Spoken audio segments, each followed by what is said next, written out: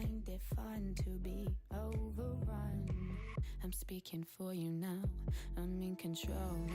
Took a pill just to feel. Try to heal, but what's the appeal? In losing yourself, you'll hurt yourself. Lost in the moment, here's your condolence. You left your mind at home. I said you'd never dance alone. Eyes are blurry, words are slurry. Looks like you're staying out till early. What's up? What's up?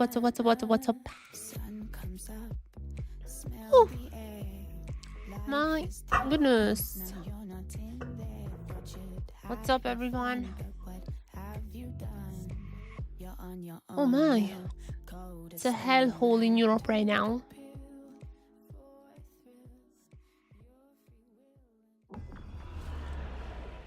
I'm heavily thinking if I should go to the toilet now or later.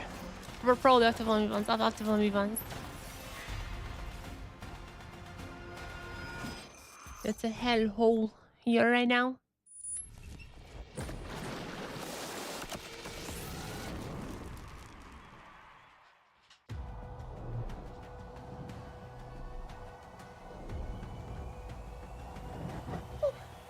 Oh my god. Welcome everyone. I was not able to stream yesterday. It was my uncle's birthday party. I think I got like 5 different sicknesses though. Also, I hate the current heat wave in Europe. Not even necessarily because of the heat. I'm gonna be honest. I'm always in air conditioning. Like I have air conditioning at home. All the trains have air conditioning that I use. All the places I go have air conditioning. It's fine. It's not it is like still kind of bad because everything is just like so incredibly bad here. It's like the heat wave is insane. But the absolute worst part about a heat wave is allergies. Whenever it's like super hot somewhere, allergies come out, and I have a really bad allergy. So I have to take like 2 meds per day to just like be alive. And I also have to be in air conditioning because again, I have to like filter the air 2 times and everything just to like somehow stay alive. It's not too good right now, is all I'm saying. Oh, Abby. Yeah, okay. He's the head shake and all that. Alright, let's share this beautiful day on the Twitters. Johan and Citrus. Big match, renewing commerce. Oh, 5G. I love to miss some 5G. I'm using 5G to stream as well.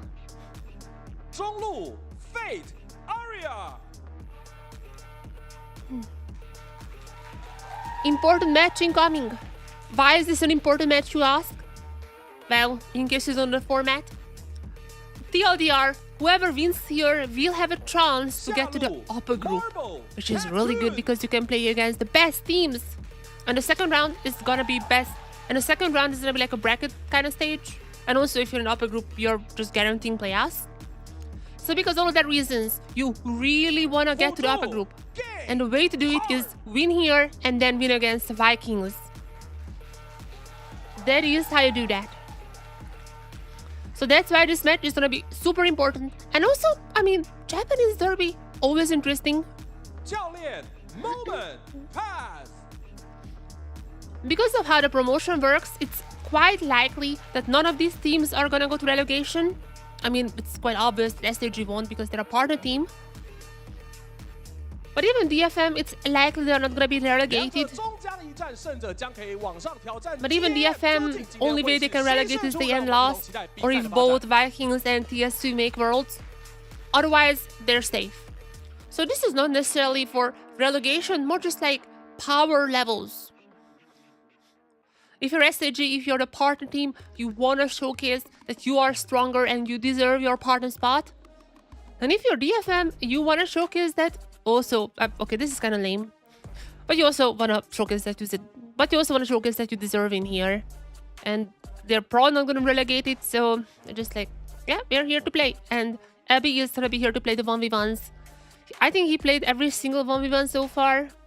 On the DFM side, there has been some changes. Sometimes Arya, and I think like even Citrus played one, but it's gonna be Arya this time around.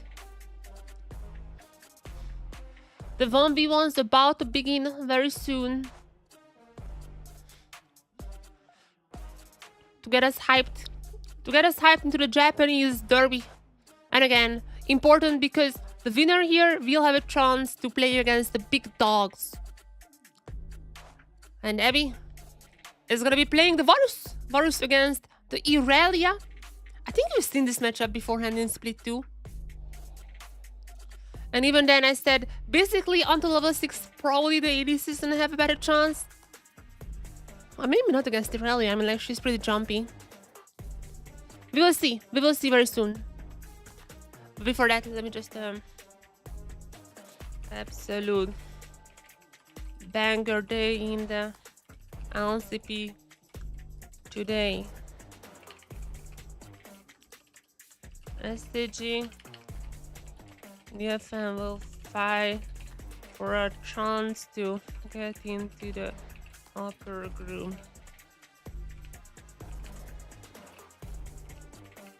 Well, CFO and TSW will fight for the first place in the league.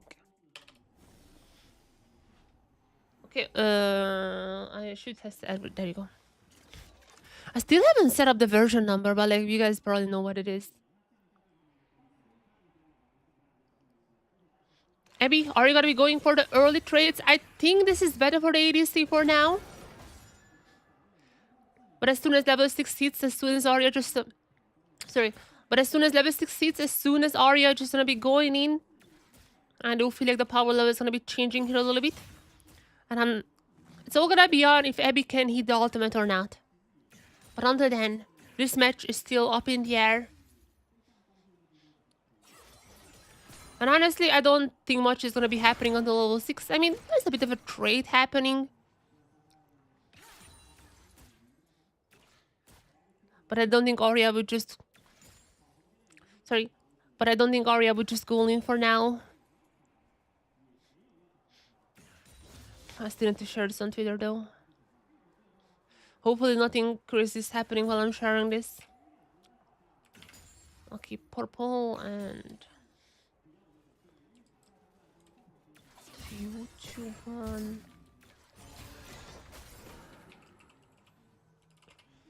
Twitch.tv.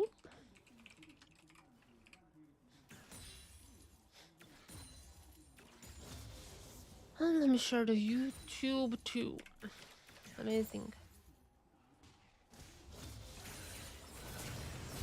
Now, oh, there it is. Level 5 for Abby. He is doing better for now, but no level 6. Bamokyu should be, I think, enough to take that Arya. However, the cooldowns are only coming back up. Let's see if he can snipe him down. Q charge, there it is. He's gonna be going for the turret for now. Arya's gonna be healing back up a little. I don't think 1Q is taking him down for now, but oh, maybe with this auto attack. Abby's still waiting for the charge. Oh, still not using the charge. He really wants to go for sure. Okay, I think he should be now, or unless Arya just... Okay, Arya goes back in for the all-in! And he gets the first kill. Oh, what a bait, low health bars. Even if it's a top laner, still, the ADC... Still, well, even if Abby's a top laner, the ADC skills are not... The ADC nerves are kicking in. Seeing the low health bar, but Arya... They did this really well. Used up all the summoners, but still got a first kill. One more and he is winning the 1v1. I can't talk. Let me share. Okay, I wrote a tweet. Let's share this now. Twitter, blue sky everywhere. Alrighty.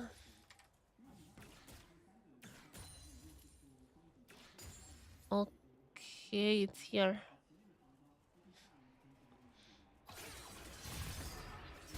Abby gonna be stunned. Level 7, remember? I mean, Arya using the ultimate, so is Abby. Both of them gonna be kind of slowing the other, but I feel like Arya just missed this one now. The 1-on-0, the 1v1 is gonna go to Arya. Well done there. Well done there, as they're gonna be obviously choosing blue side. I think Chiefs is the only team who like in split one sometimes chose red, but every single team now choosing blue whenever they can.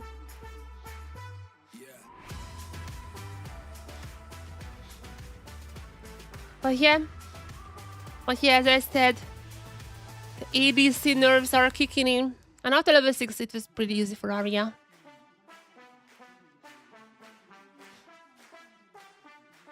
Okay, share here and there. Okay, everyone. Are you guys ready? Are you guys ready for the battle? I said this a million times. Winner faces Vikings in the tie break, group break or whatever it's called. Winner faces the Vikings.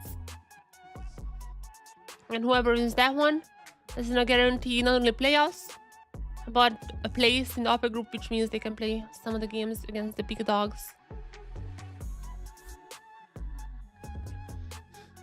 We're actually getting pretty close to playoffs, now that I think about it. World is gonna be so far. Wait, what? So World is gonna be so far away. That's gonna be like in November or something. How on earth are we getting into playoffs? I mean, I guess like there's still gonna be a few weeks of the round 2 in LCP, which is gonna be like just a normal kind of normal bracket, like double elimination bracket into a playoffs, which is gonna be again a double elimination. Maybe there's gonna be more weeks in between the matches because they're best of 5s. But I do feel like that we're heading very fast into playoffs. Game 1. There we are. Game 1 draft. I'm gonna be completely honest. I haven't really been able to watch that much League of Legends these days. I haven't watched that much League on this patch either. First I was in the Alps, then I was in a birthday party. I could barely watch anything. But something I know. Arya do love his Azir. No matter what patches change, Azir is always gonna be pickable. And also stealing away from Fate, one of his best champions, is obviously a great choice. Now what is SHG gonna be going for? Are they gonna be locking in the ADC? Are they gonna be locking in the Corki? Are we back to Azir Corki? Oh, Yunara! Okay, yeah. This wouldn't be the first Yunara victory. I mean, she has won a few times already. She even got a pentakill, but it was by Gala, so I'm not sure if that counts. He is just so good on he's just farming pentakills on like every single champion. But even, and now that I'm checking her stats, actually her win rate has went up quite a lot. I remember when she was like 07. Now, after 79 games, she has a 55% win rate. She has won a ton these days. I guess players just had to learn how to play her. But that's kind of crazy, not gonna lie. And even in the LCP, we already had one Yunara victory. That was by Artemis. But he was playing against PSG, and how should I say this? PSG are not in the best form right now.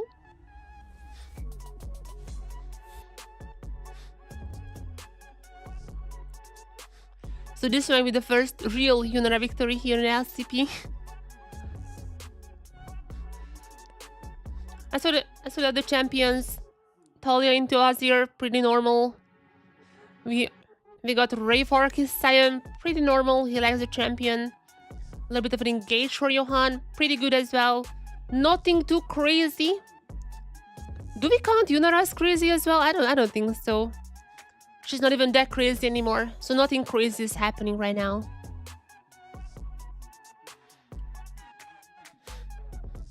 The support bands though, I mean, they're kind of funny. I would have loved to see the Lulu here for Yunara. She's really good with enchanters. Somewhat like a Zeri, I'd say. I do wonder what SHG would be going with her now. And there are a lot of support bans. A lot of them are banned out now.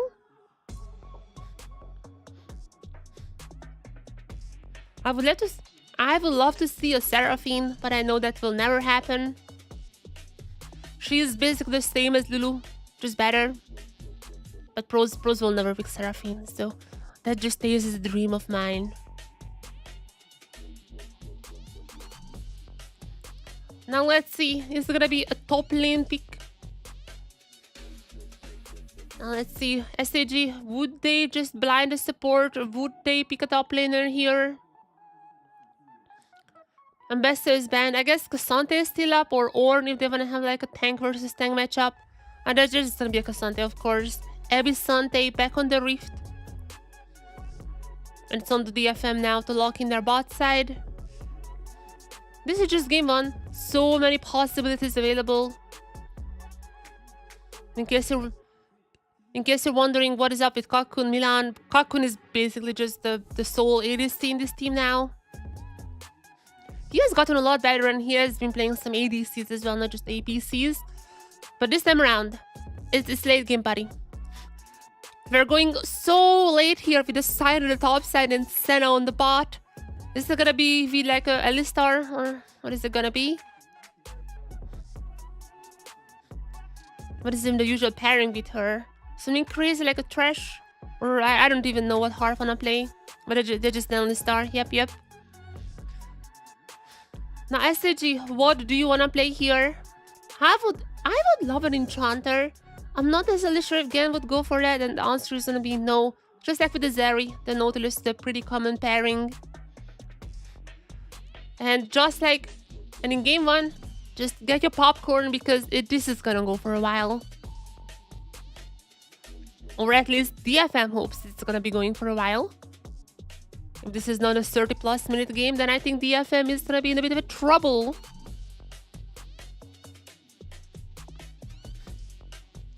Okay, I think that's a Client bug there with the top lane and mid lane on DFM. Oh, okay. I was like, I started to think maybe there's something that I don't know, but no, I know everything. Okay. Yunara already got 1 victory in the LCP.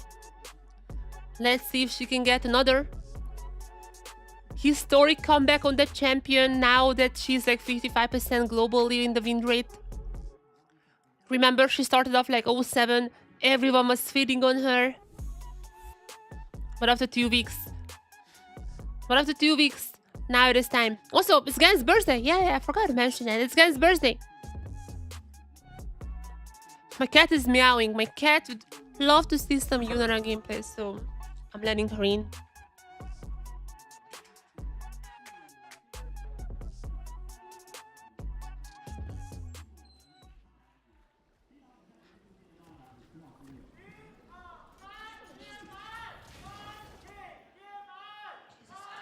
Almost knocked me over.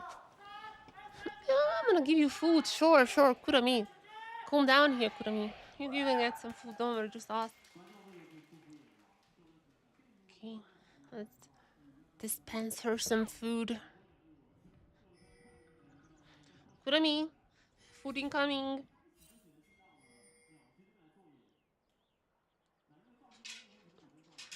She literally understands what I'm saying, by the way.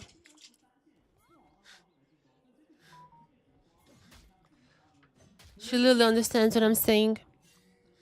When I said this, she just immediately went to the food tray.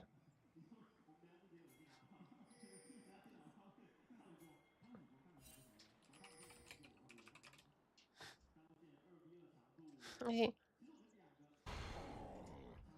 We are in the game, and let's see if Gen can get his birthday victory today together with the Yunara. I would love to see some action from SHG because, again, if this goes all late, then there is no chance the DFM loses. And I probably should not say the reckless words like that. Even though I was away from League of Legends for a while, I do think my curses are still as fresh as ever.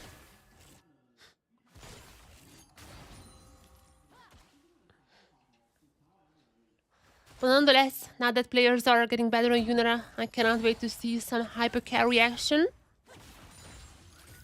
Maybe another pentakill. I mean, Marbor was like the first one, I think, who got a pentakill in the LCP. It might be time for another one here after Gala.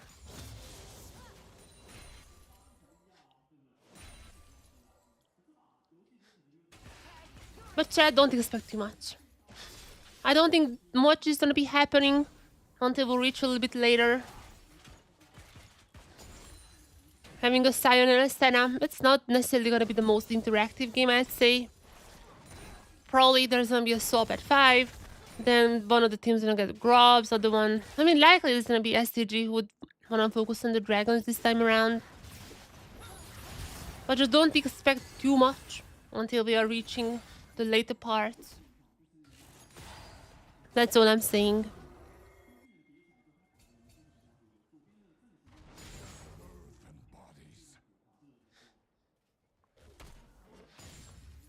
Cheers.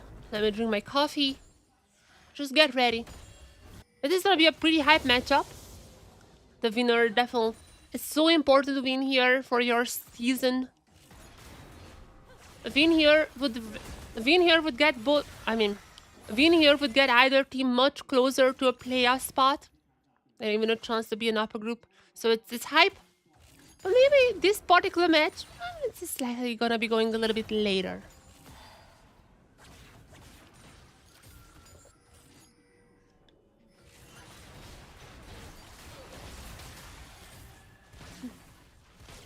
Citrus hovering around, but I don't think there is much he can do here.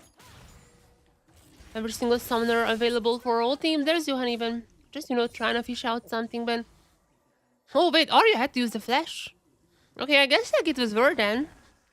A lot more Word than the bottling gang. I guess in a few minutes we might be seeing some action then in the mid lane. Okay, we got a replay as well here. I mean, I just seen that Arya's flash was up. Oh, that was nice from Fate. That was a flash. I mean, his team was pretty healthy. I mean, he was still just getting out normally, but yeah, the flash on the Azir is gonna be down. Let's see if they can. Let's see if SHG can utilize that. Not necessarily for the kill, but I mean, as I said, they would really want to get these dragons.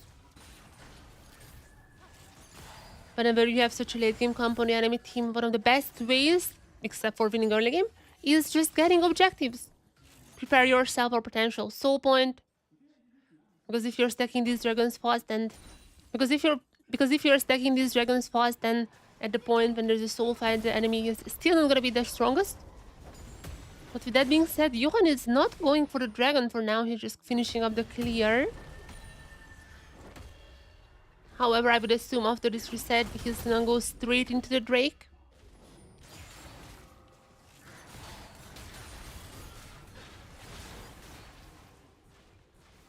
There's a lot of trade happening on the bot side, but again, like all the summoners available, so don't expect too much.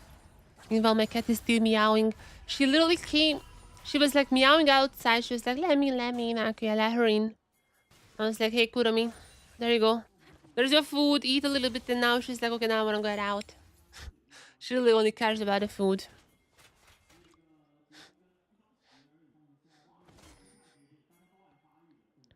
Kurami.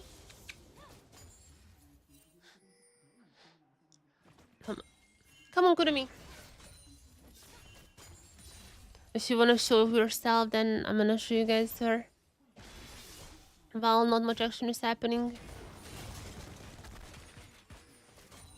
Okay, I did say that action might not be coming early. But there's a lot of members around the Baron. But there's a lot of members around the Dragon area, and Arya goes in for the ultimate, but Fate is going to be flashing it out. Arya getting caught out here. No flash on him.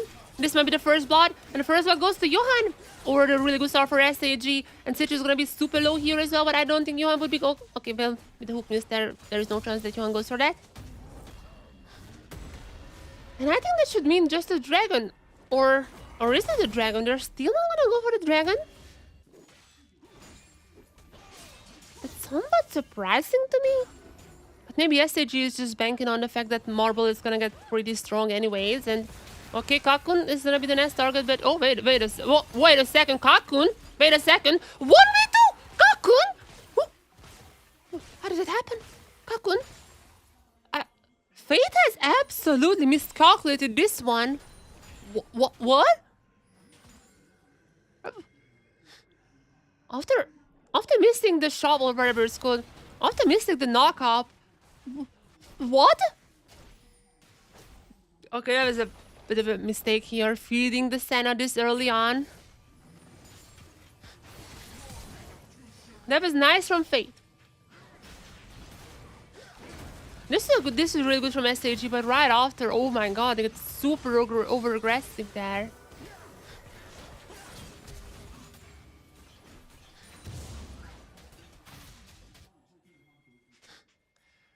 And there's a swap happening. Kakun gonna be pretty happy with everything that's happening.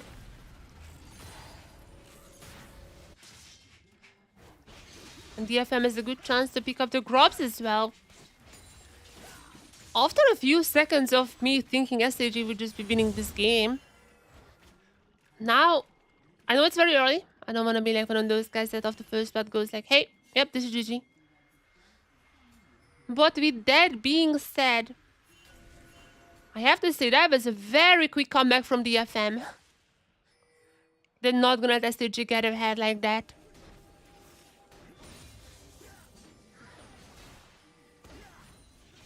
Yunara and if Senna gets this ahead earlier on, I mean, Yunara is absolutely not gonna be able to pop off.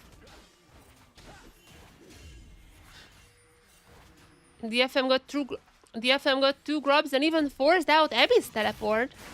I mean, SHG will be picking up the last one, but that's gonna be one of the objective feats for DFM. They got Abby's TP down as well. That's a bit of a free time for Ray Farkey, who has been falling behind, but that's a Sion, so he's gonna be fine. And all things considered, this is a very good rotation, I think, for DFM once again. This team really want to win here, really want to showcase that while they're likely going to be staying in the league because of the promotion rules, they deserve to be here.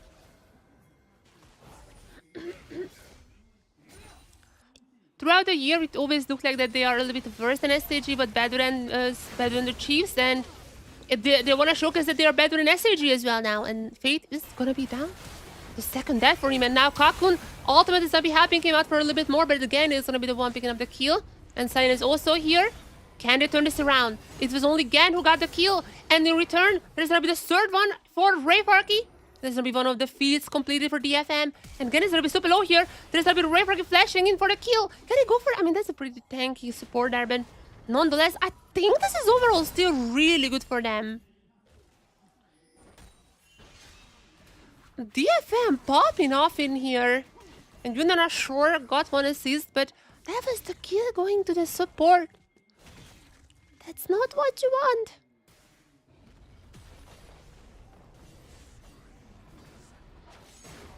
And Ray Farkey proxying a little bit there.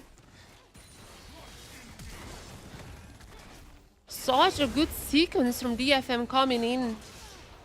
If they can keep this up, if they can get through the late game safely, then I mean they might be winning this one. Guys, I'm gonna be honest, I kind of forgot who I predicted. I did send in my predictions. I don't think it was shared online anywhere, but I did send in my predictions. I think I said SHG would be winning 2-1, and I had a bit of a spicy prediction to go for, and I had a bit of a spicy prediction for game 2, which was it's gonna be TSW winning, but that's for later. For now, we're focusing on this one, and so far DFM also locking in because, again, this is really good for them. Go Rami, come here. Go Rami. I don't know if it was worth a flash, but I'm saying that. Oh, wait a second, coming out from the replay. Okay, Gan got another kill. Gan has now the most kills on SHG, but can the others clean it up? So far, I mean, Gan got a kill, but it's gonna be pretty low here as there's not gonna be a kill for Kakun. But meanwhile, Yunara gets one, And maybe this is the throw. Maybe this is the throw that SHG were looking for. There's now 2 kills for the Yunara, getting the lead in the lane. And I feel like the little bit of a DFM hope that there existed for 10 minutes might be over.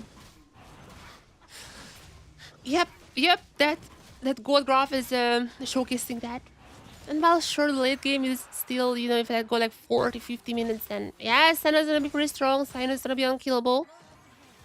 But my goodness, just giving 2 kills like this to Yunara? Oh.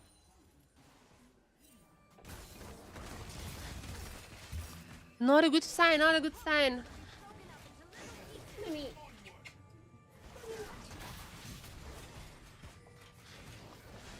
So my cat would just want to meow, only for me to let her back in like in a minute.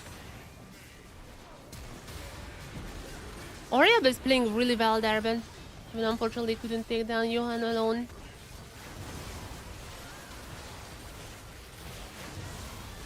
At least they got 1 kill to Kakun, but the double for Marble is, I think, a lot better.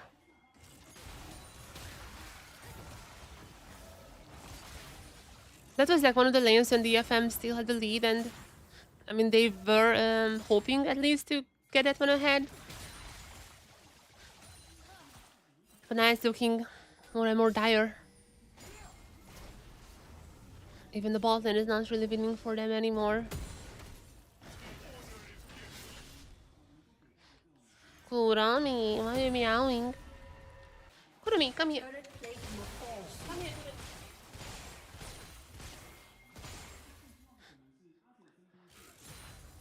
I forgot to mention that, but yeah, SHG also got the dragon. It's a pretty late one. I don't necessarily think it's gonna be super important, but I mean, you know, Sion and Senna might still see her soul later on.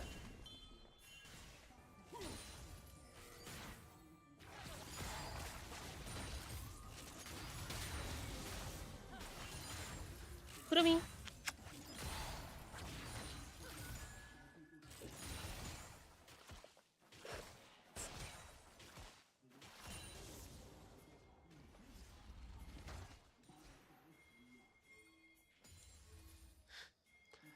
Herald the battle spawns soon.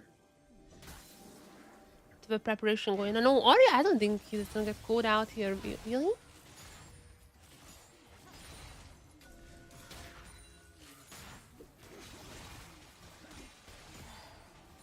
How many? 43 stacks for the Senna. I mean, she's getting strong. She's absolutely gonna be coming online. The only question is what kind of lead can SHG get onto that point. The match is far from over, but I do feel like SHG is at least coming back from a little bit of a deficit that they were having. Their momentum seems to be back, and this is not a good news for DFM.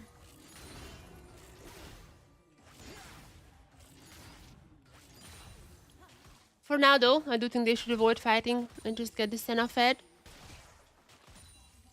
Make sure the Sion gets on about like 2-3 items. And until then, we can finally see some fights.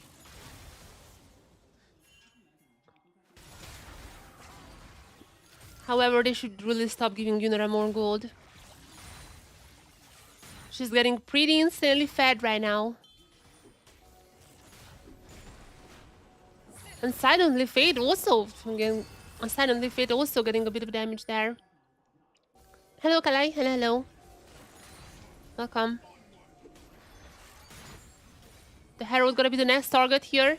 We might be seeing a fight here. I am not necessarily sure DFM would be winning this one. But SH is a bit scattered around. Yunara only arrives now. Let's see if they would engage for that one. There's a Yunara. Starting off, the Herald still goes to DFM. But now they're gonna be locked in here a little bit by the Fate ultimate, however. There was a nice engage from DFM coming in. Again, is already down. Can clean up the others. Massive ultimate coming in from Arya. There's gonna be the shot down onto Johan.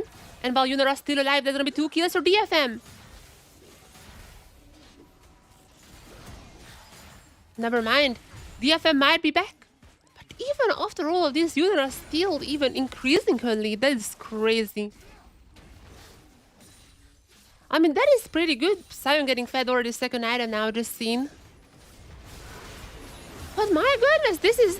I don't think this is still like super good for DFM. Yeah. Talon also, yeah, Talon has been looking pretty bad.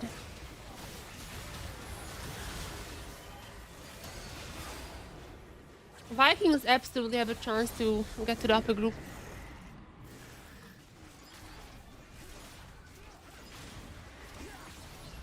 Pen.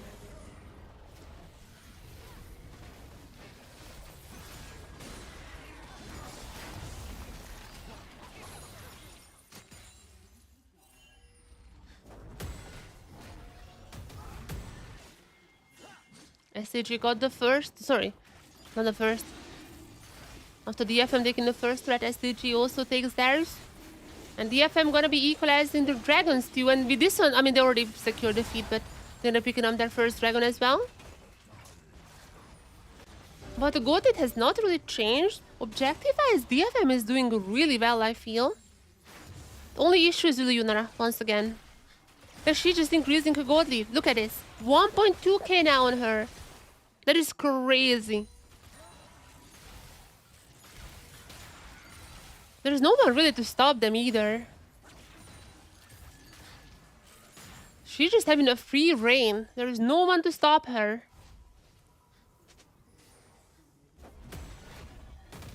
Arya has to just go for some incredible shuffle to get a marble. If they do so, I feel like the DFM is still in a pretty good spot, but I think it is pretty scary.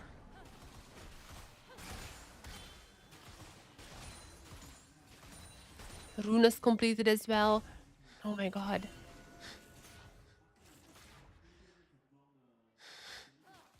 That's a very scary maiden there.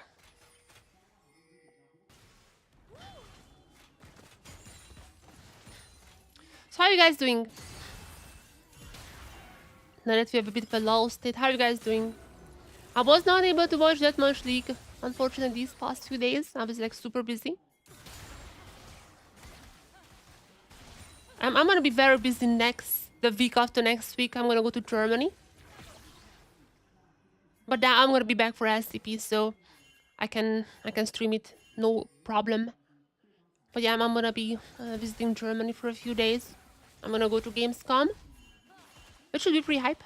I'm not sure if anyone of you guys are going to Gamescom, but I'm mainly going for Genshin, but there's gonna be a Silk Song, like a Silk Song demo, which I'm really looking forward to. As far as I know, Riot is not gonna be there, with like Riftbound or something, but there's gonna be a lot of studios that I'm interested in. I wish Riot was... If Riot was there, 100% I would be trying out Riftbound. I think they're not on the vendor list, but they might be announcing it last minute, hopefully. Okay, SHG. Alright, SHG. Immediately going for the Otacon. Are we gonna be seeing a throw though? The Payton the LCP Otacon throw? Or... Oh! Massive shuffle, massive shuffle. There's gonna be the damage, the Arya is already down. Now, that is a lot of damage that the AFM is able to deal for now, but none of the SHG members are down just yet. And I'm not sure if the others can really have the chance for taking them down. Maybe I was wrong here. Massive, a little bit of a knockup by Fate. And this is what it all comes down to. How on earth has no one of the DFM members died besides Fate, besides Arya for now? And, well, couldn't even finish my sentence. I was glorping up my words, but so is SHG this fight. And this is not gonna be the Otacon throw that we have been probably anticipating. This is just gonna be an easy piece of Otacon, and SHG firmly taking the lead now in this game. I mean, Arya, that is a nice shuffle, but they still could not take down Yunara. And this girl is just absolutely styling on SHG right now. And this girl is absolutely styling on DFM right now. I need way more caffeine, guys. I need so much more caffeine. I'm a bit tired. I was on a birthday party yesterday. I didn't even drink that much. I literally had like one single beer, that's all. But it's just so... I'm so tired. Okay, picture in picture what's happening there. Okay, it seems like nothing. Seems like a big ol' nothing.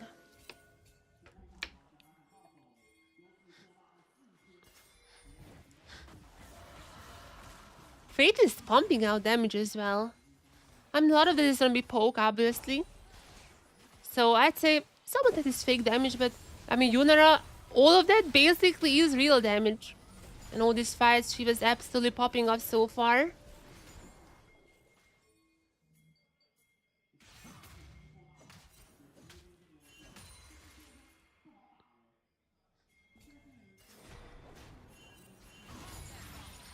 Let's see what the future holds.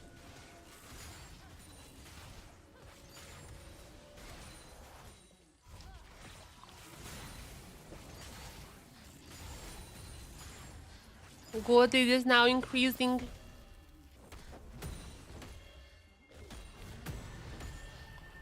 Even though SHG hold it, SHG held it for the most part, but it does feel like that this is now the time when they're just incredibly strong. And DFM, I mean, they can maybe count on like the very late game. However, are we even gonna be getting there? Because now Ray Farkey, super tanky. I mean, it's gonna be needing a little bit of time here, but meanwhile, he's been taken down. Citrus already pretty low. One more shot should be from someone, and he's also down. Ray Farkey fell. Meanwhile, as well, there's gonna be a very nice knockout from Fate. Double kill for Johan, and this is just SHG absolutely winning this. Fate even gonna be TPing top to save the threat, and there was like a bit of a hope in me. You know, I've seen DFM. It's like, okay, maybe there's some life in here, but oh my god. There were just a few blips in the big grand plan of SHG. Second Drake going for them. It's gonna be Hextech Soul if we get to Soul. I don't really think... Maybe third... maybe we get to Soul.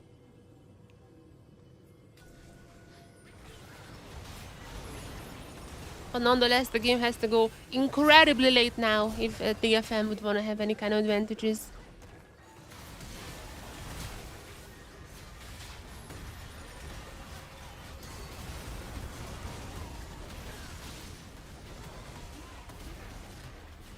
This is look... Okay, picture in picture.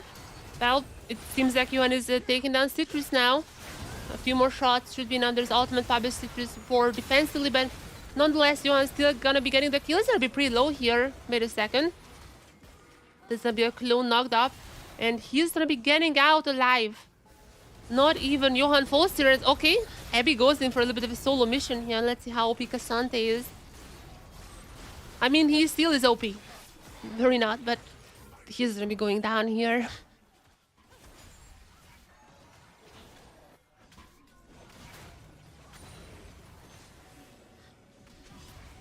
One for one in the end, but like, oh, Jesus Christ. Look at her. The main character in this game on this Yunara. Senna 81 stacks, which is pretty good. But I mean, 3-item Yunara just finishing up the IE now. Yeah, I'm not sure your stacks is gonna be mattering at all.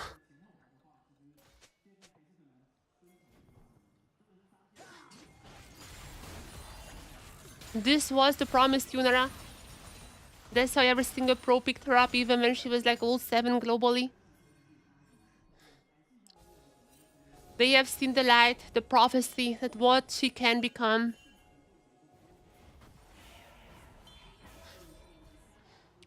And SHG looking for potentially the next fight. There's gonna be Baron up on the map as well. Just one more team fight away. As the Ray Farkey gonna be the first target. He's gonna be pretty tanky, but damage just too high from SHG. Is immediately taken down, followed up by Kakun as well. And we might be getting an ace here. I mean, just look at that. Yunara gets a kill as well. Gets another one. That's gonna be go to Johan. There's a double. And an ace without a single member falling from SHG. They're gonna get like at least another turret here. They can get a Baron after that. Unless...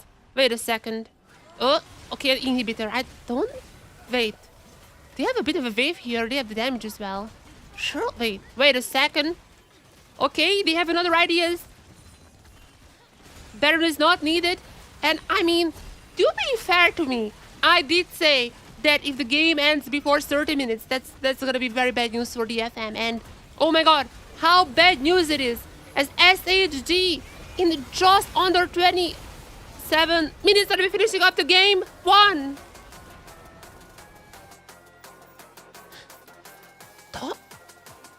The early game was not necessarily the best for them, a little bit of blunders here and there, but my goodness, after Yunara getting her second item, what an incredibly dominating performance on Marble. And this is another Yunara victory in the books. She's gonna be now 50% win rate in the LCP as well. Globally, she has already passed 50, it's like 55. LCP was a little bit behind, but now as the fourth Yunara 2-2, we are also crossing the 50% line.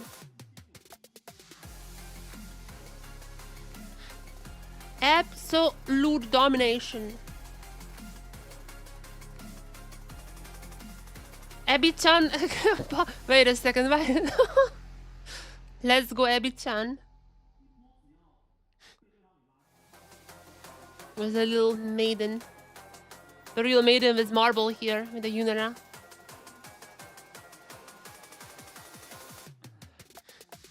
I mean, Faith played like a poke champion, so the fact that Yunara was this close to the Talia in damage, that's crazy.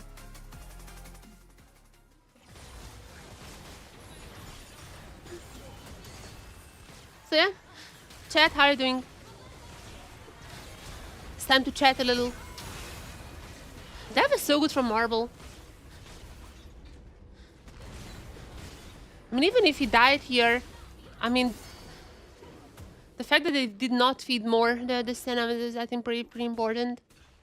I mean, that's the reason that Gand is not falling after. At that point, I was like, this is pretty good steal for the FM pen.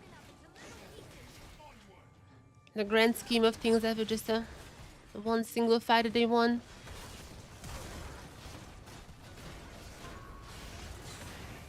So yeah, chat, how are you doing? What do you think about LCP so far? It does feel like that we kind of have a pretty good power ranking. I mean, CFO TSW is gonna be super fun. That's gonna be extremely fun right after this match. I cannot wait to watch that. But as for the other teams, it does really feel like that we have a bit of a power ranking going on. Kind of the exact same as we had like in split 1 and 2 as well. Unless TSW shows up, and I mean, they were the only ones so far who take down the CFO. Unless they show up. I mean, it's still, besides that, it's pretty obviously CFO above everyone. And we have a little bit of a bottom 3 situation happening with SHG, DFM and Chiefs, but SHG, DFM and Chiefs in very, very convincingly that order. I feel like every single time that these teams met, this is like the exact like result of the games as well. I think like SHG won every game against them. I mean, not game, but like every match against them. And then DFM still unable to beat SHG, but they were firmly above Chiefs.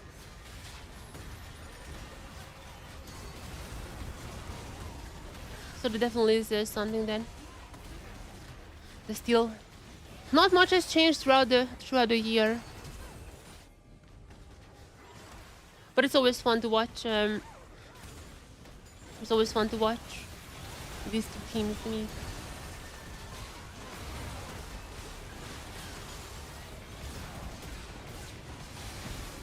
Alright, you know what time it is. As soon as we're getting into the break, we're gonna be doing Lodal. Of course, it's Lodal time.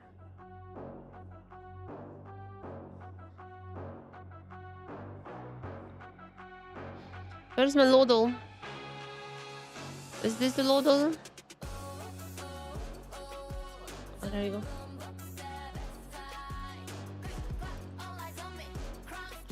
Okay, the timer should be there whenever we get to there. Okay, let's do a little Lodal while we're waiting. Always a good start. Mana, but nothing else. Okay, some mana. Not a support, not range. and a little bit earlier than 2019. Still could be anyone. Probably not a bot lane if it's not range. I'm gonna go for and those are not cat. I'm gonna just go for wild guesser. Could be top, but not only a top. There's a melee and a release champion. Melee top could be top. A release champion. Top, and I would assume top and jungle maybe. I mean, I guess like everyone really could be like every jungler could be a top. Udyr was a release champion, right? Because the top and jungle has mana, melee, and from Freyord. Or Ionia, could be Ionia as well. If it's from Ionia. Also not really champion, I guess it's 2010. Yeah, 2010. Who could it be?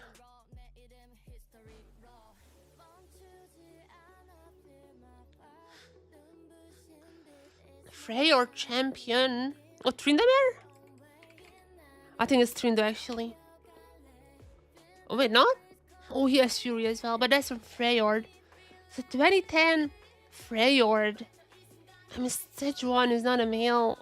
Who else could be like top and jungle from Freyord? So like Icy champion? I'm not a top laner, so I just no idea.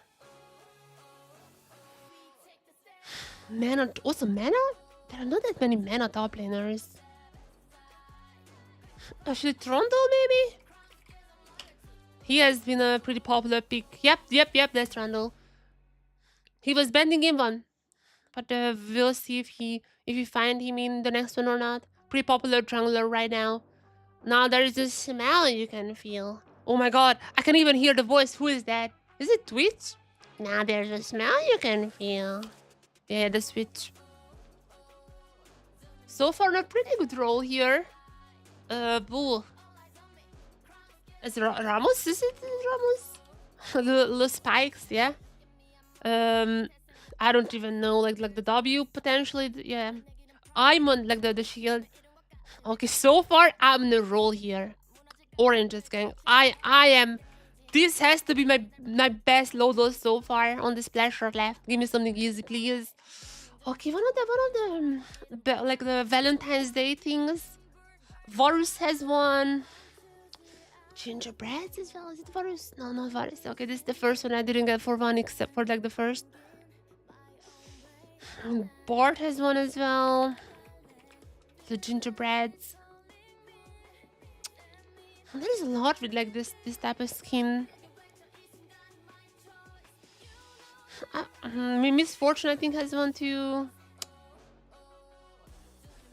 Who's that? I mean, I tested my. I think I've seen this splash art. Like it's actually remind. Okay, I've seen this one. You know. I've seen this a little gingerbread guy. Oh, who could it be?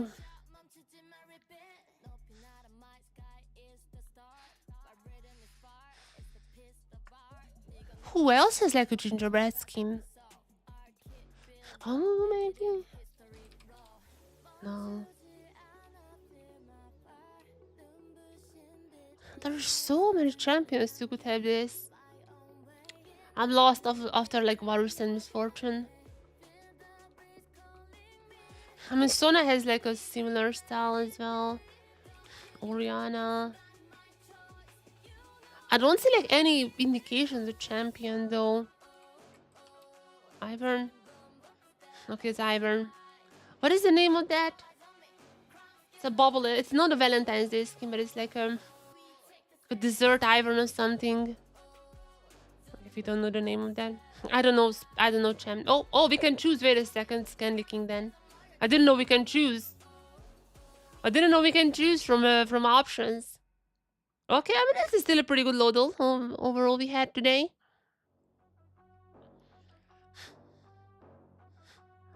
I think this is still pretty good. Probably one of my best ones so far. Now let's get back into the game here.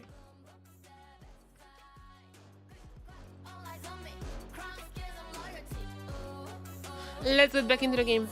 Game 2. What will DFM bring to us? They had good ideas. It does feel like that their late game calm kind of fell apart. When the game was over in like 27 minutes. It does feel like that they prepared a late game calm. They actually were pretty good at like coming back from a bit of a mistake. Kakun had like a pretty good play too. But I don't know, it's really just the best word that I can describe it. They just fell apart. Like they lost a big fight to SHG. They weren't able to take down Yunara. I mean, they tried to focus her, to be fair, but just Marble played this pretty well.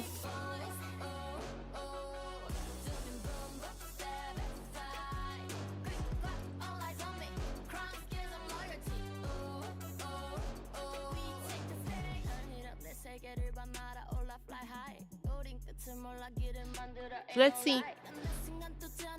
Trundle was banned. That is something that we potentially could be seeing.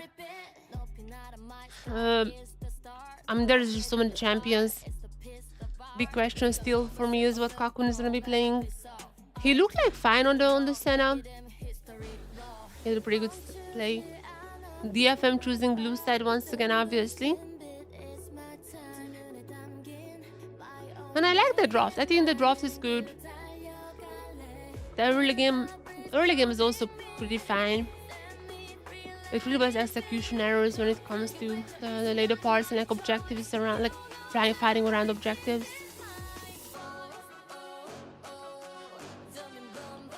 So my question is only that, what can I do now? Can they fix execution, or is it just gonna be an SHG 2-1? Oh, sorry, SHG 2-1. What is it? Is it the Fika mouse? Yeah. And also SHG, what are they gonna be bringing to the table now? It was a pretty, I would say, pretty convincing victory for them. Even when they fell behind a little, they had a plan. Like, they knew what they need to do. They didn't panic or anything. They had pretty bad misplays though, so if they win here and if they have to face Gam, I don't know about that part. That's all I'm gonna be saying.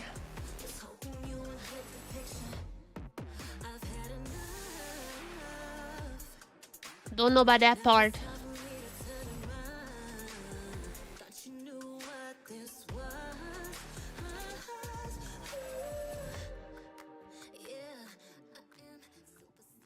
But to have a chance to even face Gam, that's what these teams are fighting for, and I think SHG is on a good track to 2-0 this series. But maybe it's time for DFM to bring out some spice. As a Trundle up could be a first pick. However, it's gonna be the Orianna for Aria. Oh, are they eyeing with the Orianna Nocturne? Her execution was not the best in game 1. So I'm not necessarily sure what I would think about an Orianna Nocturne. But they're kind of daring DFM, but they're kind of daring SHG here to pick up the Nocturne to steal it away.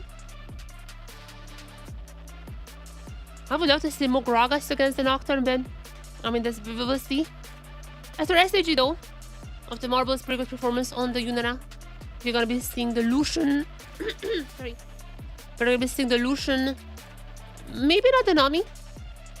Actually in Asia, Lucian is kind of not doing the Lucian Nami anymore.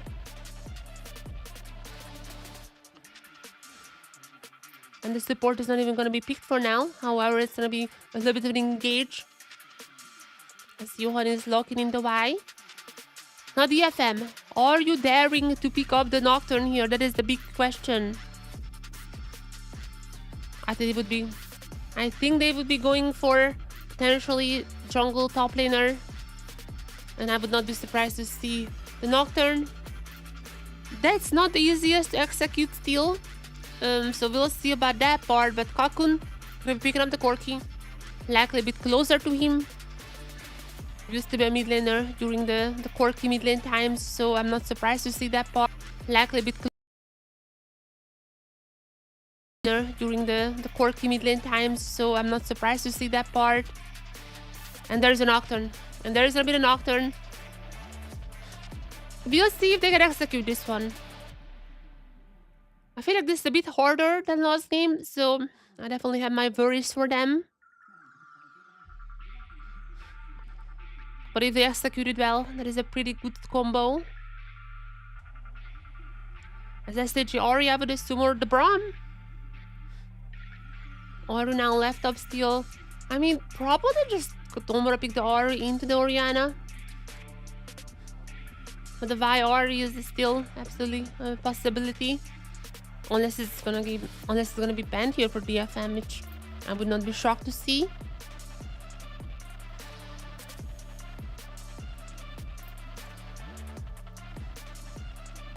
And something that I know is not gonna be happening, but I would love, is an Abby Gragas. I just love the Gragas into the Nocturne. Such an incredible disengage tool.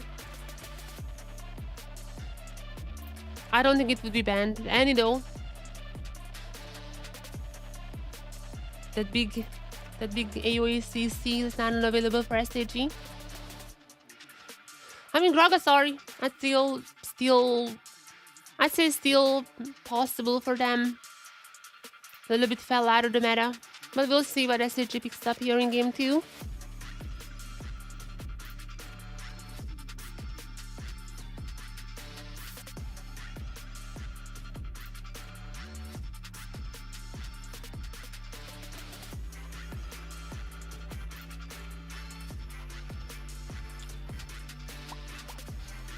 And there's an Ori ban coming out too.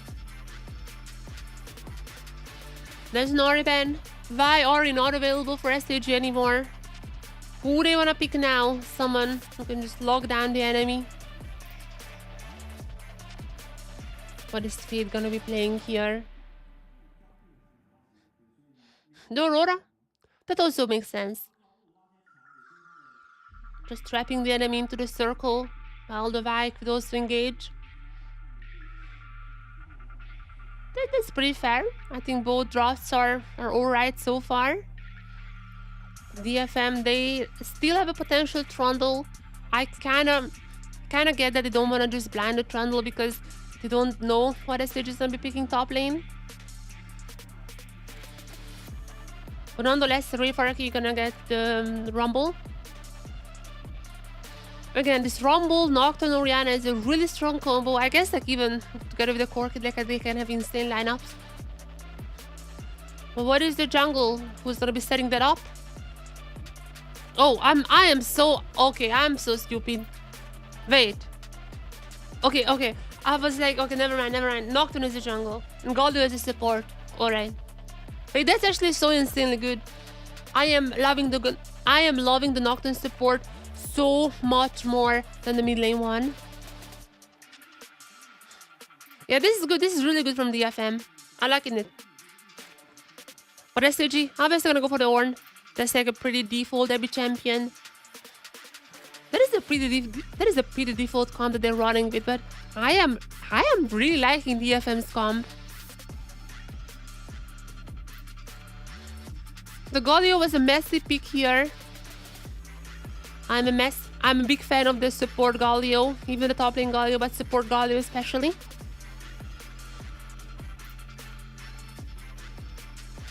Against the Aurora as well, if Aurora traps the enemy in, you can just, ham them out a little. If DFM execute this comp well, they 100% can get the victory and tying up the series. But honestly, I mean, the draft is fine game 1. It really is just execution. So I'm gonna predict SHG, and knowing my powers, I think that means we're gonna be seeing a game 3 today.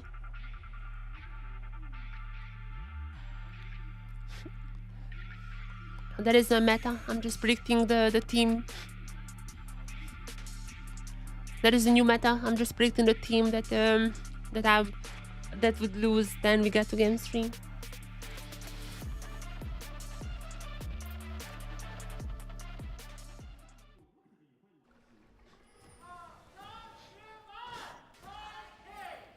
But SHG, fire team! Fire team! DFM, fire team! Is it missed stake? Is missed stake there?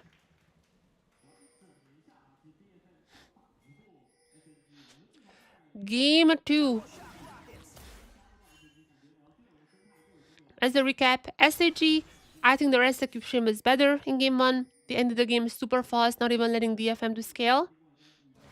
The only member who kind of already scaled was the Senna, but I mean, honestly, there was not much that poor Kakun could do.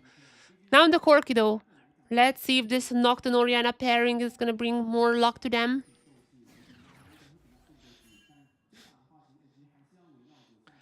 A lot of early power on SHG though, way more than it was in game 1.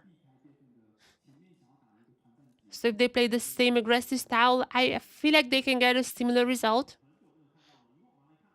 But we'll see. Level 6 is going to be a massive spike for DFM. Channeling those ultimates. I mean, even the Galio ultimate and the Rumble ultimate is going to be very massive.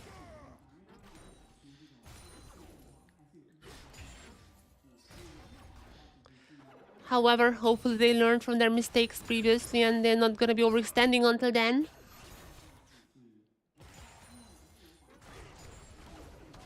Okay, Harp. A bit of a damage traded. But not too much. Don't expect much happening until level 6. I mean, once again, I said the same thing. It just expect them to be a little bit more chill for now. But maybe not. If DFM is not chill until level 6, and if SHG gets ahead, then similar story could be how it was previously.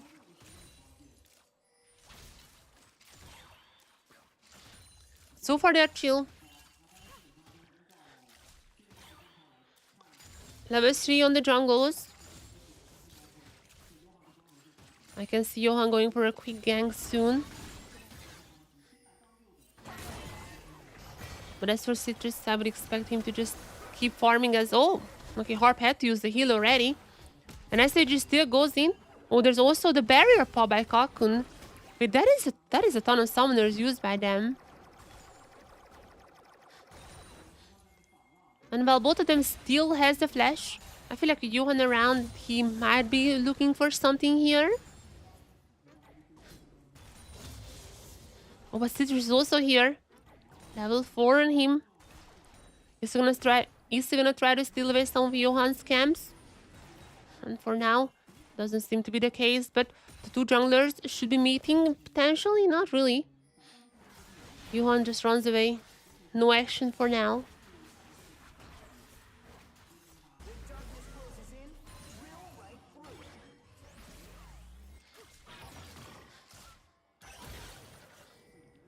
Again, level 6 is what we're looking for here. After that part, the game is probably gonna get a lot more bloody. Until then, just get ready for some trades here. Kakun is gonna be pretty low mana. I think he has to recall here, especially with the barrier already down. Marble might stick around for a bit longer if he really wants to get the wave under the turret. That would be pretty good for him, but we will see. That seems to be his at least trying to get a wave in. So that's well done. He has to pick the Harp now. I don't think these two to support. I don't think they're gonna find it out, but well done by Marble. Getting the lane lead. That's all you want is a Lucian. Just getting as much lead as possible before the big fights, the wombo combos begin.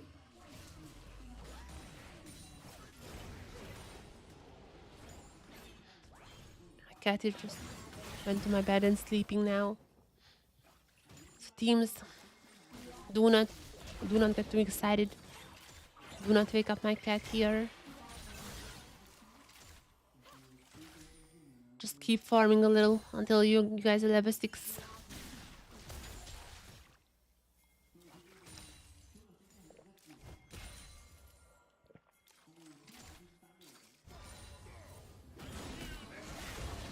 Okay, Harp. Catching on again, but there's a shield immediately popped. Bit of a fear from Citrus, but no level 6. Don't expect too much engage for now.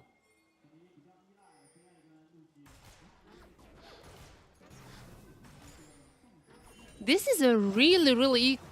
Did I just jinx marble? I was about to say this is a really equal early game. Get to flash wave, but no casualties for now. As now, Ori and Fate both hit level 6. And Citrus should be pretty close to that as well. Now Marble does not have flash. So as soon as the Nocturne ultimate is up, this might be potential engagement to him. But before that, a 1v1 in the mid lane. Fate, you're gonna be on the wrong side of the map, but there is gonna be Johan here to help, and Johan is gonna get the first blood. Oh no, oh no. SHG starting strong once again. Now keep that in mind. DFM was able to somewhat come back like the previous game. They then threw that lead that they accumulated after the comeback, but nonetheless, they have done that beforehand, so I wouldn't put them. So I wouldn't put it pause behind them. However, Cocoon is gonna get super low here. There is the flash. The flash gonna be getting gonna go to Gan actually. He was also getting a ton of kills previously. He is definitely a lot of the kills are going to him in SHG. And while Citrus is gonna get the first dragon, there's still gonna be a massive lane lead for Marble now. And there is level 6 immediately being used now. And that's what I said, maybe Citrus, maybe this is the comeback once again the DFM are looking for. I'm not gonna get baited into just imagining DFM coming back, but there's a double. Okay, Citrus. You guys have baited me into this once, thinking that okay, DFM come back, they might actually do that.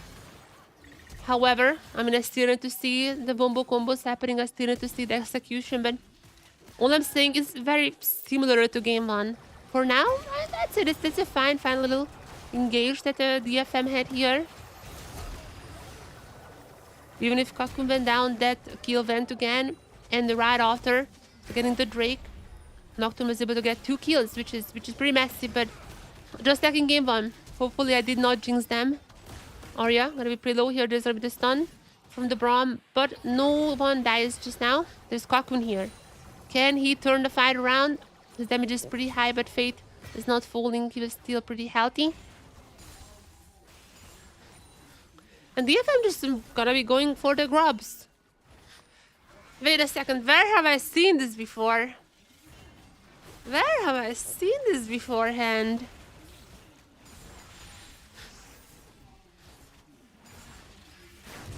Okay, this time random, DFM got 3 grubs. They're not behind 2000. And they also don't need to wait for their comp to come online. This is not a late game comp anymore. I mean, I'm not saying they're not scaling. Like Corki, gonna be scaling pretty well. Rumble also gonna be scaling pretty well. Not as well as the Ornn though. And not as hard as all the champs that they played last game. But it's maybe a tiny bit better showing from DFM than last time. I don't want to jinx anyone. I'm just saying. To win SHG, I mean, I feel like SHG can still win this game. Like, they have the champs for that. I mean, early game is not going too well for the Vi, which is a bit concerning. She's just gonna be a stun bot after this. But after that game 1, I just would not say things like DFM won this game already. I would not jump to conclusions like that this early.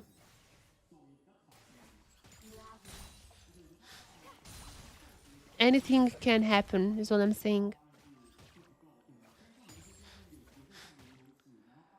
DFM with a bit of a lead, but can they keep this up? Have they learned from their mistakes in game 1? Is this the promised DFM who is not throwing their leads?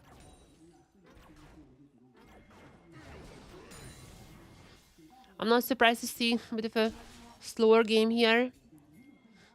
Citrus and Arya coming together. You already know what's gonna be happening. You already know.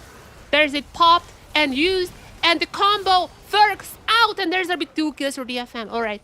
This is going so much better than game 1.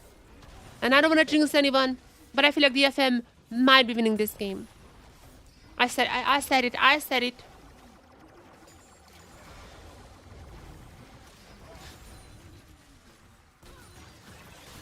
I know I said what I said. Their only issue that plagued them in game 1, execution. I mean, it seems like, at least for now, one Wombo combo completed successfully. So I write it off as their execution is better now. But we'll see how well Citrus is gonna be doing as the time goes on.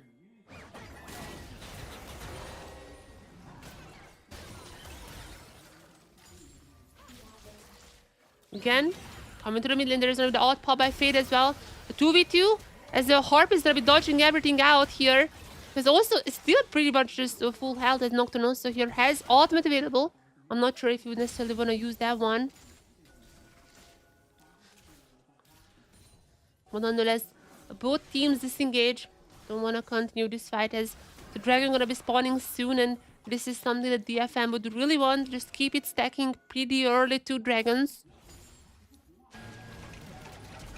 Okay, Abby. Wait, Abby just gonna get solo ball on the top side? Okay, that's gonna be a trade steal, Ben. Wait, what happened there?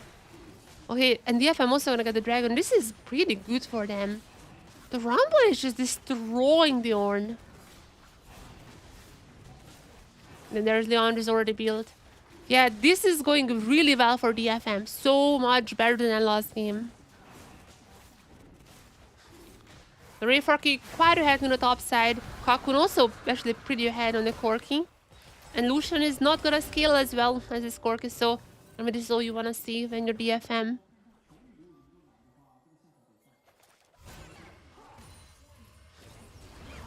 So what has happened here? Ultimates exchanged. And Abby rather flashed away. I mean, even if he stunned up the Rumble, vibe was coming, he knew, so there was not much he could do there.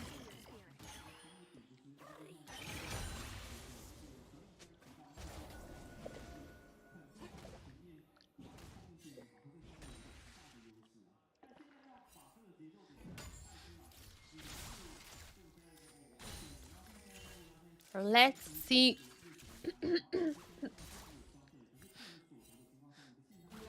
Herald gonna be spawning soon. And also, forgot to mention, but with that Drake, DFM also once again secures defeat.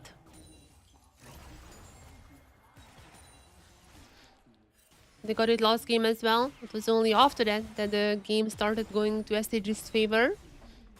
But this time around, it is just the opposite. DFM are the ones with the 2k lead. They are the ones who are so far executing this comp better. And while Arya already used the ultimate, now there is the Nocturne on pop. And just an easy peasy kill for Arya himself. There's gonna be some plays going for DFM too. And I mean, so far there is just nothing that SHG can do.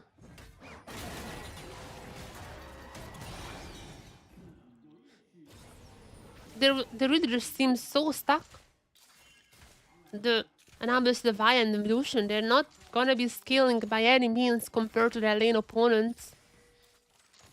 It really should be kind of only on Fate to do something, but he's not even having a single item for now. So this is just looking very rough here. If you're SHG, I mean, I'm not even sure how you come back to this game. You literally has nothing to go for you, like no objectives, no kills, nothing. And all the members who you really don't want to get fed are getting fed from DFM. This Rumble is now 700 gold ahead. Oriana's 1000 ahead. Corki 702. Those are your main damage dealers who you do not want to have this kind of leads. SHG, are you gonna be going for a successful dive here? 4 members for Rayfark. I mean, this probably should be an easy kill. Yeah, Abby is gonna be the one getting it. However, they're gonna be concede the Herald for this play. Which is, I mean, even if they get a turret, as just gonna be traded back by Citrus very soon.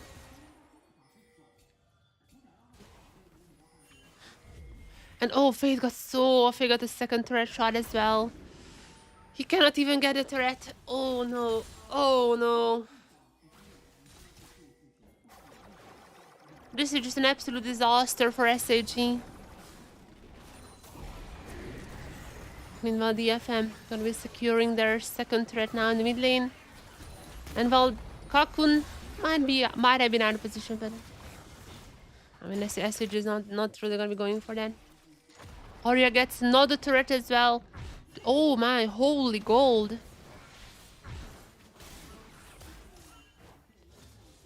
Like genuinely, when you're SHG, what can you do? I mean, it was them who just it was them who dug themselves into this hole. The Vi is kind of whatever without an Ahri. You don't have that incredible lock-in power.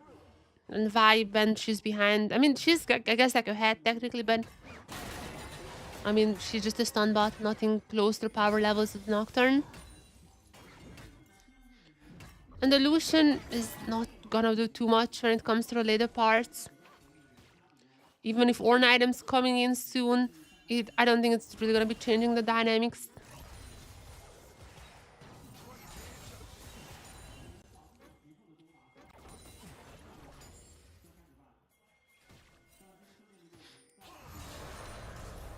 And okay, there's a flash from Marble. Because of that, the Wombo combo is gonna be missing. But getting this Lucian's flash is incredibly important, especially when DFM is looking to take their Dragon Soul Point. And basically, DFM is doing exactly what SHG did to them. Just incredible pressure early game on. And there's really nothing they can do. As soon as they fall behind, there's just nothing they can have. There is no tools to their disposal. And look at this. It was a nice engage from SHG, but they still could not take down a single member, and Rayfork might be down in here. As Abby still goes in further, there's gonna be Johan with the taunt, but he's still not taking down anyone. Arya is up ahead. There's gonna be the slow from again. But still not a single kill. Marble has to get a triple here to have any kind of chance, but there is Kakun still dealing the damage. He's still gonna be up and alive. And somehow Kakun is still up. But Marble is also up here. Okay, what is happening? I mean, Kakun is actually gonna get like a quadra here or something. No, that's just maybe a triple, but maybe they don't even care about the kills. There's the dragon. That's a pretty big objective to have. A little bit of a messier fight, I think, than I imagined DFM would be fighting.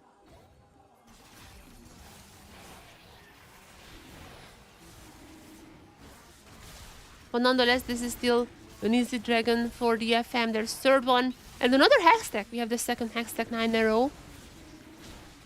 But this time around, we might be seeing the Soul 2 in 5 minutes as now. Soul Point secured for DFM.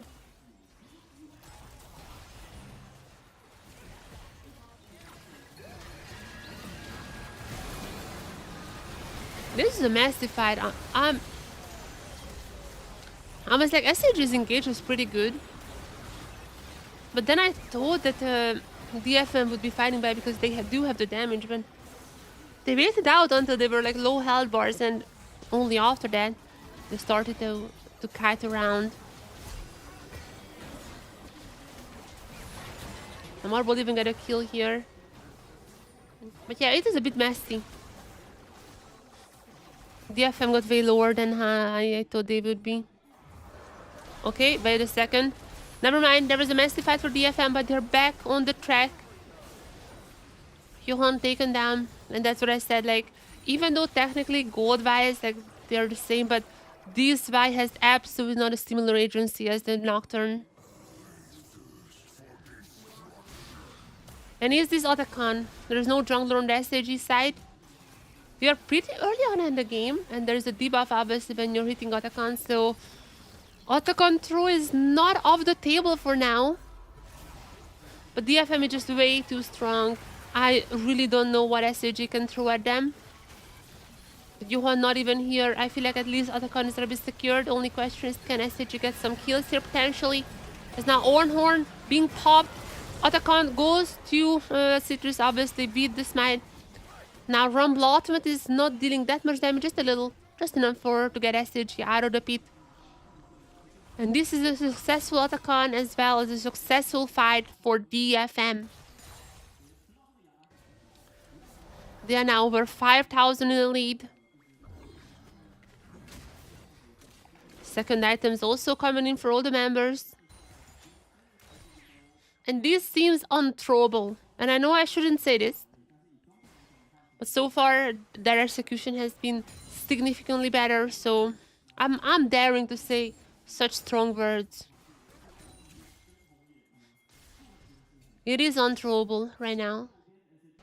And that's my yep, just look at Vaya and Braum. That's all I was saying all the time. That encapsulates my thoughts on Vi perfectly. She's a stun bot, but whenever she doesn't have her Vi, it's just nothing.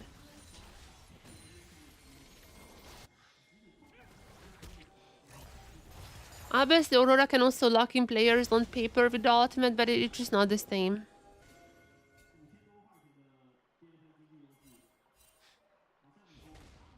Even with the Vi Ahri, I do feel like that they're kind of like both of them kind of turning into stun bots. Okay, SHG jumping onto Rayfarky, and ultimate from Citrus have been popped. I was about to say defensive, but not even defensive, as they're very aggressive on the top side, which is the mid, but the top side of the camera, as they're gonna be tearing up the tier 2s in the mid lane, potentially going for more, or maybe not. 22 minutes, this not necessarily 28, but SHG has ended the game at. They're gonna be happy with what they're getting. No time to throw.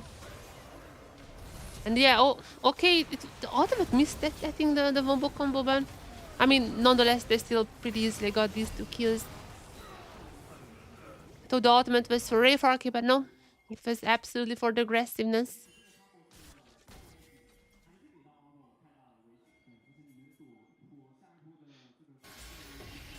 And while Ornn items are here, as you can see, Ornn already has his Ornn item. 6.7k. I really don't think they can come back from that. No matter how many Ornn items are coming in, there's just no one else really who scales that good from SHG. So with that being said, I mean, just look at that. This is a little bit of a miss, but I mean, when you're so ahead, just go for these riskier plays. As now, okay, there's gonna be, okay, Johan going into Ahri. Ahri is dead. Okay, did I just say they cannot throw? Uh-oh, wait a second. Did I just say words like there's no way DFM throws this one? And there's no way! Oh my god, the burn from Rayfarky is crazy. The burn from Rayfarky is absolute insanity. And I still keep what I said. I don't think this is throwable. SH is incredibly low here, as oh, they're gonna be starting with the dragon. I mean, you wanna steal away the Hextech Soul, but this is not a good fight for them. I think Kakun is dealing so much damage, and even though SHG has the man lead, the damage is not in their favor even like that. One by one, the members are gonna be folding, and this is just gonna be an easy peasy Dragon Soul, Hextech Dragon Soul pickup for DFM.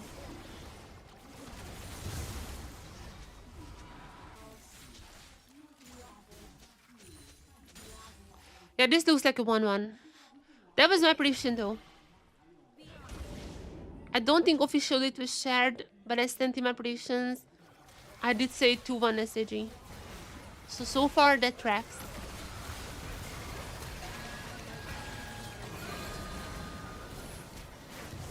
So far that's still on track.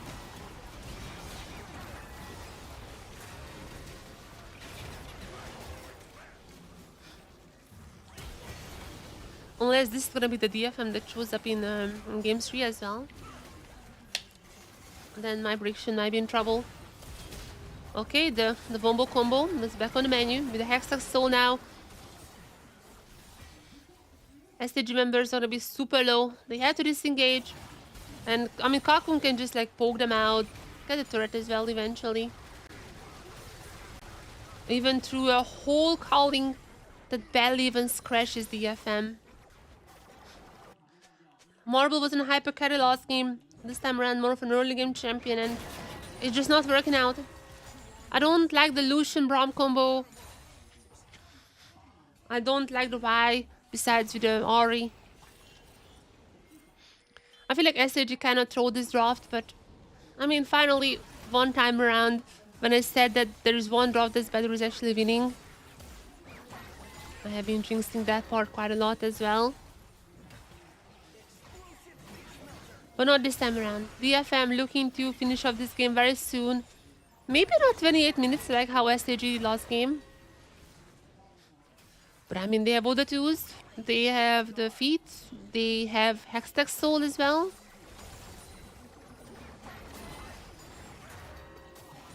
And even if they're not going to be finishing like SHG did, there's one of the Baron soon as... okay, Gomo combo. Not connecting, but Marble had to use the flash once again. And now there's a big damage coming in from the Rumble. And one by one, SHG falls here. Marble doing his best, doing his very, very best. He gets one, but that's only one that he's getting. And renewing members is a triple kill for Ori, actually. But nonetheless, actually similar to game one. I mean, they have a wave. They can end this one, right? Okay, they also not gonna be going for the Baron. Get out of here with those 30-minute games. This is fast-paced League of Legends in the LCP. Okay, wait. Okay, there's again back up. Okay, surely he's not winning this. I mean, he has the ultimate. Okay, no. He's not. No. Yep, once again. 27, even faster in the last game, actually. But it's gonna be DFM equalizing the score as we are entering game 3. Back-to-back fast games. That's what I wanna see.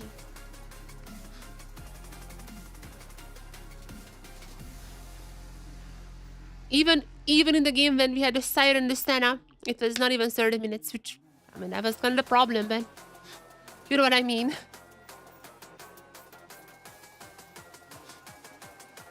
Fast-paced League of Legends, that's all I want. Where's my... Oh, my cat is sleeping in one of her houses. Fast-paced League of Legends.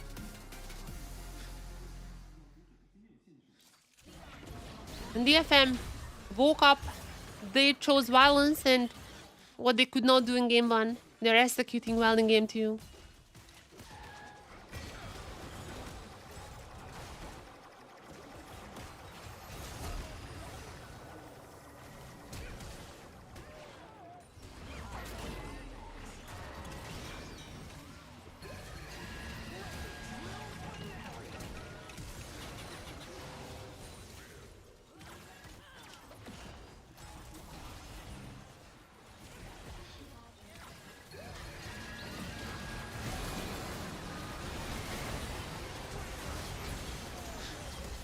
Citrus and Arya, actually a pretty good duo. I have to give it to them.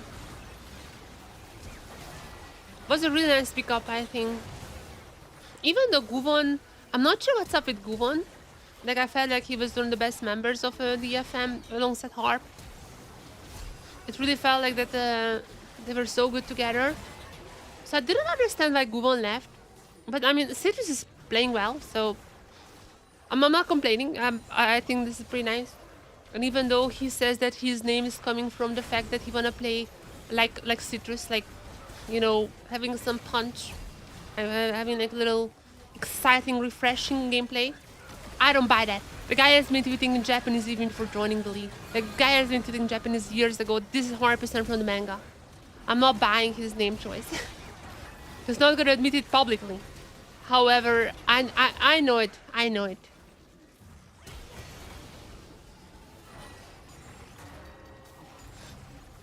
You cannot fool me. I read it.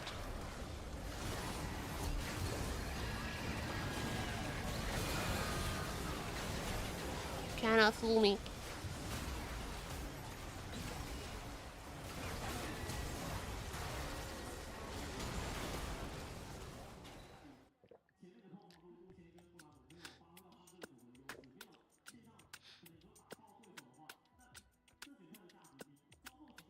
Okay, Vordel, what do we do now, chat?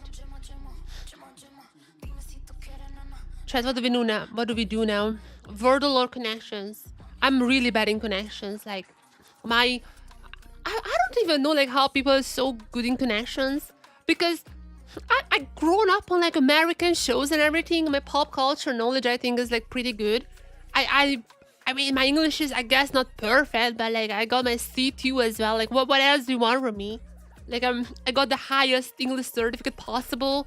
English has been my main first language for like, what is like 10 years now.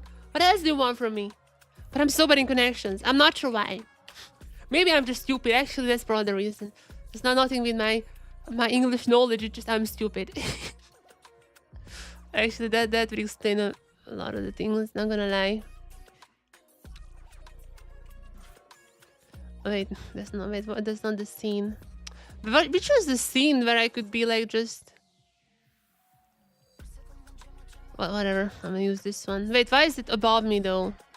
Oh my god, why am I such a noob? Okay, this is whatever. It's gonna be fine for us now. Okay, let's do some connections.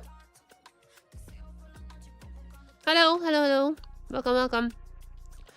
DFM just dominated, and we just do a quick connections before the next game. I am horrible in connections, just saying. Pulp fiction, fan fiction, that's science fiction, that's 100% fiction. Kim Wade fiction, just historical fiction. CFO TSW, I had a spicy one. They did not share my prediction. LCP Twitter did not share my prediction, but I had a very spicy one. I said TSW to 1. I was like, it's time. They were the ones who done CFO ones. I was like, it's time. It's time for another miracle. Okay, bioptic fiction, concrete. What a pulp fiction? Historical fiction, maybe? Okay, yeah, kinds of fictions. Pulp, bioptic group, cluster group, collection, concrete. Oh no, not really. Bioptic. Bioptic is also like a collection of things, right? Oh, one of a. Sway is also like a connection of things, but I don't know. Concrete is, I don't know. Collection group, like Paul. I don't even know. Bioptic should be the one. Sway? It's not, should not, no. Oh no, I'm gonna lose this now. What is Kema? I don't even know this word, man. Juice is like a. I'm not sure. These 300% connected. Oh, it's concentrate. Why did I read concrete? I'm so stupid. That's right. That's yeah. Like grouping things. Oh, sorry. Yeah, I am tired. I was on a birthday party yesterday. I basically just barely slept for like the last week. I was in Austria first. I missed a week because I was in Austria. Then I had like so many things to do with Genshin. Then I was on a birthday party yesterday, and I'm gonna go to Germany in like not the next week, but the week after. I'm gonna go to Germany. I am extremely tired right now. Okay, triglyceride, calcium. Those are like chemistry, chemise, like also chemistry, I guess. Okay, sway, pull, weight. I think those should be together somehow. And bioptic, I have no idea how that connects to that one. Juice, sway, juice, pull, weight. Weight and pull are 100% and sway are together. But calcium, chemise, why would bioptic be here though? I think this is it. God damn it! One away. Oh my god. Pull, weight, juice, like juicing something is like motion maybe? There you go! Influence, juice. How is juicing? Whatever, you know what I mean. Bam, bam, bam. Bam, bam, bam, bam, bam.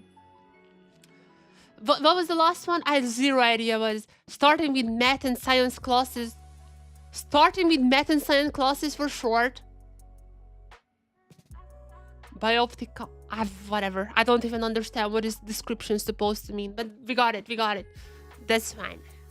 Well, let's do Wordle. 2 more minutes. Quick Wordle. Okay, we got it, chat. We got it. I am not stupid. I am not that stupid, actually. Okay, let's see. Amazing start. Amazing start. What is the other one? House is the other one that people do, but there's no unit. Maybe an end start. Oh, I don't even know. There's so many other things you can do here. There's no unit though. There's no unit. Could be like I don't even know. Mount. Maybe let's try mount. Oh, the N is not there though. I don't even know. But what is it N? I think it's at the start. I'm not sure why, but I think it's the start.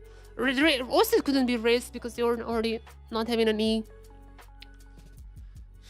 North could be north. Okay, we have a T. A T. I think it's gonna be like something NT.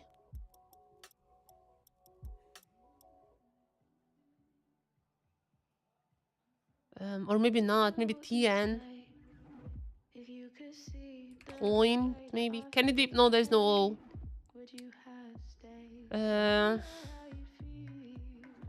What else could it be? Fund.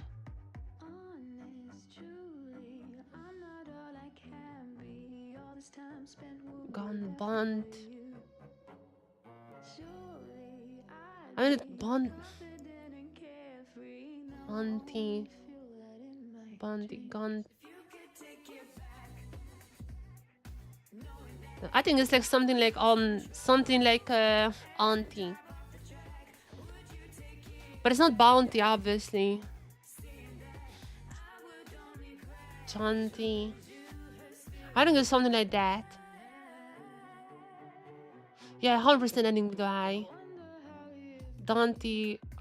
Santi. Zanti. Pond. I don't even know. It's like maybe not you. Maybe like sunning. Nope. But we got. Oh, yeah. Okay. I mean, we kind of knew this one already. So something, auntie. Linty, minty. There you go. Okay, amazing round. Amazing round to get us into game 3.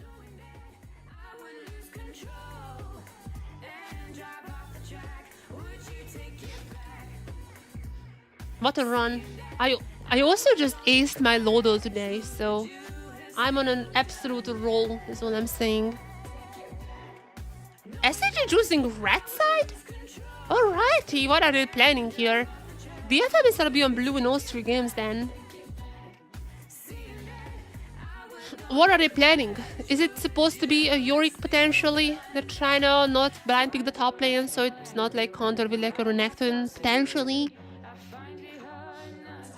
I feel like Abby is gonna be cooking up something here. Why else would you be on the red side voluntarily? Rosso could just be like the potential Trundle, leaving it for the last. If they're not gonna be locking in the jungle early on. Do map? Wait, is there a map one? I mean, I love GeoGuessr, but like, is there like a map type of Wordle? I'm gonna do that if you link it. I didn't know. I mean, I love GeoGuessr. I would wanna think I'm good at GeoGuessr, but I don't know. I'm watching a lot of Rainbow, and like obviously not next to him, but is there a map Wordle? Which one do you mean? Is it like an official one? On like New York Times or...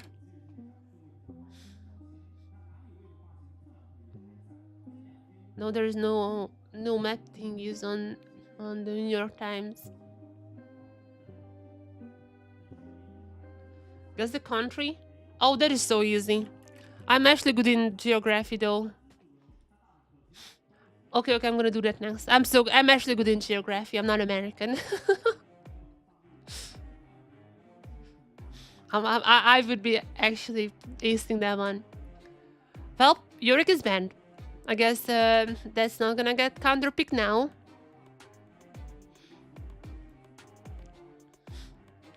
What else would SHG be thinking? Why the red side? That is the big question here.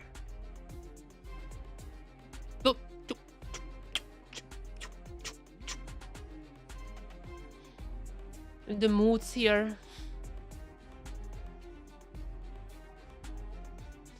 I think it's gonna be a Trundle angle. I guess DFM could be picking up the Trundle as well. But it's just super early for that. Like, you really wanna pick the Trundle later on. And the Jarvan? I guess it's not gonna be the Trundle. But Citrus is gonna be going for Engage immediately. Now what is DFM's sorry, not DFM's. Now what is SHG's response gonna be? I think they should be leaving the jungle pick a little bit later. But if they wanna pick it now, I mean, could be a Xinjiao, could be top laner as well, or it could be the ADC with the Kai'Sa, and there is Rakan still up. Has been banned in quite a few games. I think this might be the chance to pick up the Rakan here. Also because if they don't pick up the Rakan, then DFM could just be slamming down the Zyrakan. One of the safest ADCs in the game. I think that would be pretty good for Kakun, but let's just see first what is SHG gonna be picking, and that's gonna be the Rel. I mean, they need some Engage. True. I mean, Rakan also would have Engage. Yeah, I don't know. The Rel. Okay, what is it gonna be now, DFM? I think this is just a Zyrakan here, right? Like, you wanna have some kind of safetiness when you're playing the Zaya. I mean, if they wanna go for ADCs, then Zyrakan. Yeah, that's just pretty simple. I'm not sure what they're thinking about. This is just an easy Rakan angle here. If this is not a Rakan, or maybe, oh my god, they might be big braining this one. They might be leaving the Rakan up now, so SHG is forced to ban the Rakan and the bot. Oh, never mind. I was like 5D chesting it, like how can Harp still pick up his Bard? But no, this is just a Zyrakan. Makes sense. SHG, I think the jungle pick... No, maybe not jungle. SHG, what are they planning? I think mid lane pick could be what is happening now. And, or no, that's just a blind Ambessa. I don't like it. I really don't like SHG's drops for now.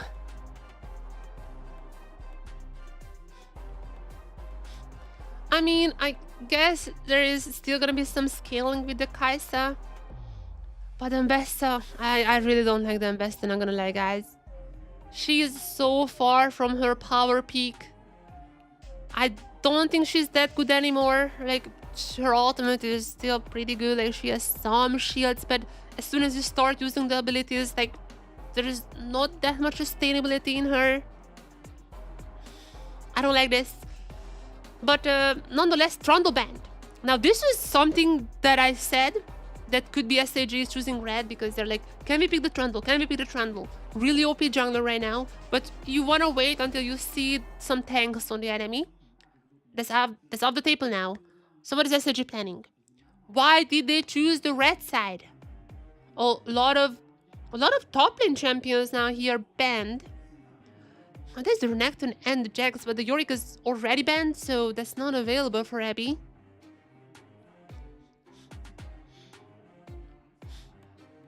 And there's a Maokai ban too. No engage tools for you, Johan. I think they're gonna be locking in the jungler here, which potentially... oh yeah, I'm Mr. Devs or the top laner.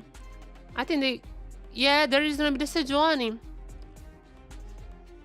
There is a Sejuani for Johan. A little bit engaged, a little bit tankiness. A lot of tanks on SHG's side. Now Arya, what is he planning? It's not gonna be an AD champion because like SHG only has AD so far. It has to be some AP. But I don't know who could it be. Was the DFM already picking up the Ahri? DFM already picked up the Ahri. Something on the top side. I mean, probably just some boring tank. Or maybe Gnar. The good old LJL Gnar. has been famous for years. And that's the Aatrox. That's the new Gnar. Whenever you adopt, just pick up the Aatrox. And what is Arya planning here? That is a big question. Why did they choose the red side? Give me something spicy. Because so far, I don't really like SHG's draft. I mean, it's gonna be Marble, who's, I guess, the Silas.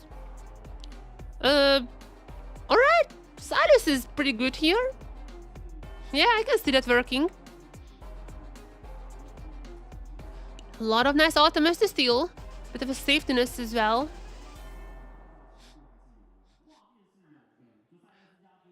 I mean, to be fair, the Poppy would have been dangerous because, I mean, the Silas is really good into the Poppy. Even though she can block the chain, they're stealing away the ultimate is pretty insane. And also, I don't necessarily think that Marble wanna get that close to her, so... I mean, the Silas might do things. It's all on fate. SHG's fate is in fate. But I have to say, I'm favoring DFM's draft. I'm actually favoring that a little bit. Zyrakan, really, really safe. And that's what Kaku needs, probably. I feel like on the SHG side, there is the Silas and the Kai'Sa who can definitely be scary.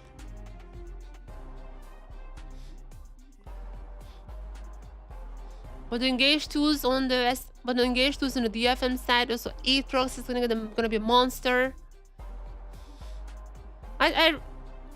However, there is one reason why I cannot break DFM. Is they don't have a matching Zyrakan skin. I'm sorry, I cannot do this anymore. I was with you guys until I've seen the skin choices. No matching Zyrakan, I'm breaking SHG here.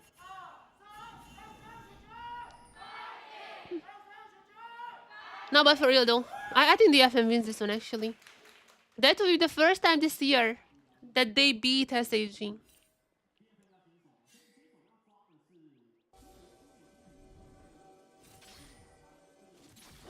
With the first time. I mean, I get the Silas that they saved it lost, but it's like fine, but it's not like... I mean, it's OP. You know what? It's OP. But Fate, I'm not necessarily sure he can really execute that. He has had so many weird mistakes today. I'm not sure about that, is all I'm saying.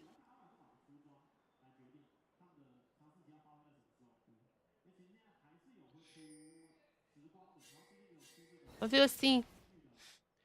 Chat, what is your prediction?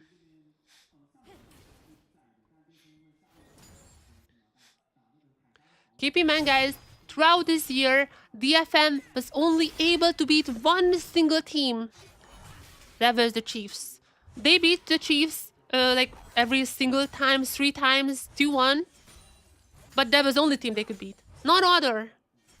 I mean, they took 1 game away from Vikings. They took 1 game away from SHG. Like, they're taking some games here and there. But as for series, they could not win against anyone else besides the Chiefs.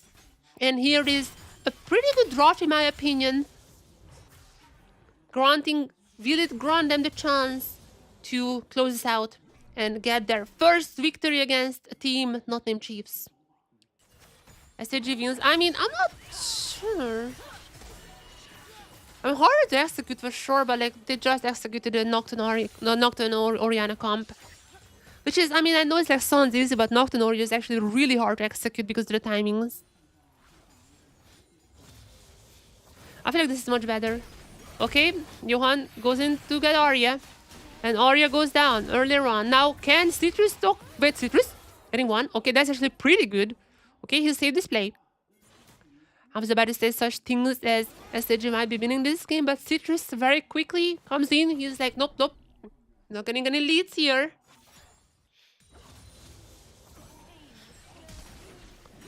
And it also costed Johan's flash. I mean, I think Citrus flashed for this one as well, or did he? Oh, he did not. Okay, that's really good for DFM. That's really, really good. For the next few minutes, let's see if he can use this. But there's a massive advantage to have against the like a flashless Fate and a flashless Johan.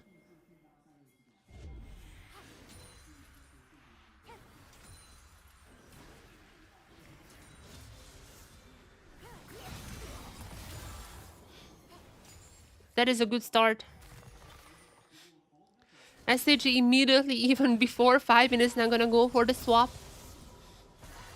That's gonna be very early. I mean, this is basically what SHG needs. They just need to feed Marble. That's it. That is their whole game plan. Marble needs to get fed, get his 3 items, and right after they can start fighting. And Marble has had a pretty good series so far.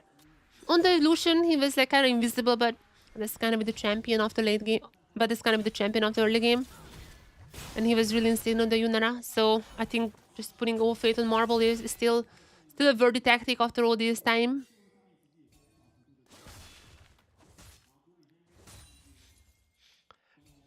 DFM gonna be matching the swap very quickly. Not much has lost. Gold is basically equal. And Johan might be going for a little gank here again. No flash on the Sejuani, but like Sejuani can obviously, you know, just swipe around. It's gonna be wasting a bit of time there. While there's already Citrus arriving, still flash up. Now the next minute gonna be really important. Can they utilize this fact that Fate and Johan does not have flash?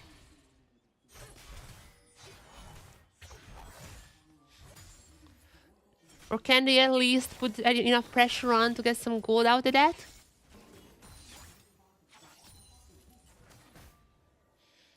Flash is gonna be back up soon, but Citrus also gonna be finishing up the clear very soon around the chickens. Arya is gonna be super low here, but remember what I said. Remember what I said. Okay. Never mind. Never mind. GG. I mean, Arya was thinking the same thing that I did. But I don't think Citrus is on the same page. This is way too early to go in, and I thought that Citrus is already on his way, like flashing in or something, but... I mean, at this point, Citrus should have already went in, but he was still on the camp. Yeah, bit of a miscommunication, I would assume, from DFM, but... Oh boy, this is already not looking too great, and at least Citrus is gonna be flash up. I'm not gonna be using an Abby either. This is not great. This is, if you're DFM, this is not great. Fate gonna be surviving this flashless state. He even gonna be picking up a kill meanwhile. All that gank was for nothing.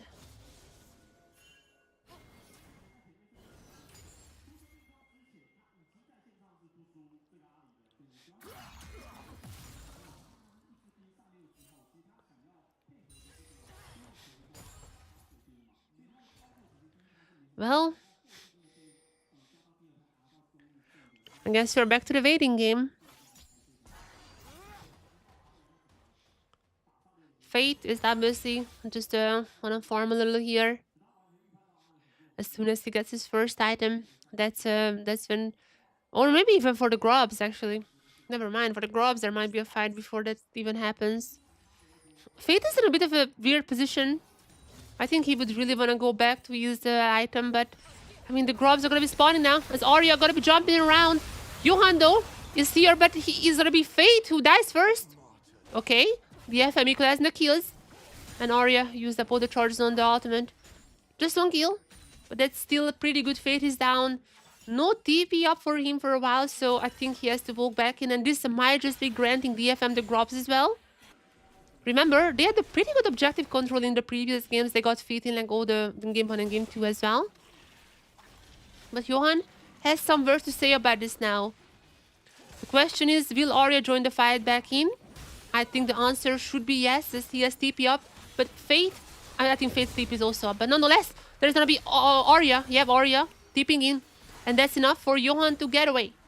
first grab is actually gonna go to DFM, and so is the second, and so is the third. Might's gonna be available for them, and there's gonna be the first objective feat secured for them as well. So far similar actions as in the previous games as well. So it's all gonna be on DFM's execution once again, as in a lot of the previous cases too. I'm genuinely thinking that DFM is playing better today. It's like DFM is making some bad execution errors, especially game one. Like they could have absolutely won that one. They just like made mistakes. It's like a team. SHG on the other hand, I feel like they are individually making more mistakes. Game 1 was obviously the best example of that, but I mean, even in game 2, they're just like, their drop is very weird, their execution was like, but they individually made mistakes. And this might be the case here as well. As the DFM slowly but surely accumulating some gold, getting close to a 1k lead in the early game. Dragon is gonna be up. No dragons have been taken so far. It's gonna be up pretty late if any team decides to get it.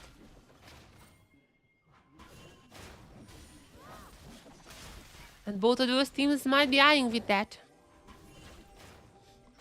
There's a Kai'Sa in the game, so I would assume that even with the later dragon, we might be seeing a soul, especially if one team starts stacking it. But nonetheless, I think DFM is a good position now. They're in a very, very good position. DFM is in a pretty good position. Their early game is going well. I think Cocoon is in a pretty safe champion, which is gonna be fine with him. And while Johan was the one who started this dragon, it's gonna be DFM now continuing it. There is gonna be the fight coming. There's a charm, and there is gonna be a very dead Gan. They're going further. Johan is gonna get pretty low here, but can he die? Can he die before the others fall? And there's a trade kill. Both teams are not picking up a kill after Gan has died, but what is happening after? There's gonna be a stun onto Fate. But Fate is still up and alive. And then Harp is up and alive as well, but oh my god, another one. No, but Marble though. Marble? Okay, this is crazy. So DFM won this fight. I have no idea what happened. They have won the fight, kinda.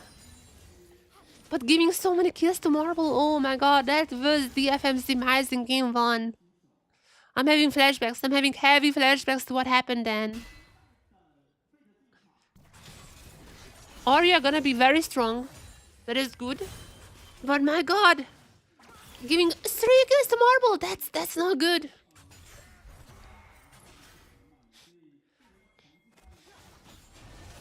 This is a very messy fight once again.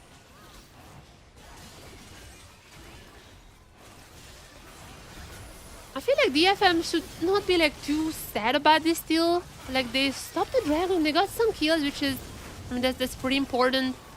There was a kill picked up by Arya as well. He is pretty fat, but so is Marble. This will come down to which one of those two can carry harder. And the fact that Fate did not get Harp here, I think that's pretty important. But instead, Marble got 2.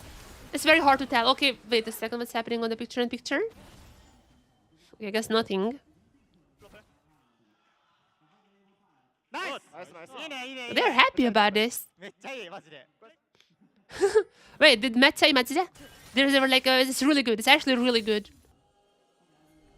The DFM is really happy with this pickup. Okay, I guess that's why they're happy with this pickup, because their mid laner can deal out damage like this.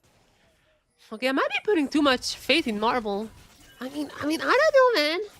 I understand why the DFM is happy. I'm coming purely from like, who's that person? Wait, is that Sword Art? I couldn't say it for too long. Okay, Gam was not on the map for too long either. Okay. The DFM is very happy with the fight.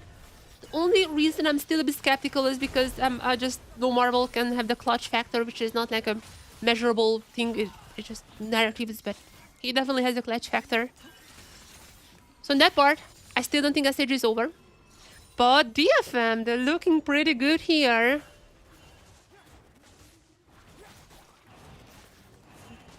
Second, oh no, this is the first dragon. Wait a second, never mind. First dragon.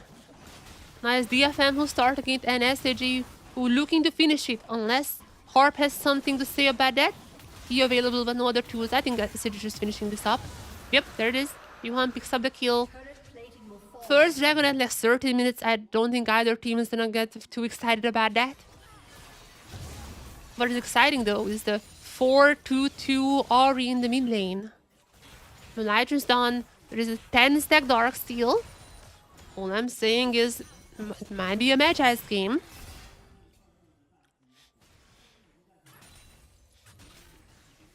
And DFM just don't need to let what was the sentence? And DFM just has to avoid Marble getting fed. That's their only goal. They failed to do that in game 1 and they lost. So that's why I'm worried. Unless that happens again. Unless they still have not learned from their mistakes. They might be getting this. The first time that DFM would be taking down a team not named Chiefs this year. And now that I said it out loud, I'm a little bit afraid because I know about my powers. And I might have to jinx them. But maybe they're stronger than my jinxing powers.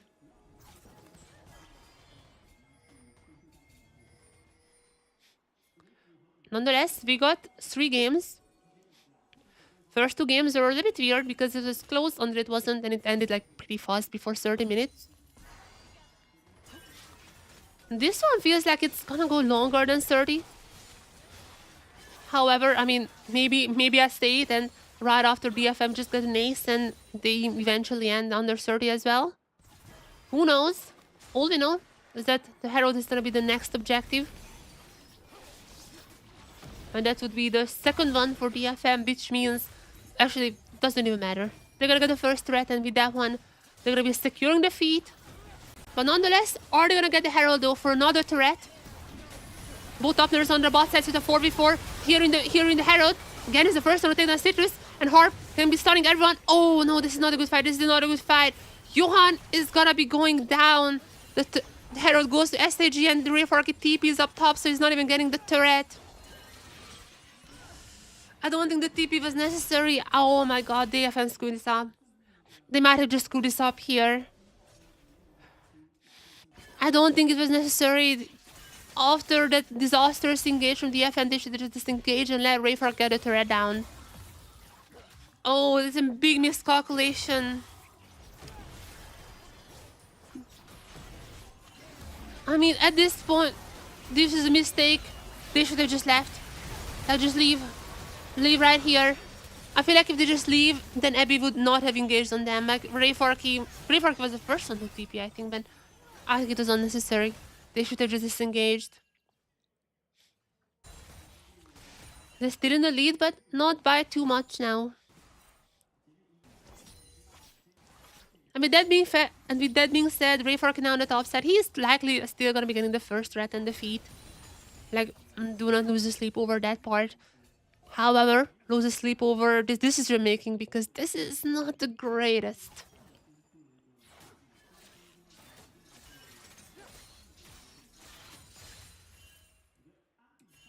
And Marble, he didn't get a kill, but he didn't die.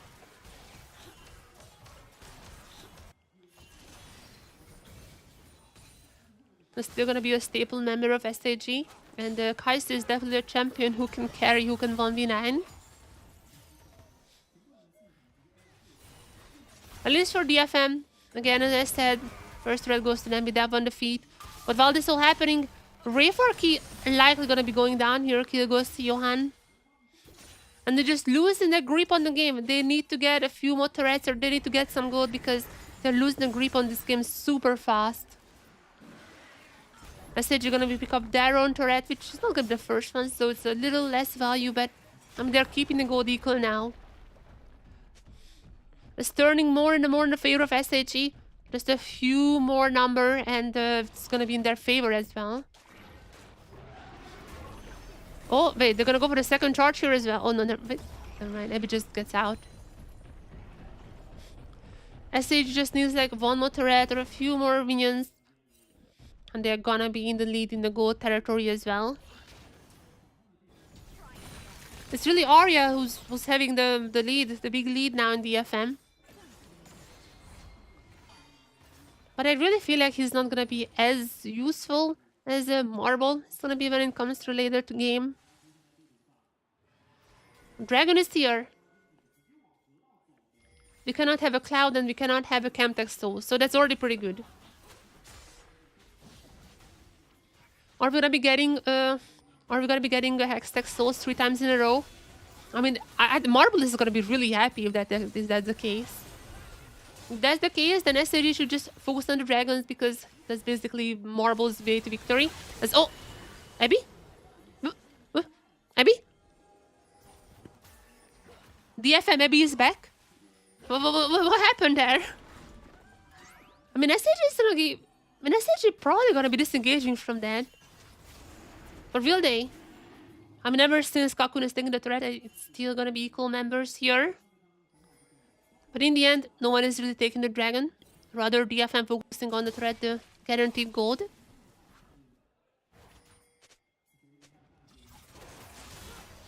And now it's time for the dragon fight. All members are here. And even Aatrox coming in from the bot. I feel like this is DFM's fight here. There's the TP coming in from Abby. However, it's gonna be stolen by Johan. Johan steals the dragon. Wait, and it's Infernal. Okay, not a Hextech, but Infernal is still insanely good for Marble. Now the fight breaks out, and there is gonna be Citrus already dead. However, can Rayfrog carry this fight here? Fate is gonna be stupid low. And SDG just murdering everyone! Marble! Oh my god, Marble. Marble, I swear, this guy, MVP of every single SHG game.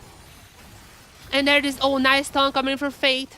And even if Arya is not dead, I feel like this game has just turned. Like, this was the turning point. And while the gold is basically equal right now, Marble is online. Like, this guy is crazy good.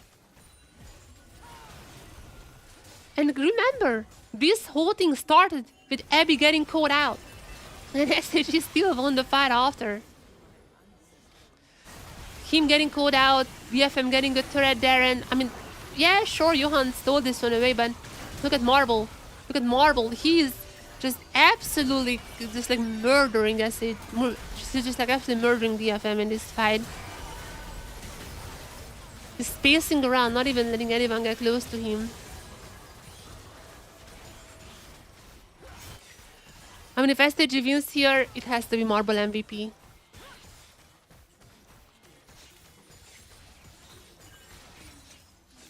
That guy is just crazy. He was crazy on Yunara. Not much he could do on Illusion. But now back on the Kai'Sa carry champion, he is absolutely showcasing why he is the main character in this team. However, we had 2 Otacons so far, but not a single Otacon. This is LCP. Auto control has to happen eventually. Is it gonna be now? Or okay, actually the junglers are alive for quite a long time thanks to the Thunderous Sky. But that's 1 for 1 so far. This Otacon is gonna be healing back up, and Arya is still here. There's gonna be a charm. They're probably gonna take it again. There's gonna be Rayfrog with a kill. And Otacon through! LCP is so back, baby! LCP so back! Our patented Otacon through is here! Unless this is now DFM's turn. Who's taking down the Otacon? And are they gonna be the one Otacon throwing now? Are we seeing an Otacon throw back to back? This Marble is still up and alive. Kakun has to pop the ultimate. Was everyone taking the Otacon? Johan has stolen with so many objectives so far. Can he still evade this one as well? There's a big question here. Citrus also here. There's a smite fight happening. Oh, there's resetting. There's resetting. Oh, that's really good from DF. Okay, they're gonna be leaving the Otacon now. I mean, they're pretty low health bars. But as it just was a Otacon. Okay, sure. Yeah. I mean, sure. Is it another control? Can we qualify this one as one? It's a weird scenario, I think, that we have found ourselves in. Let's just say this is about an equal state that we are in. But Marble is strong, and my goodness, that guy is crazy good.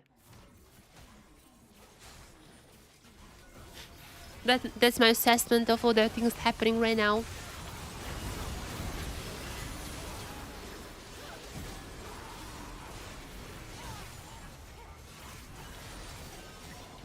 Not gonna lie, I feel like Citrus is a bit too over-aggressive here because the sun. I mean, I don't know.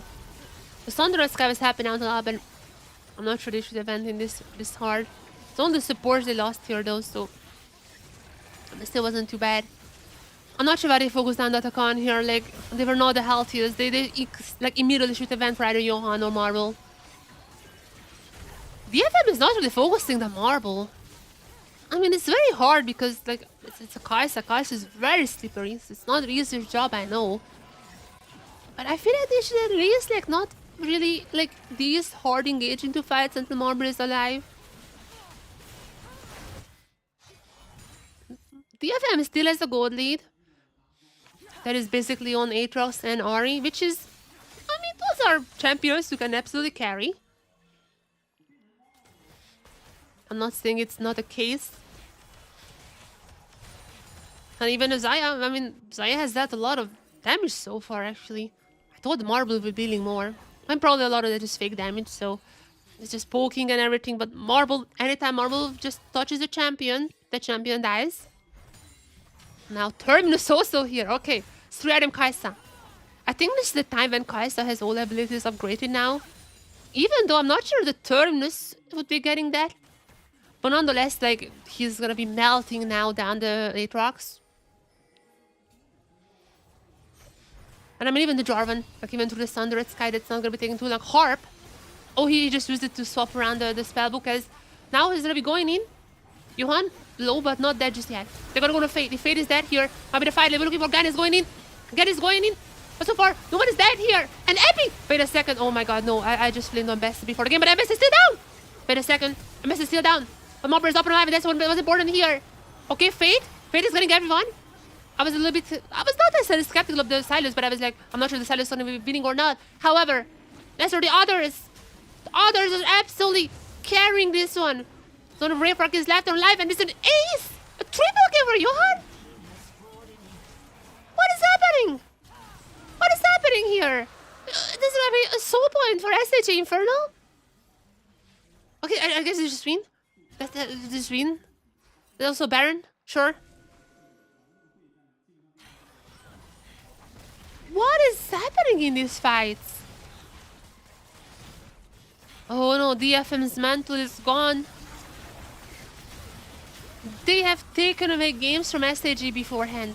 They have even taken away one game from Vikings. But they could not finish off any series against a team not called Chiefs. And it seems like that set tradition is gonna be upheld even after this match.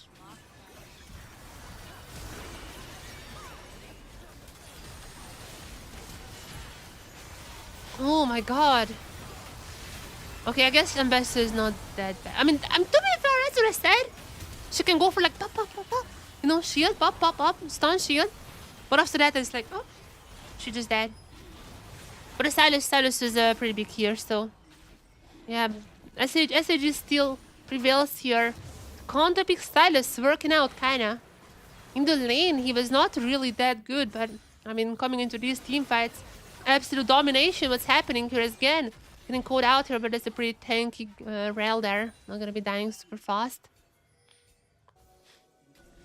And once again, keep in mind, all these fights, when you see DFM member just getting their health bars chunked down, there is already a Terminus on Kai'Sa, a very fat Kai'Sa. So that's no surprise. That's not a surprising sight to see.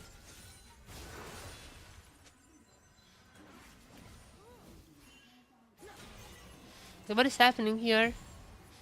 There's no... Do they know there is no dragon that's spawning for like 3 more minutes? I mean, there is not much to do on the map, I guess, but like, if you're SHG, don't you guys want to like push? I mean, I guess like Fate is pushing. But Fate is not going to be here for this fight if DFM engages here. Citrus goes to Marble, they want to go into Marble. That's the first time, but Abby jumps in. The stun by the Siren, Citrus is going to be super low here. Who's going to be the first one to fall? Citrus is still up, and because there's Thunder Sky, but there's going to be Marble getting the kill. And Marble is still up and alive, and Marble is going to be super strong here. Okay, he's going to be in the middle of everyone, though. He's going to be in the middle of everyone, but he's still going strong. There's going to be the quad, almost a quadra, triple for Marble, while others are cleaning up the mess. And Jesus Christ, SDG is so strong. At one point, I was like a bit hyped that maybe there's a Penta kill, but I mean, there's a Fate kill, whatever. Still gonna be, you know, equally... Still, champions equally getting fed amongst each other. And Marble is just incredible. Together with Fate as well. I mean, Fate is having a bit of a comeback, I think, in this series. But the one consistent member, as always, is Marble. Like, this guy is MVP of every single SHG victory, I think. He is just crazy good, even the losses, to be fair.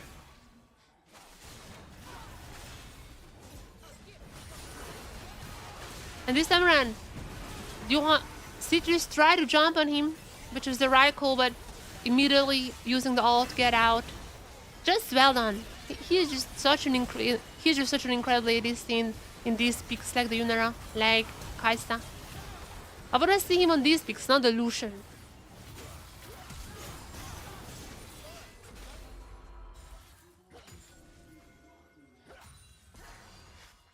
Oh, Jesus Christ, yep.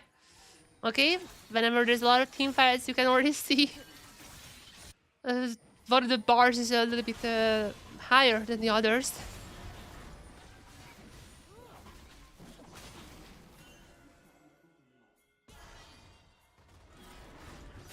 He also has another BS sword, so I mean, unless the game ends until then, he also gonna be having an eye very soon. If you thought that this guy is not strong enough, then get ready for the 4-item Kaista.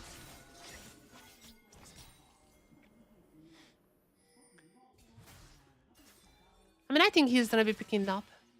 40 seconds on the Infernal Soul. I think we're gonna be getting that.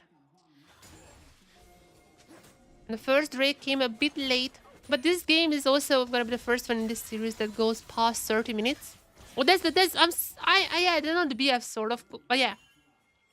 Of course, not an eye. Of course, a Bloodthirster. Of course. And the question is now, how do you kill him? I mean, you couldn't kill him even beforehand, so now Bloodthirster done. Good luck, is what I'm saying. There is a dragon spawning, and we might be seeing the last fight in the series. And as a reminder, whoever wins this series is gonna be facing Gam for a spot in the upper group, and that also means a playoff spot, and it also means playing against the better teams in round 2. And SHG, only one team fight. Wait, Marble is dead. Surely I have just not done this.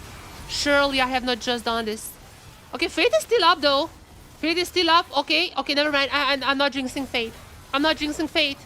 I can jinx, but I cannot change the fate. As holy fucking shit!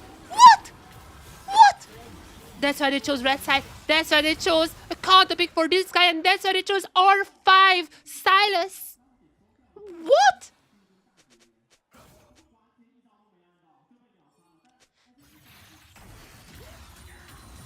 Okay, it's a very different. It's a hard situation now. Hard situation because who's the MVP? I mean, Marble has a phenomenal game one. He was also good in this one, don't get me wrong. Okay, Fate buys the Magi, Jesus Christ. But this guy here potentially saved the whole series. He had a very bad game one, but he's like coming back now after the early game. Fate is just like suddenly popping off when it matters the most. He buys now Magi. So who's the MVP? Okay, I mean, SHG just wins this one, I guess, now. Yeah. MVP's moment for the red side choice. And for getting the Silas for Fate. Easy Baron for them, like, no questions. And Marble is still strong, by the way, like, he's insane strong. The only reason he went down so fast is because he was just targeted by the Aatrox at the fight start. But in these normal team fights, when there is no flanks happening, I feel like Marble is just still gonna be murdering them. And how do you kill Fate? Like, I don't think any one of them has an orb, which might be like a 5D chess play from Fate because his early game was bad. So DFM didn't buy orbs. They were like, the Silas not gonna be a problem. But suddenly, at the game deciding dragon fight at 30 minutes, it just pops off and enemy does not have orbs. Okay, there is a like a whatever it's called, like I forgot the name, but ADC orb. Okay, there is one. I don't even know if that was available for the last team fight or not, but I mean, it does not even matter. As SHG knocking on the doors, knocking on their ticket to play against GAM for the upper bracket slot. Which is not even an upper bracket, it's like an upper group. There are a lot of names in the LCP. Nonetheless, whoever wins here, I'm gonna be honest, likely losing the game. I don't wanna give your hopes up, but have a chance to get to the upper group and play against the big dogs. That's what they're playing here for. 10,000 lead for SHG now. I mean, this is unthrowable at this point. And yes, I am seeing it. I don't think I can change the fate.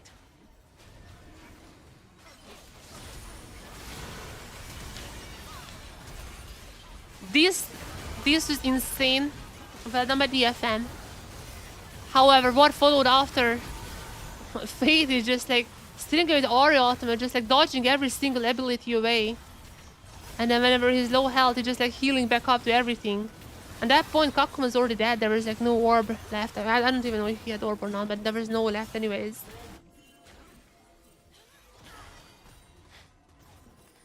What a crazy fight we are having. I mean, surely SHG wins this one, right? I mean, I've seen throws from 10,000. Wouldn't be the first one, but that is a very rare occasion.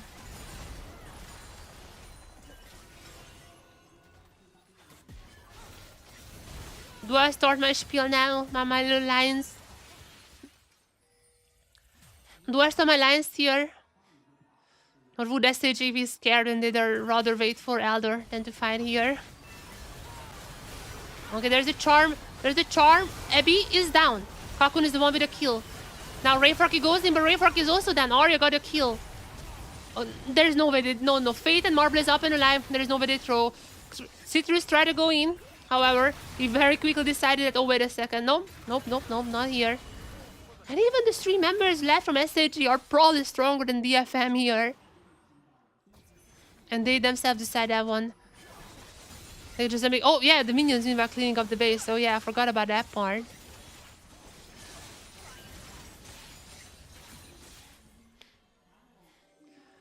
DFM gets to live for a tiny bit longer, but, I mean... Like, how you deal with these guys?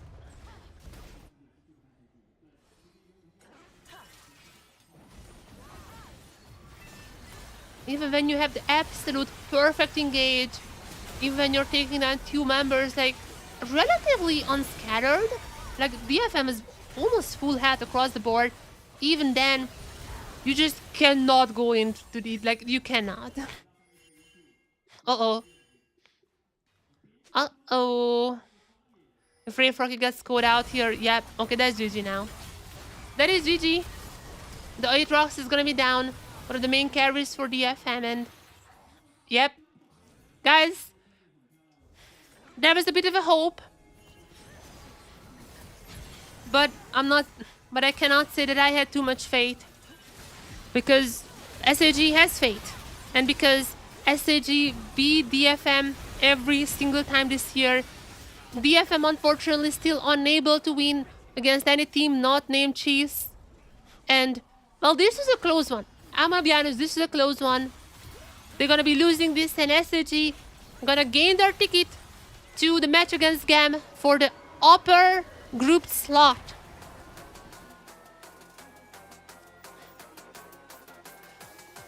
Valorant effort from DFM, but SHG comes out on top. And that was my prediction, by the way. My official prediction was 2-1 SHG. And so far it tracks. Now for match 2, oh, as DFM is said. I mean, yeah, understandable. They are gonna be in the bottom group. They're not gonna have a chance to send. And even though SHG is not gonna be having an easy job, they need to beat GAM for that. But they have the chance, and that's what matters for now. A lot of things they have to fix. Like I talked about this throughout the entire series. A lot of things they need to fix. But they are gonna be having a chance to do so.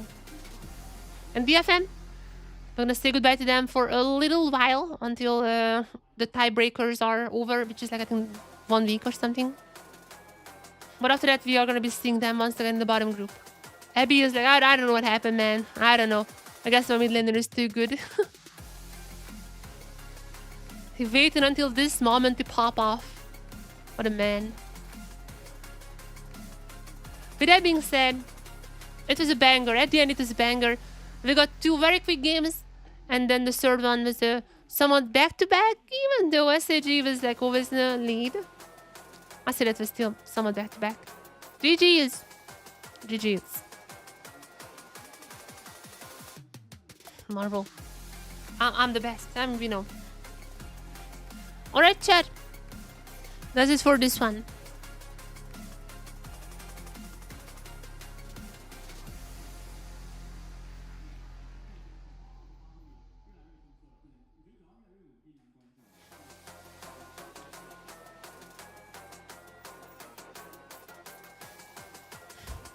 Player score. We don't have the player thingy anymore. I was told that we might have it back for playoffs. We don't have the player score anymore. But if I were to give scores, Abby, I'm gonna say this. Marble gets a 9. Marble gets a 9 from me because he was really insane even in loss. Arya gets like 8. Actually, Arya gets a 7. Fate gets a 7. Both of them had moments, but like Fate, especially towards the earlier stages, like he was not great. Game 1, he literally just almost threw the game away. Johan and Citrus, I mean, they also had moments, you know. I mean, 6 maybe. Everyone has got a 6. Everyone has got a 6. It was like no one played like super good, but no one played really bad, except for Marble. Marble is obviously an MVP. Marble played really good. Like I would give him a 9 for this one. And Fate maybe a 7 because of that last play by leg. He had a horrible game 1. His game 2 was also pretty bad, and even game 3 started kind of rough for him. So I just like, come on, man. We cannot rate from only one play.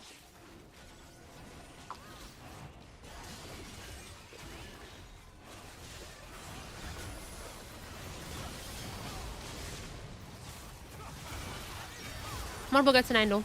I think it was good. Okay, chat, I'll be right back. I will be right back. And after that, we're gonna do the guess the country thing while we are waiting for the next match, which is gonna be pretty hype. TSW versus CFO for the first spot, for the first in LCP. And I have some spicy predictions for that, but I'll be right back.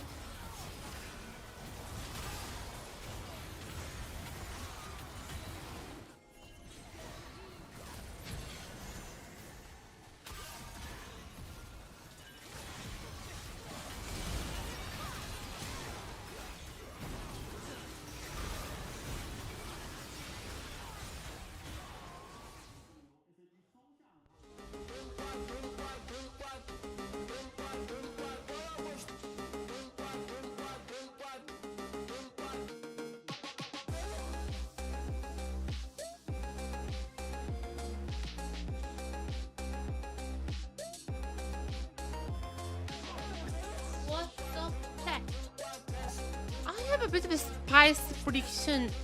I have a bit of a spice here. LCP didn't officially tweet it, but I sent him my official predictions, and that was TSW 2-1. That's right. I think it's time for a miracle. I think that was also my comment. It's time for a miracle. I believe in them. TS3 did it once, even though, to be fair, if you just look at CFO in that match, they were half dead. They're probably sick. They had moss on, and they were ugh. They did not look good, alright? However, I think this is time. There are upsets happening left and right, and I think it's time for these guys to put out an upset. I think it's time.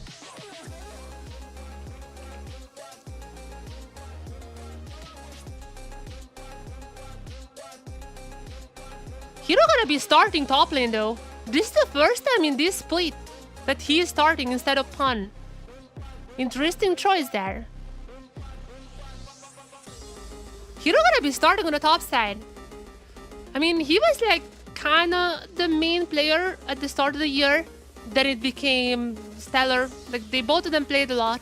But then this split they signed Pun, and he played both of their matches so far. And he played in both the 4 games they played so far this split. But Hero is back.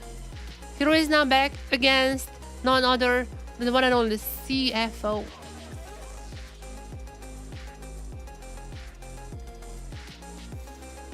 It was Stellar back in the days who was able to beat CFO 2 times in this match, and that's the only loss that CFO has suffered this year in LCP. Nice setup on Hero, and they're starting with Hero. They have a lot of top laners. They can swap around if they want. But for now, Hero is gonna be the one. Okay, while we're waiting. Okay, what is this game? You guys said that I should play this one. Oh, you don't see me. That's a shame. What is this game? Guess the counter from the shape of the arrows and numbers of the direction. I need to wait. Okay, it's kind of hard actually. Wait a second. This looks like there is supposed to be. Is it Argentina maybe? Almost. A little bit to the. Is it above Argentina? What does this mean? It's this country is 1,000 kilometers above Argentina. What is above? I mean, it's looking very. I think it's weird. I have it in my mind. I'm just imagining South America now. Oh my God, is this either Colombia? Wait, no, that's another one. Or it's or is it like French Guiana or something? Is it down there? It's directly above Argentina, maybe? What is above Argentina? I should know this one. What? Wait, this is cool. I mean, I'm not bad in the geology, I just this is a hard one. What is it there? Puerto Rico is more right. This is way more north. Is it? Cuba maybe, but Cuba's I think is also not there. Yeah, it's also way up to the north. This is right above Argentina.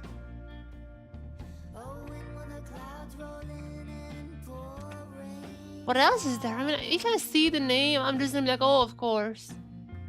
As soon as I see the name, I'm gonna oh, of course it is that.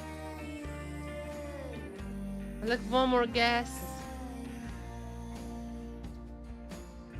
I don't know. I think it's a smaller country. I'm not sure why I'm imagining it to be super huge, just looking at this, the shape of that.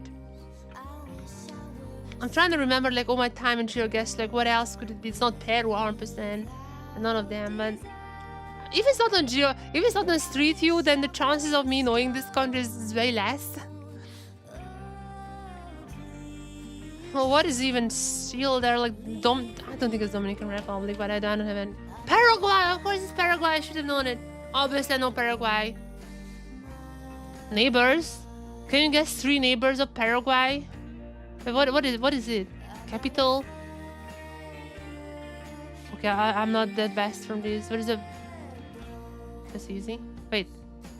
Is Argentina? Wait, what? Is it? What? Is it like, does it have something to do with the Dutch? Like, was the Dutch there for a while, or what's up with that?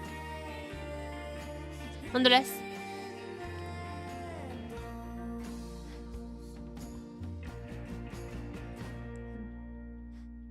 The other one I leave. I mean, I've obviously know Paraguay. Just couldn't. I was just so locked in on the fact that it's above Argentina. I was thinking about countries like the Dominican Republic, Cuba, and all these countries. I was completely blacking out Paraguay. I don't know the capital though. I'm not good in capitals. What if you just drop me a geoguesser? I'm good in that.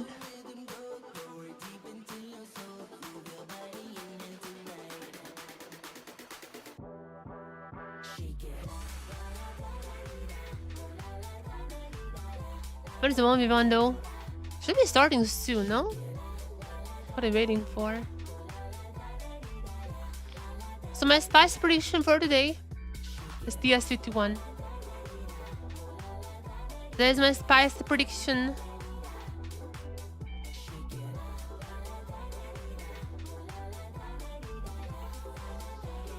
I think today is the day of an upset. I know chances of that is low. Chat, I'm not gonna lie. I know the chances aren't the highest. But I think it's possible. It's possible if you believe it enough. That's what I'm saying.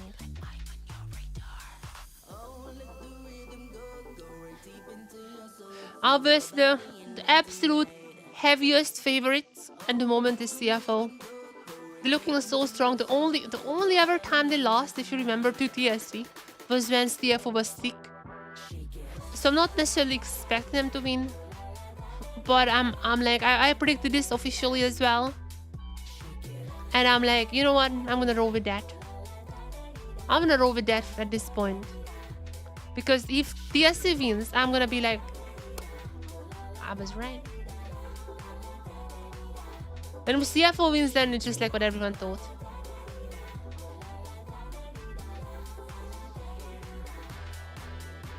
Did they post predictions this time around?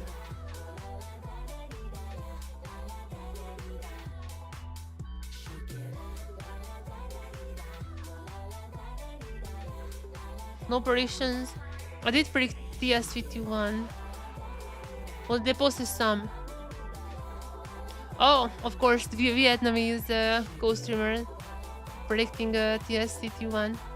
A lot of 2-0s. 1, 2, 1.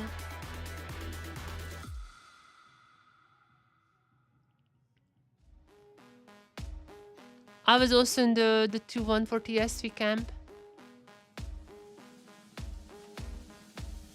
Do you think either Vikings or SHG could win against their opponents? I feel like PSG is pretty bad. So yeah, Vikings definitely could beat PSG. There's not even a question. I feel like Vikings PSG is gonna be very interesting. It's not like a slam dunk 100% sure game. Oh, don't get me wrong. It's not like a slam dunk absolute certainty. But I feel like PSG Vikings could go either way. I think Vikings win that one. PSG is looking so bad, man. Like, I cannot predict them against anyone. As for GAM, SHG, I don't know. Like, GAM is not looking great. Here, like, I know that they got to MSI. I know they were second last split. But that was like a miracle run that they had last split. That was a miracle run. GAM should not have been at MSI. last year, like last split, Talon and TSW both looked better than GAM for like the majority of the split, especially TSW. TSW looked the second best team, absolute 100%. So, with that being said, GAM is shaky, 100%. GAM is shaky. The fact that they took a game away from CFO, I don't know what to think of that. That was like the first game they played, whatever. CFO is also looking shaky in the LCP, not gonna lie. Like, they're experimenting with stuff, they're like chilling a little. But that's just CFO, like, I wouldn't read too much into that. To be fair, like the Chiefs are in the lower group and PSG was in the top group, so it's not the same, but I feel like PSG absolutely. I mean, we'll see. If PSG beats Vikings, that means that the group assignments were right.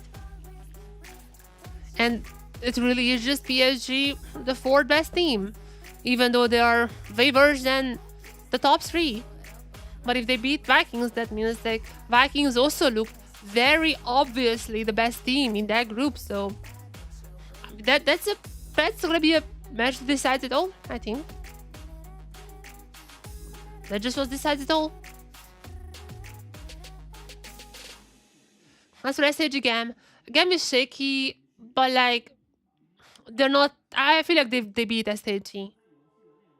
I don't think they're that shaky. Yeah, SHG has like so many individual mistakes, and GAM is like a team who are individually really strong.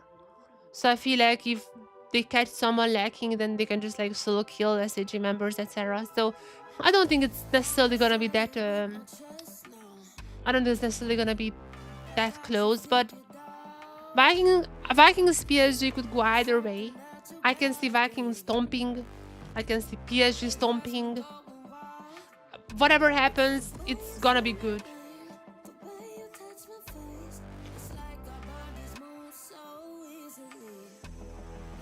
Damages 12. I mean, possibly. Because there is two group system, it's very hard to compare like the bottom of the top group and the top of the bottom group. It's hard to compare. I feel like SHG might take a game from GAM, just because again, like GAM is they have some bad games. Like they have some really bad games.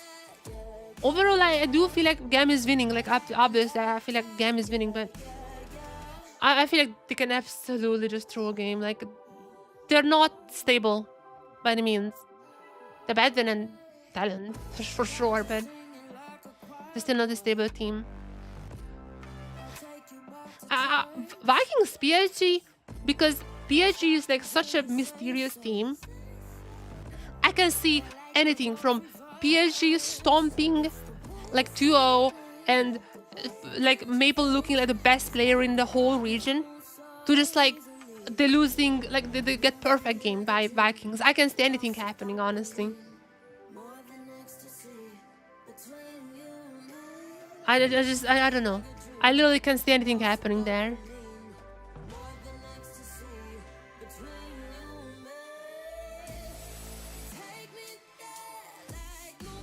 Because it is two groups, it's like very, very, very hard to tell. Because PSG is so much worse than any other team in the group, and Vikings is so much better than anyone else in that group.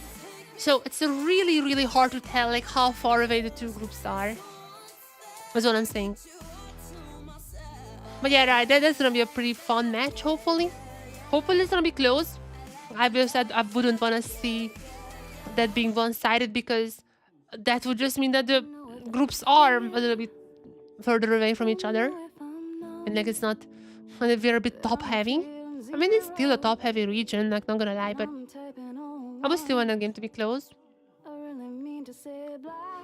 It would also be pretty hype to see Vikings getting into the top group. 3 Vietnamese teams versus CFO would be pretty funny.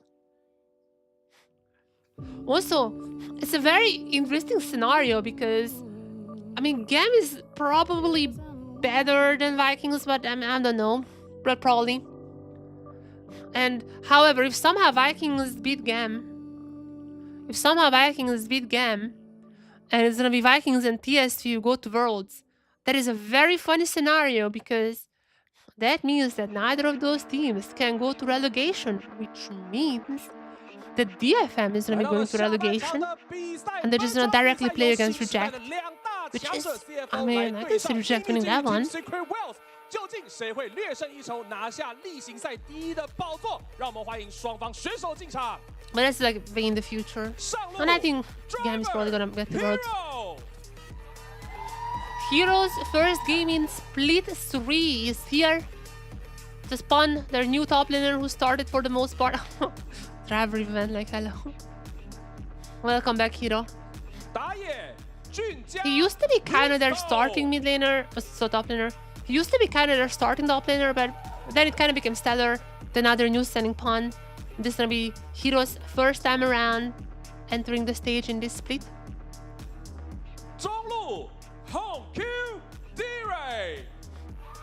As with other roles, obviously the usual faces you can expect. There's no fun situation happening in the handshakes. Everyone is logged in. Very important match. Whoever wins here is gonna be the first, which is not important. This doesn't matter at all, basically. Both of these teams already in playoffs. They probably gotta go to Worlds unless TSW falls again. It doesn't really matter, however, for Pride. And if TSW takes down CFO here, well, that might be massive. So, oh.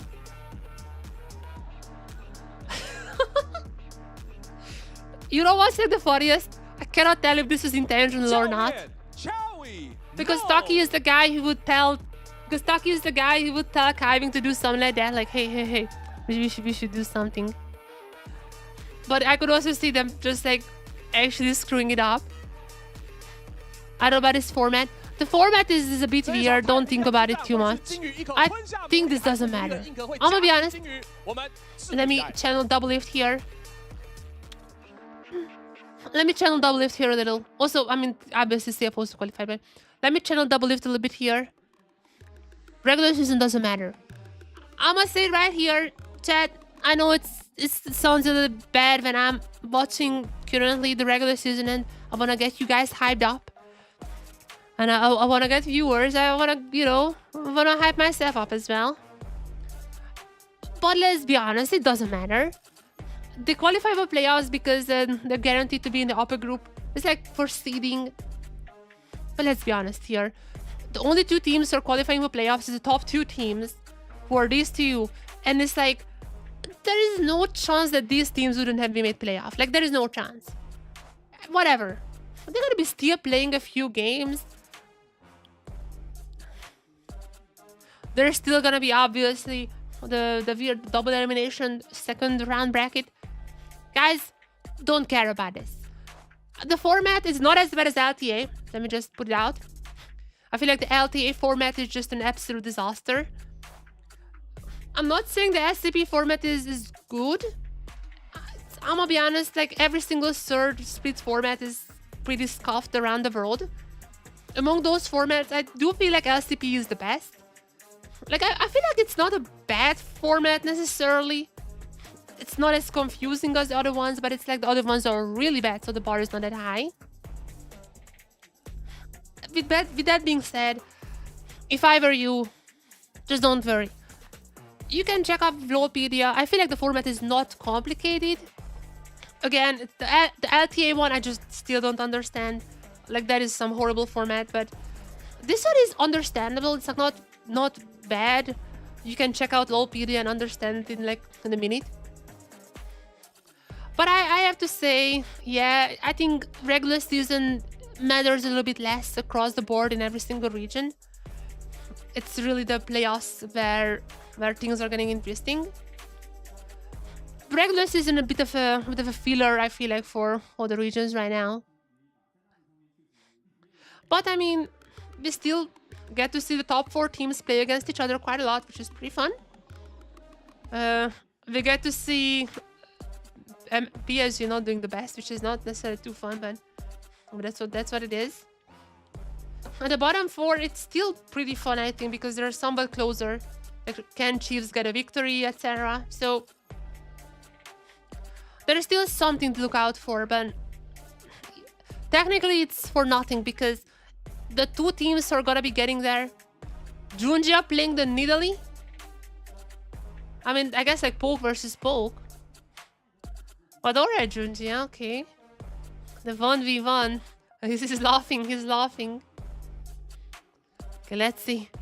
Varus has not had the greatest success in the last match. I mean, no, last 1v1. Varus has not had the greatest success in the last 1v1. Let's see if Dyer can make it work. But yeah, anyways. We're gonna be seeing TSC versus CFO probably in like 3 weeks in the regular season once again. Actually, we're probably gonna be seeing this twice because those 2 teams supposed to be playing twice. No, sorry, no. They're gonna be playing 1 more. After this, they're gonna be playing 1 more. And then playoffs. They're gonna be playing for playoff seeding. And also the bottom teams, they're gonna be playing for playoff slot, but like, come on. I mean, if PSG gets to the bottom, then it's gonna be very interesting to see if they can actually even make playoffs, which probably they should be. But I mean, I don't know, they look pretty bad. Nonetheless, let's not think about formats for a little bit.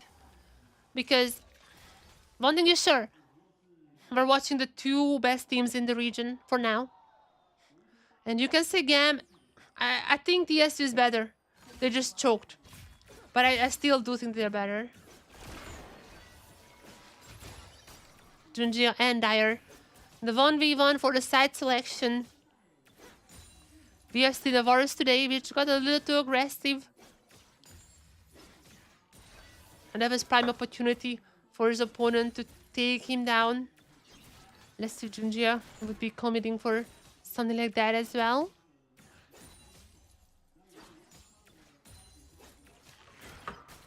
You know the rules. 1 turret or 2 kills or wait to the ring of fire and then just whoever kills the other is winning. You know the rules. So yeah, these are currently the 2 best teams in the region. And I think so. Okay, going at each other. Jungia, we're gonna be missing, not necessarily missing, but there's gonna be a flash from Dyer. And Dyer snipes out Jungia. Okay, Varus starts off with a kill this time around. Strong start for TSV. Let's see if they can continue this one to a 2nd kill and potentially maybe a game victory or 2 game victories. My prediction was a bit spicy. I'm gonna be honest. If I were to predict with my brain, I would obviously say that probably CFO 2-0, maybe 2-1. But my official prediction was TSV 2-1 because I was like, man, it has to happen. There has to be one time and something crazy happens. Like, I don't know what, but something crazy. And this is gonna be this one. I'm probably wrong. But if I'm not. Nonetheless, let's see.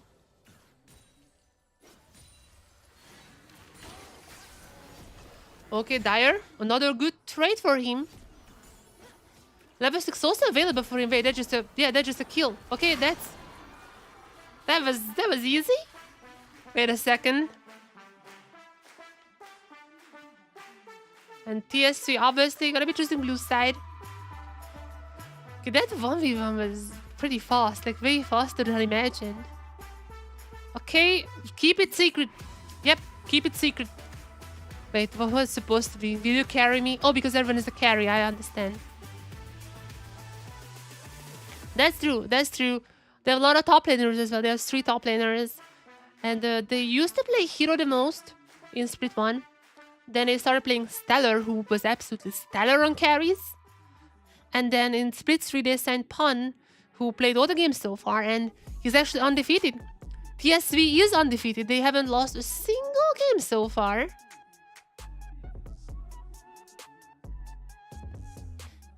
However, Pun is not gonna be keeping up this reign, or maybe he's still keeping on the 100% win rate, you know? As Hero is gonna be the one starting this time around, the first time in split screen. That means Pun is still 100% win rate in LCP. It's kind of crazy, not gonna lie. And it's not like he played in like the lower group. It's not like he played in the lower group. He played in the upper group against the big dogs. What's happening? Oh, what's happening with Doggo? Oh, what was that? What did he try to tell us? Kiving. He's just vibing. He's not telling us anything. Just chilling here.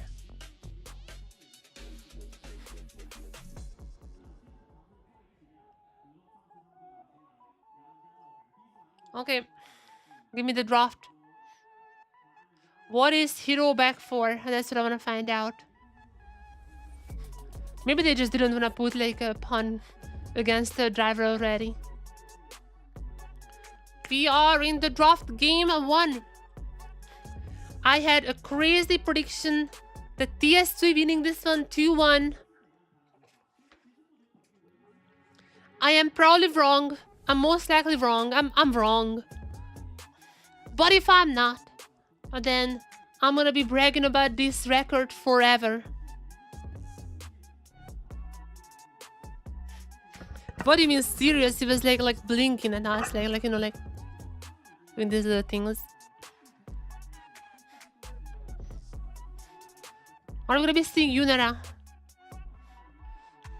Yunara has went through a bit of a resurrection after every single player losing on her for like 7 times in a row globally.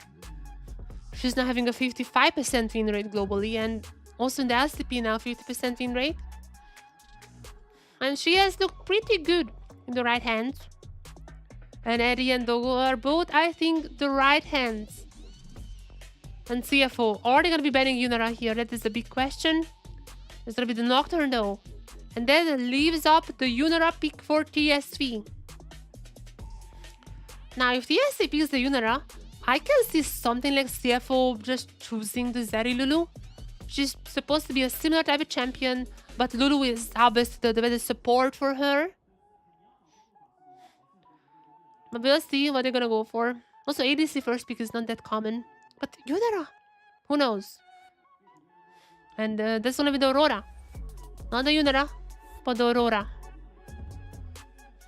Interesting first pick. I think that CFO might just be picking up like a Talia or something here. Maybe even Ozzy. Oh, sorry, Ozzy is banned. And Talia is banned as well. I am just stupid. Okay, I need my caffeine.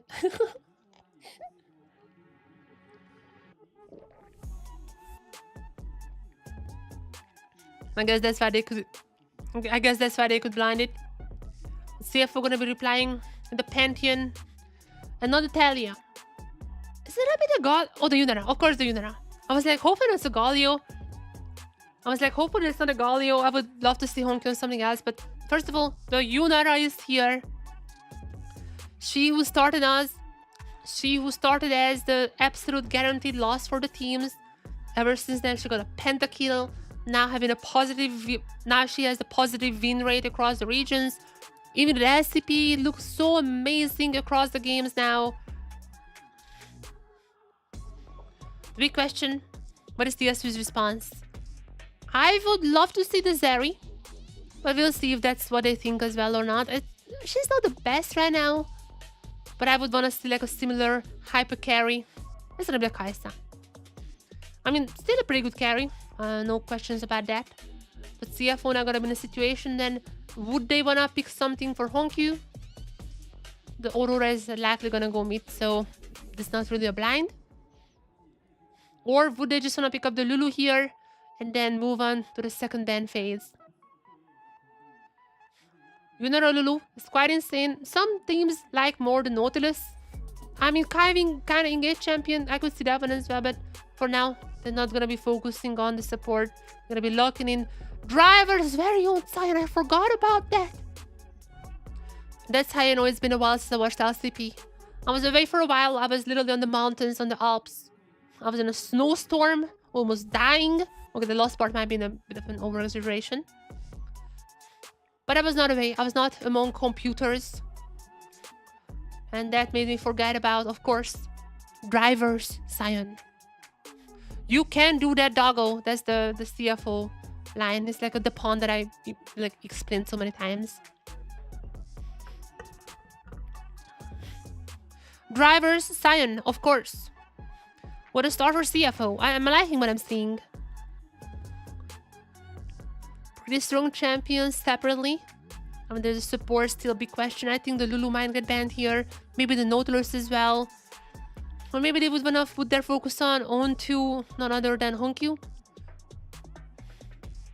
There's the Poppy. Poppy ban also. I mean, the Poppy is pretty good against like the Wukong, so understandable on that part as well. But I wouldn't be surprised to see Lulu ban coming soon from TSV. No L-Star bans though, which makes me wonder, maybe CFO would wanna go for that pick themselves.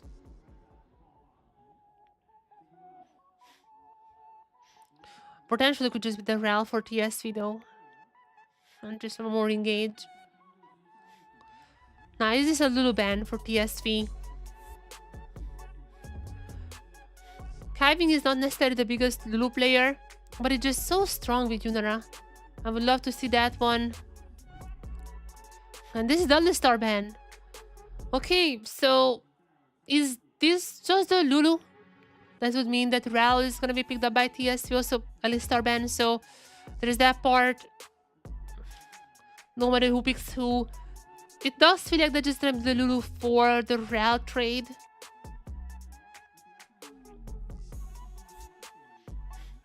I don't really know if CFO would want more engage here, like a Recon or something. I mean, Recon is still up, I could see that one. But the Annie, first of all, the Annie. Okay, counter pick, R5 counter pick for Kiving here. So they're really thinking about the Lulu, huh? I guess like Annie could be a support as well. I'm just throwing it out here. Pantheon could be a support as well. I'm just throwing that out here. But it's likely gonna be just Kiving's pick R5. Val, oh no, the Galio. Wait, is it top lane Galio? Okay, top lane Galio, I like it more, a lot more. I hate the mid lane Galio. Where is it mid lane? I mean, it could be like still the top lane Aurora. Oh man, I cannot tell. I'm not sure CFO can tell either. I mean, both can kind of work. And there's a RAL, expected RAL. I guess like depending where the Annie goes, this is still could be a lot of different things. I'm just putting it out here. I would love to see the Lulu. I don't think we're gonna be seeing the Lulu. Then maybe I guess like Bard would be pretty fun too, right? Like the Galio Aurora against that one. The Bard is pretty OP. Is it just a Bard angle? Well, just the Braum. Just the Braum. Okay, I could see... I would love to see that Galio going top in here. Especially because there's Annie in the mid lane. I feel like if Annie goes on you, it's really hard to get away, even with the Galio. Like, I know that he has the taunt and everything, but it's just so much easier with the Aurora.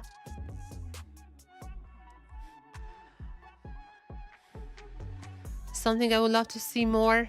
Also, just the fact that then Galio could be a little more tanky. And are we gonna be seeing that formation or not? It seems like they'd rather go for the Galio mid. I mean, Dyer plays a lot of Galio mid, so I'm not necessarily surprised. I'm just not liking this. I'm a Galio mid hater. Because then comes the question, who does the damage? Now, in this case, it's probably gonna be Aurora. Like, top and Aurora can still do a lot of damage. And there's already gonna be the Kai'Sa there, who's a pretty good hyper carry. Oh, there's Yunara. There's Yunara though. The new girl on the block.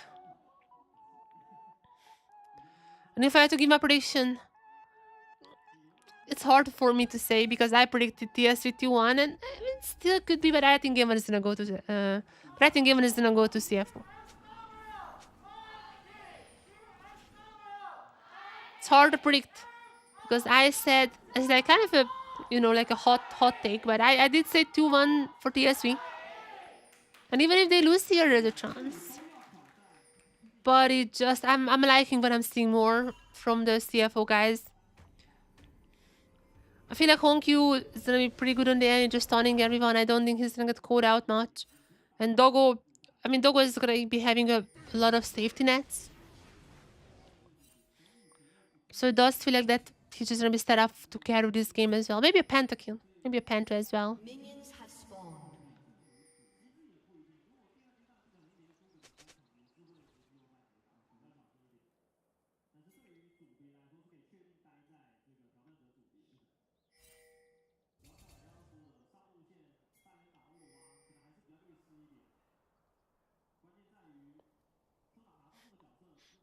We'll see. You'll see what the future holds.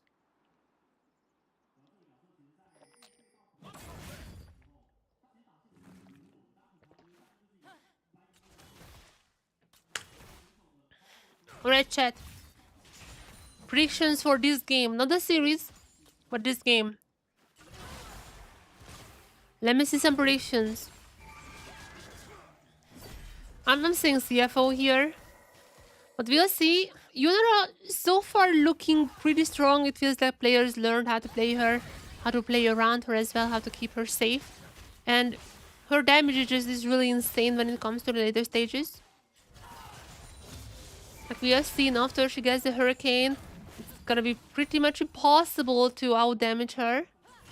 And while there is a bit of an engage coming in from the supports, there's a little bit of flash here and there. Remember, both of them has ultimate spellbook, so they can just swap around. And also, Taki has the Hex Flash, so it's not really down. But nonetheless, yeah. I feel like this is a Doggo Pentakill angle. I do have the same feeling. Even though I hope that TSV comes back in the next game and we get an exciting series. Man, I just feel like this is gonna be a Doggo Pentakill at like, I don't know, like the very 7 minutes.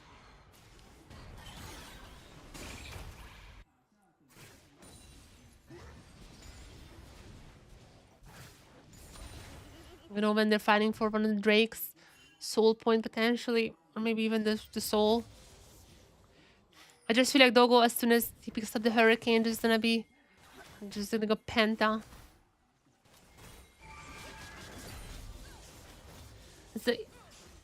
It's gonna be interesting to see what's happening on the top side as well. Because this is CFO, so at least on that part, we know that Driver is gonna get subbed out. Rest is absolutely 100% gonna be coming in game 2. But I'm not sure what's gonna be happening with TSV. Because they also have something of a similar situation going on. Like they have multiple top laners and they're not like performance based, but just like different champions. And Hero is gonna be a bit of a carry champion. Usually it's like Stellar who plays that. But so far it was Pun who played every single game so far in the LCP. So there's a lot of choices for TSV to swap around as well.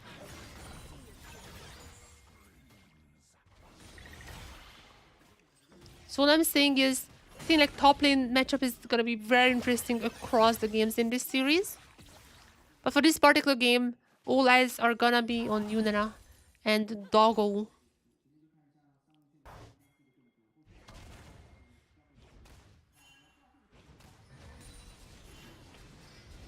Is this the last match I'm watching? No. I can watch LCP next week as well. But how is next week is gonna be on? Okay, no, I'm gonna be back home for Friday. I'm gonna, not the next week, but the week after, I'm gonna go to Germany for a few days. But then I should be back for Friday. I should be back, unless Deutsche Bahn is doing what they're known for. Unless my trains are really delayed. Okay, cleanse from Doggo, but they're gonna still be safe.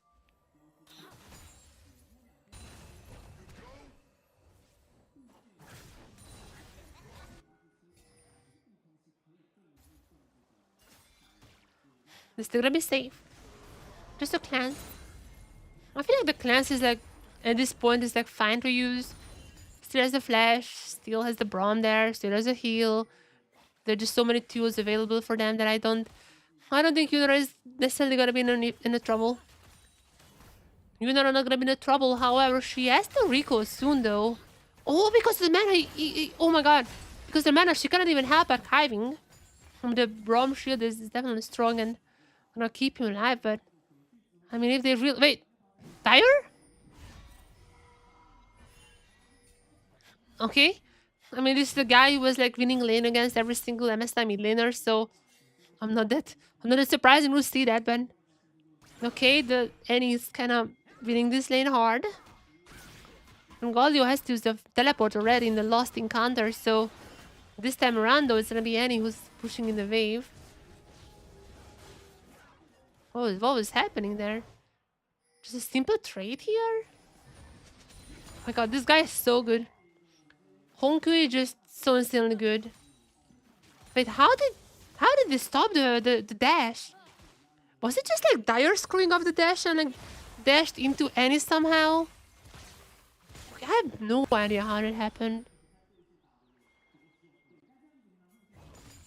That's crazy.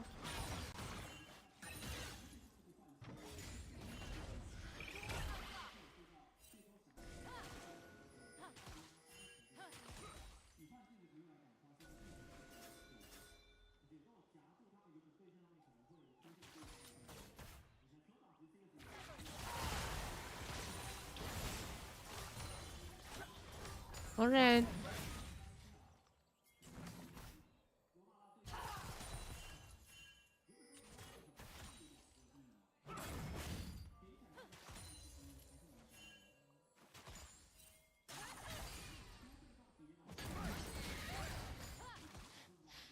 I'm sorry, Chad.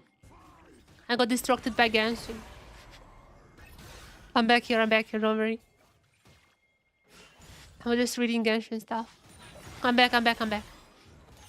Hero, I mean, obviously Aurora should be winning at this point. Not really surprising to see any of the lane states. However, Dogo, level 6.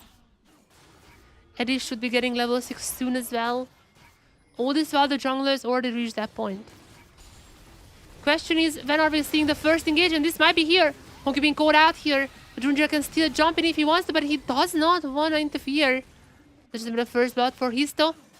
And Junjia decides that it was not worth to TP in, or rather ult in. He's rather gonna be picking up the somewhat early dragon, not the earliest, but not like super late either.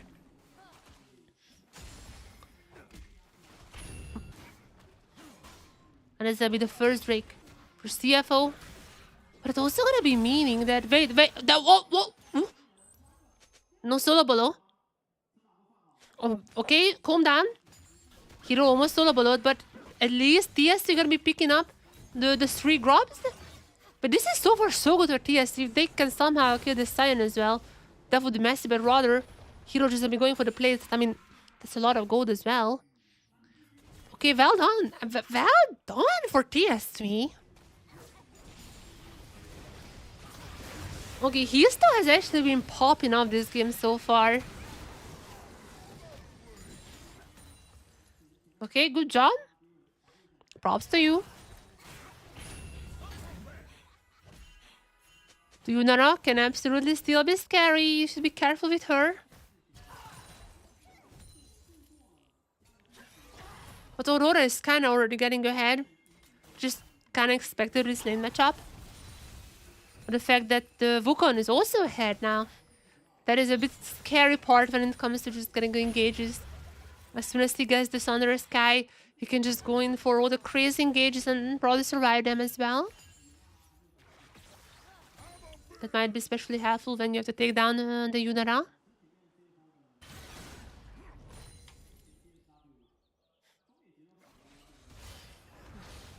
And Galio has a bit of a lead.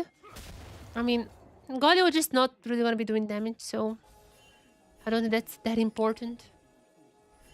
Maybe in terms of, you know, getting him down. Like if he's just a meatball, that is definitely going to be harder. But that the damage department, obviously, the Aurora is gonna be the one. Okay, Junji using the ult now. I think this should be an easy kill for them. Equalizing the kill score line here. Only question is who gets the kill, but it's gonna be Junjia. Not much Shiro could do there. Ultimate has been invested by Junjia, so this is ought to happen. And this is gonna give Driver a bit more time on the top side. It's a range matchup, so obviously the Sun is struggling a little, but now he has time. After these plates, he can potentially get the first item as well, maybe? Maybe we're too early for that, but we'll see.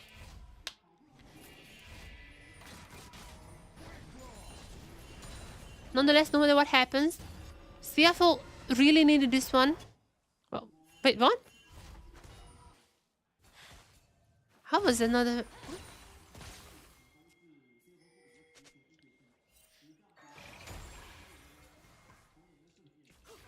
Was it because Red had shield or something?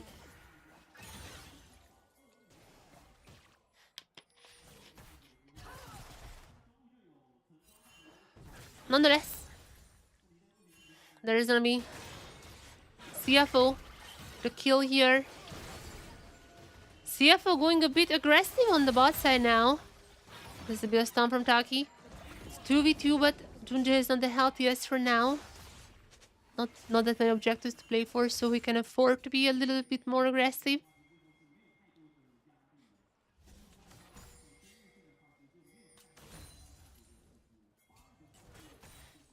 But definitely would love to see at least someone stopping Doggo. Is Blade to the Ruined King done? Is this a normal Yunara build?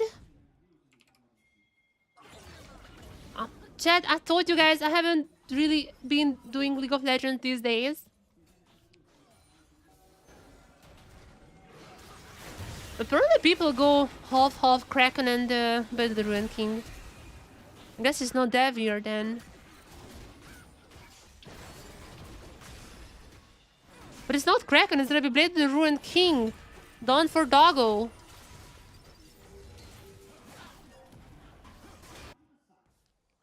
I mean, it's definitely the less popular choice, I'd say. At the start, every single person built the Blade of the Ruined King. Then they kind of realized that it's eh. And then everyone started building the Kraken. That's when the win rate just skyrocketed. I guess you're back to the Blade of the Ruined King then. It used to be Blade of the Ruined King. Like, that was the original build. Just everyone stopped it because they just kept losing. Let's see if Doggo can do it on the on-hit build as well.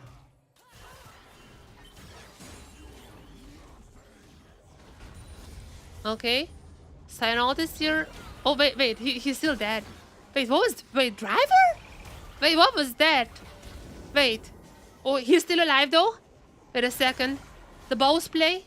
No, Bowser to survive this one. No, he's... Okay, he's dead.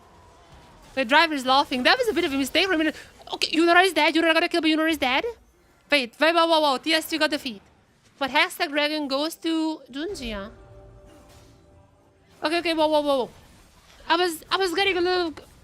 Chat, I was getting a little disconnected. I was like, I mean, the game is just going on. Nothing is happening, but like... What on earth is happening now? Oh my god, on his build. Showcasing up here. There was a one kill for Doggo, but like costed his own life. I still think that Doggo getting a kill, giving one to Histo is still really good for Doggo. I mean, sure, the Wukong is gotta be strong, yeah, but like kill for the Yunara. That is massive right here.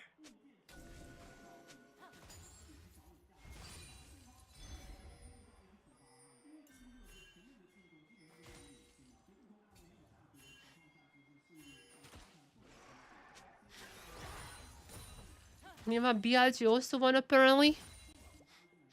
The first Italian LPL team.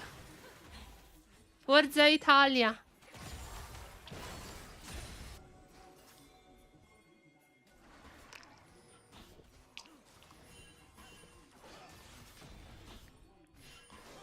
Alright.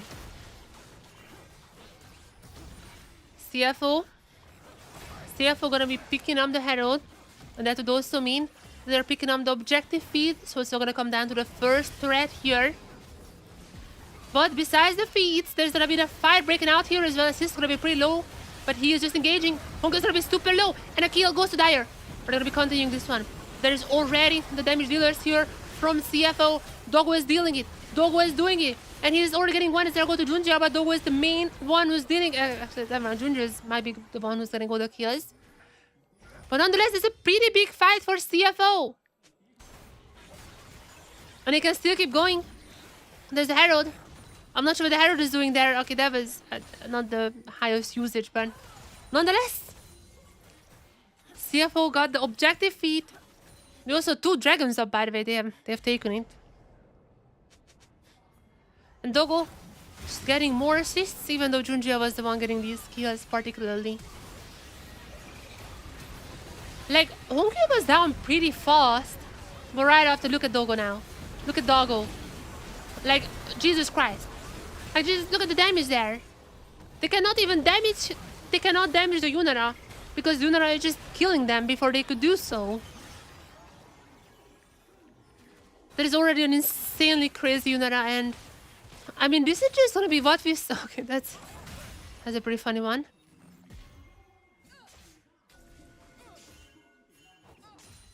I mean, to be fair, that's like 1,000 up and above, so it's like whatever.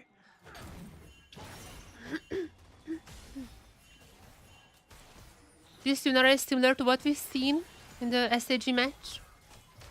I feel like she's just gonna be 1v9 and getting a Panther and winning the game. Remember my prediction? I said 27. 27 minutes. That's when Yunara Panther happens.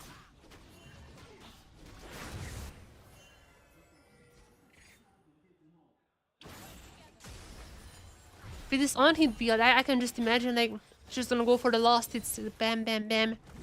Easy Panther. And the Honkyu will be going on hero. And even though this Aurora was supposed to be the...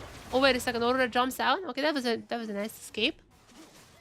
But that means DFM gonna get the first threat in the game and securing the feed for themselves. And I'm gonna be honest, I'd say TSW 2-1 because Spicy takes and all that, but at the moment, it really looks like a 2-0 for CFO. Which makes sense, even though TSW is our second best team here. Even though CFO sometimes drops games to others, they are absolutely the best team in the league. No one even close to them.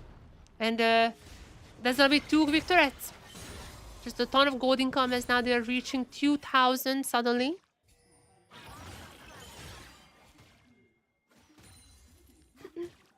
And Doggo is gonna be now on 2 items. So, yeah, there's the Hurricane. Good luck fighting in the fight. Like, good luck team fighting against this Yunara.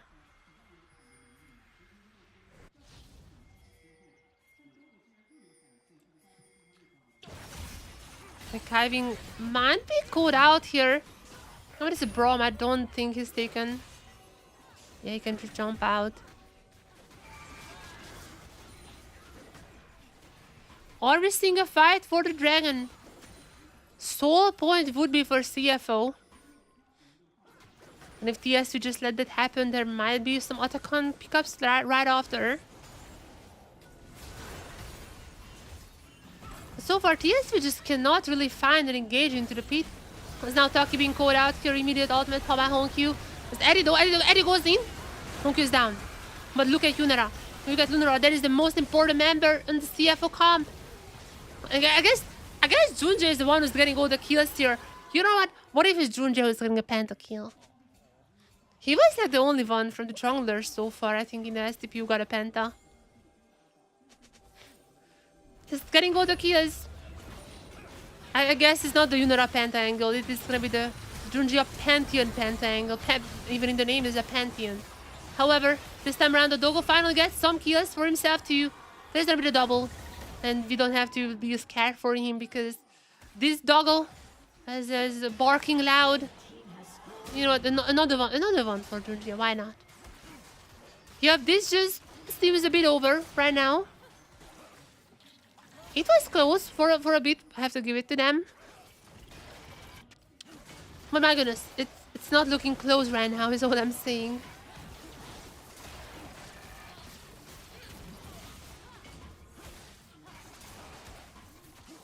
Easy peasy autocon for CFO.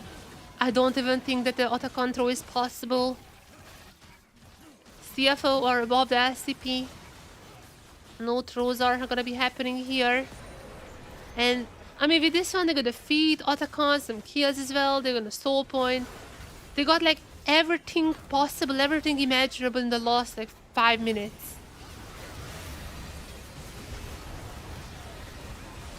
That is a bit crazy, not gonna lie. A little bit crazy.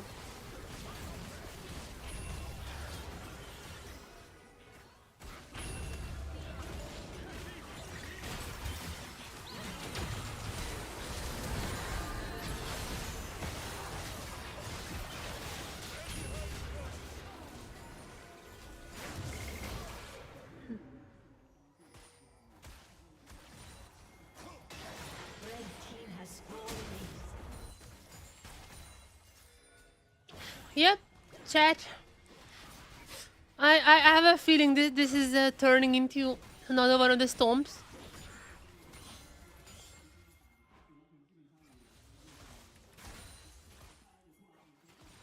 Another one of the storms.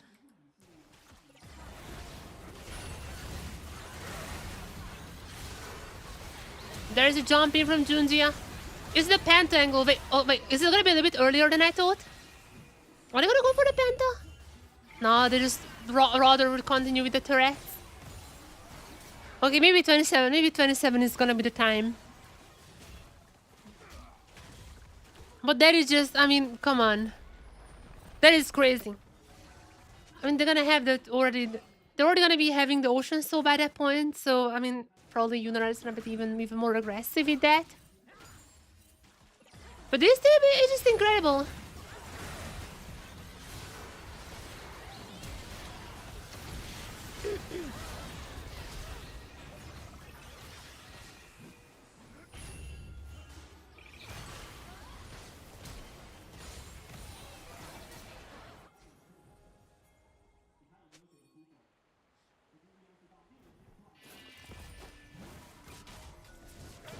Hongyu jumping up. Okay, now I kind of want this game to go to 27. Kind of want this to go to 27 because I genuinely think that there's obviously a Yunara Penta angle, especially with the Hurricane. Any champion who has Hurricane has a higher Penta chance. I really want Yunara to get a Penta kill. That would be so funny. Imagine that would override my TSW 2-1 prediction. That would make me the absolute prophet. You already know I would immediately edit that video if that happens.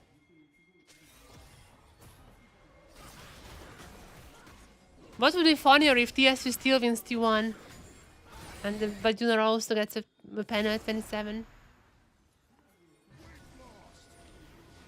CFO not really looking for any fights. I mean, they have the dragon very soon, the 4th one. Right after, they can just rotate to the Baron. TSW looking for some angles, but I mean, there's just really no angles here. CFO just gonna be winning this game. Like, TSW knows that one very well. Come on, Yunara, do not get a panda for 2 more minutes.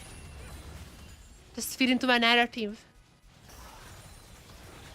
I mean, to be fair, I do feel like the CFO would rather just pick up the dragon here and then rotate to the Baron before they really wanna start fighting. But they're really strong. Okay, Taki goes in. That's a really nice engage. Followed up by also Galio. And while Hongyu gonna be down, Junjia and Doggo are still here. And those two are a bit too strong, as I would put it. Yep. Yep, that's... Yunara is a bit OP. That's what I'm saying. despite her earlier flops after her release. It does feel like that she has kind of returned, kind of at the resurrection, and now might be on the 2 OP side after pros learn how to play around him, like how to play around her and like how to play, you know, how to play for her is what I want to say. Jesus Christ. There's gonna be the soul picked up by CFO. Maybe a turret as well, who knows? I mean, Driver has been a bit quiet in this game, but he just doesn't need to do anything. Like, his teammates are so strong. And he just gonna get a turret, you know, why not? Just a turret there. While the others are just cleaning up the odd. Like, look at this. On his unit, a little bit too strong.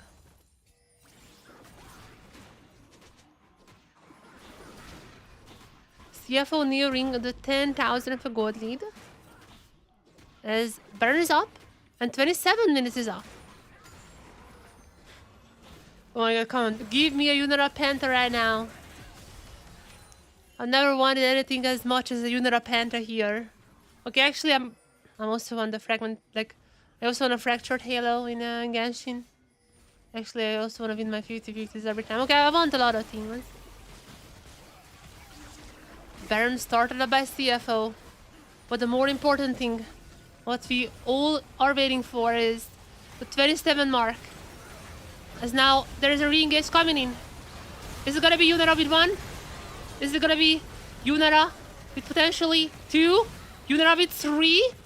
No, wait a second. Yunara with 4? No way! Wait a second! There is no chance. There is no chance. There is no chance. There's no chance! Yunara! Pentakill!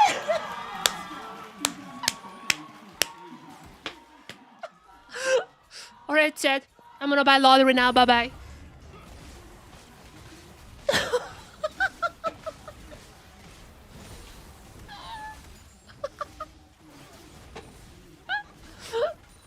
Oh my god. Oh my god. That is crazy, not gonna lie. That is insane. I need to edit this video right away, right now. Oh my god, there's no chance. Oh my god, he did it, he did it. Well, GG's. Okay, that's a bit crazy. I'm kind of scared of myself now. Well, I mean, that looks like a teal. Oyster better than a whale. True. I never had a whale, but I had oysters.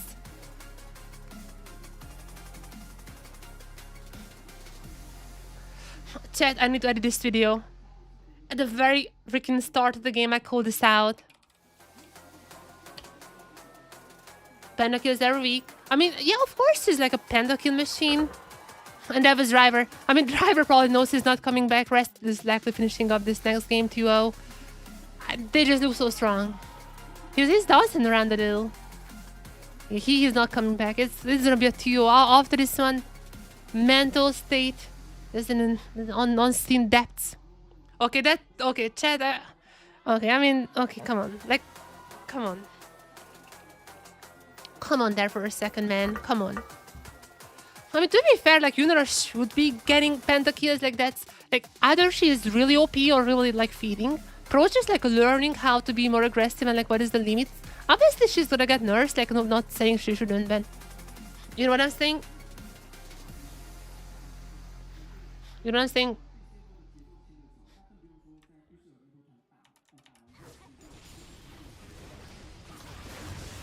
Well, that's her whole thing. If she wouldn't get pentakills, then... Like, she's just bad.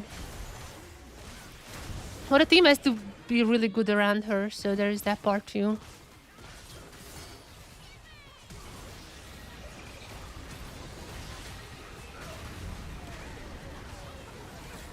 I need to edit this video, chat.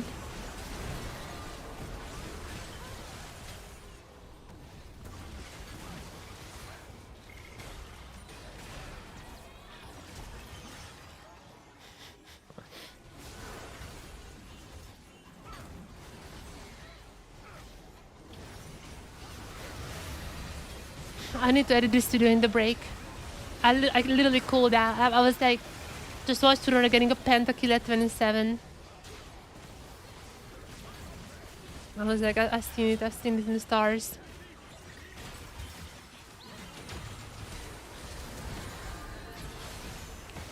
Also like, hello, why is my editing thingy not working?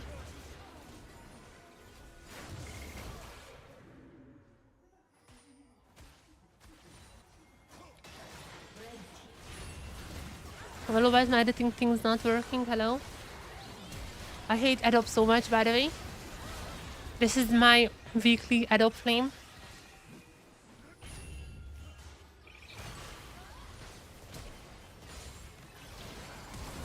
I know I'm streaming them. That's like kind of intense. But like still. How? Disk error?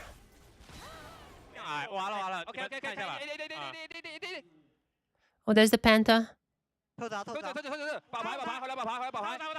Calling out the names of champions. Penta.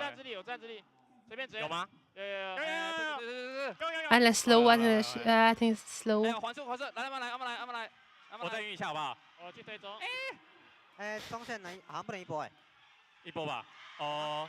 There's the Penta.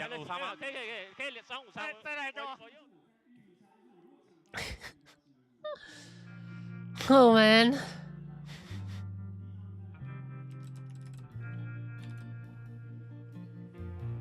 That was funny.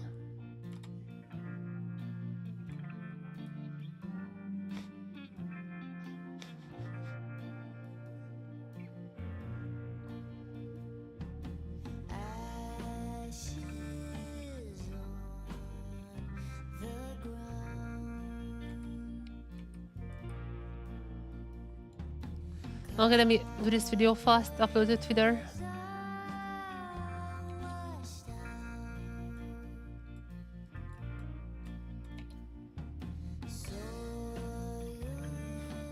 Wait, what?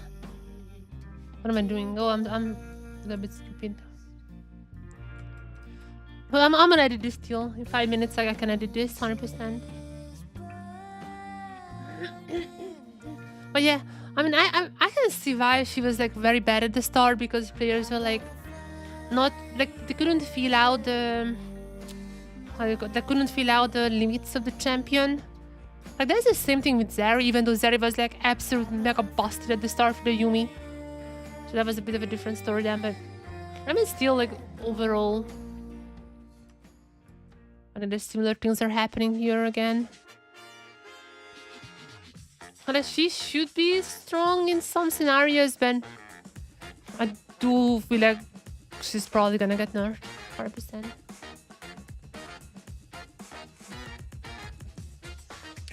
Why is my computer not working, by the way?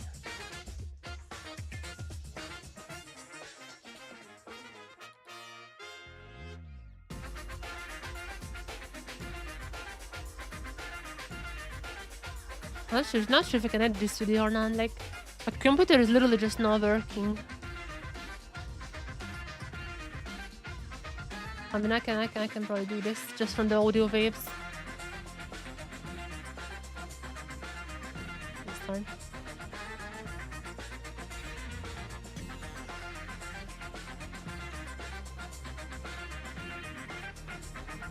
Oh, whatever. I'm not even seeing the video literally. I'm just like trying to edit this. There's some dances, driver dances. I'm not gonna be playing the next game most likely. It's I mean we've really seen rest coming in. Listening rest coming in already. But you know, nonetheless, still.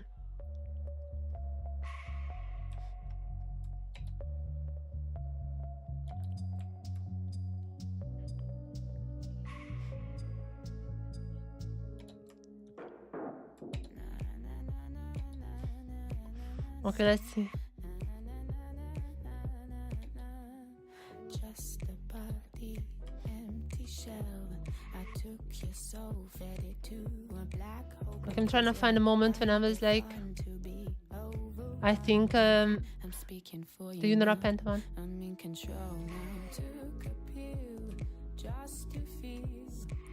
Oh my god, I yapped so much at the start. Cannot find a moment. I was predicting the 27 in Penta.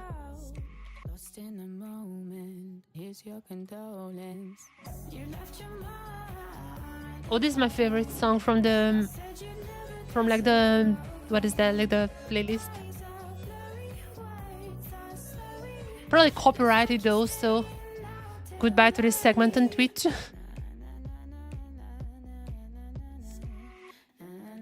Yeah, but that was a crazy performance from Doggo. We kind of expected that though, not gonna lie. We also said, I literally predicted it. That's the game to you. I think there is still time. I mean, there's still opportunities for TSW and still up, like, I don't think they're out. I mean, this was obviously a Doggo game. But I feel like when it comes to game 2, I'm not sure if they're gonna be swapping out anyone. Is this Stellar here? I'm not sure Stellar Pawn would be coming, but I feel like they still have good choices. You know, are just pretty busted right now, so it's expected. I mean, Junji was like kind of the one who started up. There's that part. But nonetheless, I think TSV could still win at least one game.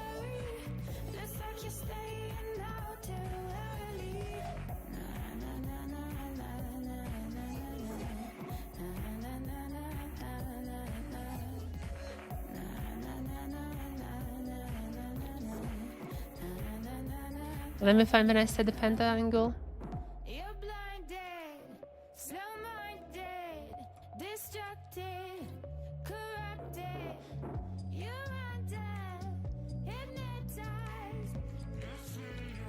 Oh, let me edit this first.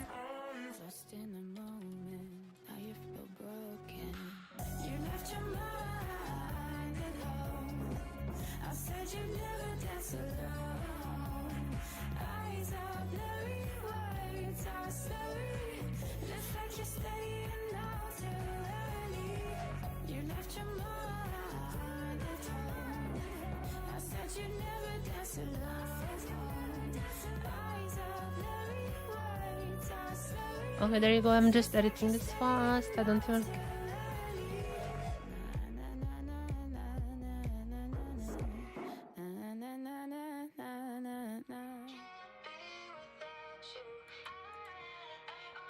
Okay. Let me quickly push this out. I don't know what's happening with my Premiere. Maybe it's because I'm streaming as well. But it's like I literally just... My computer is dead since yesterday. My GPU might be bad, by the way, guys. I mean, the stream is going fine, I guess, for you, right? Like, it's not bad, but like... But GPU might be busted. I mean, I'm using my CPU, actually, for streaming because it's, like, better encoder. I'm using my CPU for that, actually. My GPU might be busted, though. Yesterday, I was just like, something like... Sometimes it bugs out because, like, Premiere is pretty bad. Sometimes it bugs out. It happens a lot. But it just, like, it didn't really come back. And it was, like, very laggy ever since then. I don't know what's happening. Rest coming instead of driver. We know that one. No surprises in that part.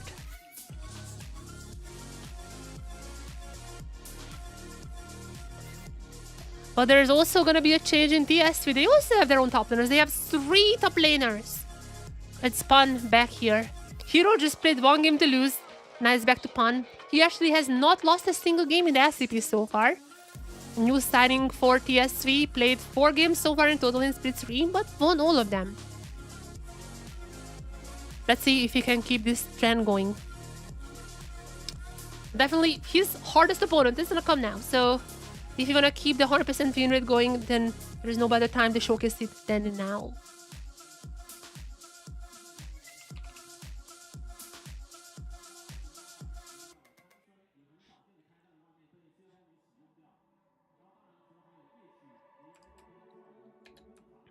Okay, are we in draft now?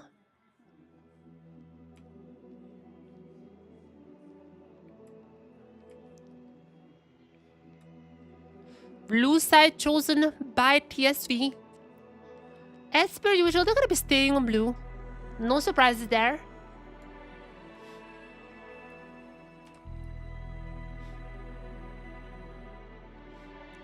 But let's see what adaptations they're going to be making Game 2 with Pun now in the roster back in.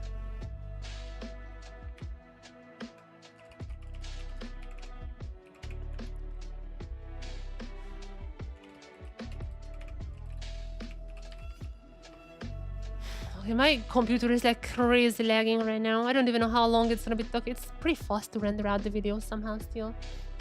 Stream is fine. I don't like the rendering out video is fast though.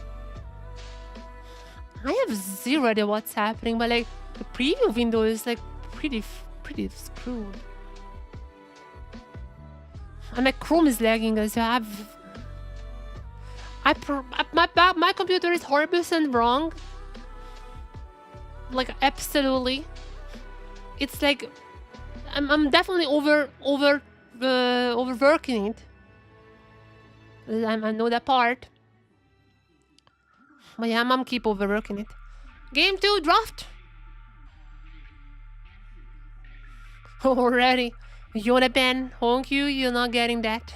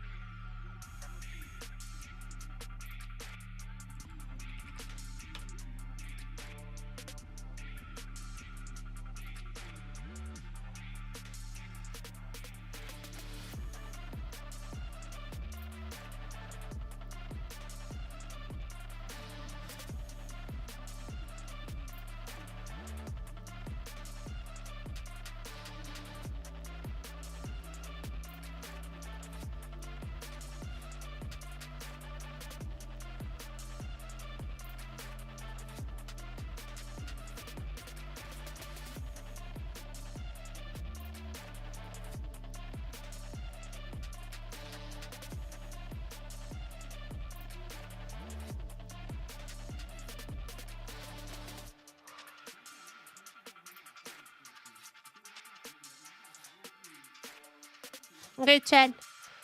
Draft happening. What should we see? What do you want to see? What do you want to see? Yorick is up. I feel like Yorick could be a fan, but maybe not now. I mean, I was then just Rest picks up the Recton and he's happy with that. But I feel like, I mean, Trundle still a little bit later. I'm not sure it is a good first pick champion now. The Trundle first pick, I mean, very strong jungler. There's no questions about that. The only reason I don't necessarily like him early is because like then you're like, okay, enemy, you're not gonna be picking out the tanks. And I guess like against Rest it might be working because I mean he is kinda the tank like weak side player. Maybe it's working, I don't know about that part, but nonetheless it's gonna be the Azir and the Varus for CFO. Quite strong start from them as well. But I mean, because of the Trundle, I don't think there's gonna be like a Cassandra or someone for Rest. So I guess that's what a good part, but the Ziggs. It's happening in here. Could be mid lane, could be AD. APC potentially if they go for like an AD mid laner. Could be a lot of things.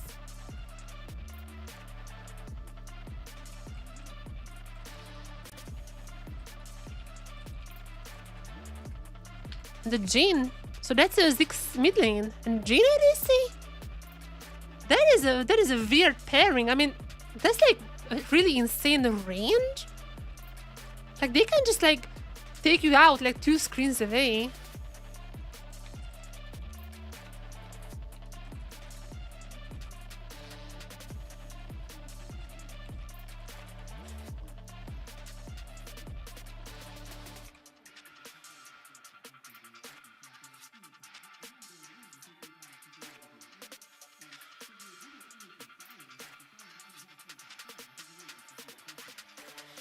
No?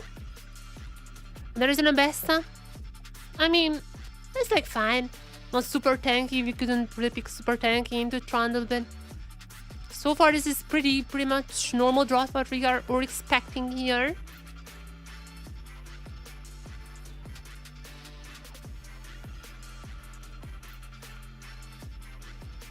Nothing too weird. Renekton then. Yeah, just trying to get an best a little bit easier matchup now.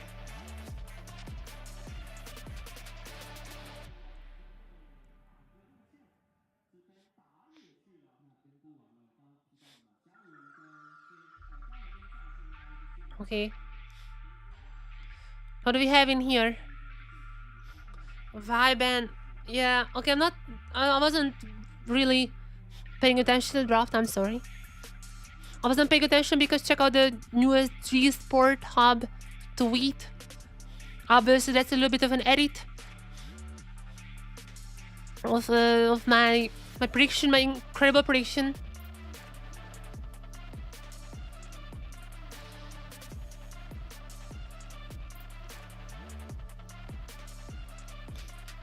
I have an amazing tweet in the Jesport Twitter about my prediction. Make sure to like that one. Make sure to like that one. Retweet it. Share it with your friends. It's pretty funny.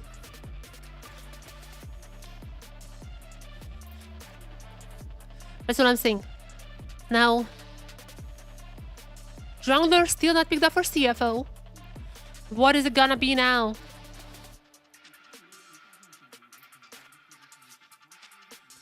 I guess, like, I don't even know who's up. Like, Xinjiao kind of fell out of the meta, but could still, I guess, be picked right now. It's gonna be him.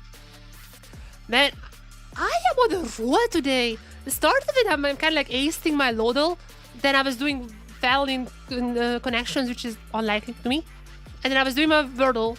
And then I screwed up my guess the country, but then I predicted the Penta, and now I'm just like, what is gonna be the next one? Like Rel could still be.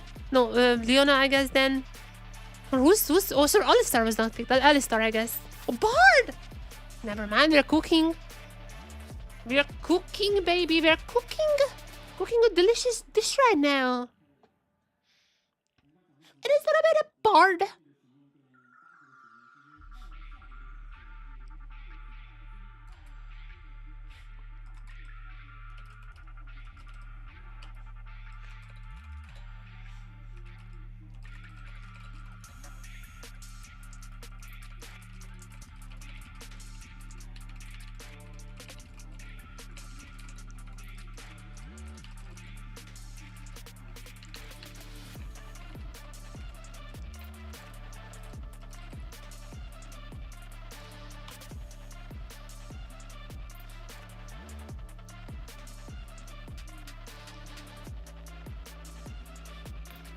And there's a Nico together. Yeah. Nico together with the Varus. Expected pick. I'm surprised it wasn't banned, actually. I mean, maybe they didn't want the jungler. I don't think the vibe was that worth to ban, but nonetheless, the Nico incredibly strong with the Varus. Bard Jhin. I mean, that's pretty fun. And the Jhin plus the Ziggs is gonna have incredible under range. Pon is back in here on the roster. Let's see how well he does on the Jax. But with all that being said, after that last game, man, after that last game, just how can I predict against this team? I mean, I said TSW draft was... I don't even know what I said. Probably didn't say that thing. Pon is back and Pon fighting. After that last game, man, how can I predict against CFO? Even though my official predictions were none other than TSW1, that was kind of a joke. It's more like a hot take if you dare. If there was anything who could take down CFO, that's this one, the TSW guys. But it's not them. It is not them. I think this is gonna be a 2-0 after further inspection. I think it's closer to that. And I think that this is gonna be GG soon. This is gonna be a 2-0. And hopefully, I just jinxed them. And hopefully, that means that we're gonna get 3 games. But that's up to the future to see.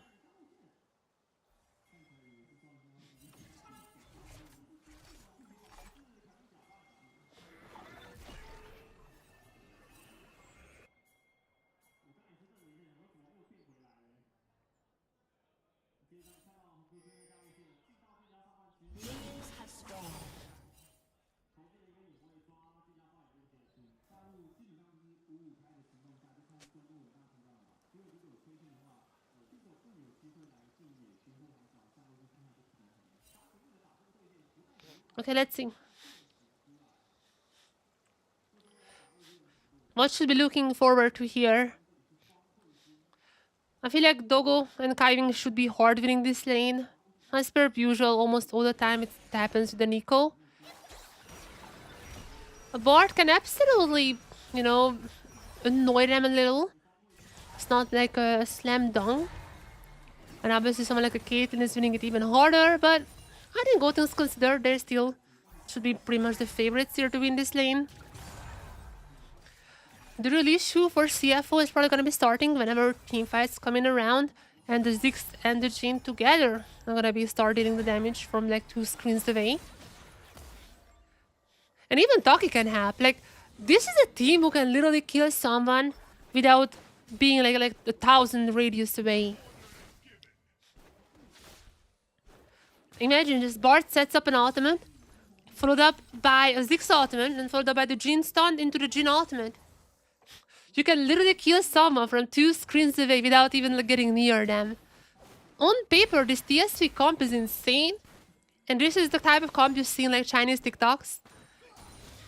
Whenever someone is like, hey, ADC, play safe, and like the next shot to like some techno music is just getting the Bard ulted, into Ziggs ulted, into Jhin stun, into Jhin ulted. But in real life, I think this is a little hard to execute and not always working in team fights. Like, you don't always have this freedom to set up these. And I think, on the other hand, CFO has pretty good lanes, pretty good setup, pretty good like engage tools as well with the Azir.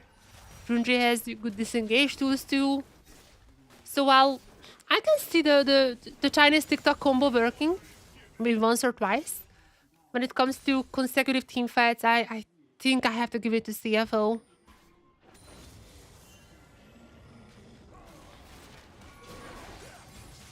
And there's already a bit of a fight happening in the jungle. I think he still should be stronger now, or especially with the stun, and there's a flash, and he's still with the first blood. But now they have to escape. He's already used the flash. He's gonna get stunned, and wait a second, there's already 1 kill for Dogo. And okay, this is just, oh no, 2 kills for Dogo. This guy just got a pentakill on the Yunara. The Q cooldown is not gonna be back up in time, but nonetheless, there's already 2 kills for him.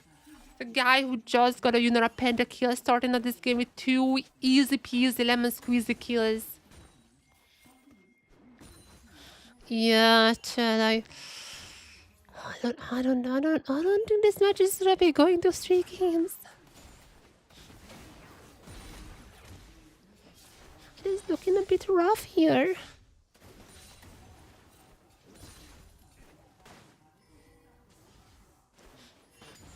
It is looking rough. This is a fine pick from Histo. I just feel like he spent a little too much time there. I mean, he knew that the Jhin was about to come here with like the stun, so I understand, but I feel like they should have just sacrificed Histo and not fight this. I'm not sure why they thought this is a great idea. I mean, Toki's stun was... Oh wait, Toki didn't even stun. That was wait, what? Oh, that was a Nico stun. Toki didn't even really stun them. Okay, never mind. Well, they should have just leave it, I think. I think they should have just leave it because like this is a little scary. The guy who just got a pentakill is now up 2 kills.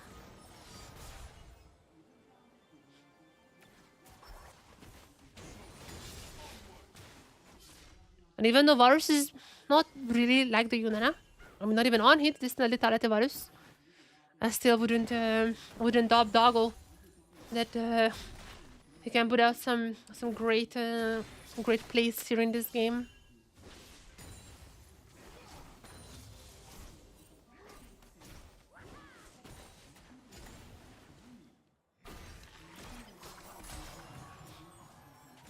And I mean, the Nico should be stronger for now. This lane is absolute. Usually the Nico lanes are winning like quite a strong pairing.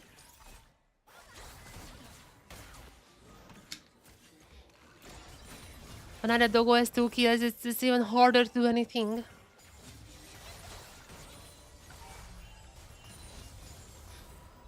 It's not looking close, is what I'm saying. I can still maybe see like the 2 screens away Chinese TikTok combos.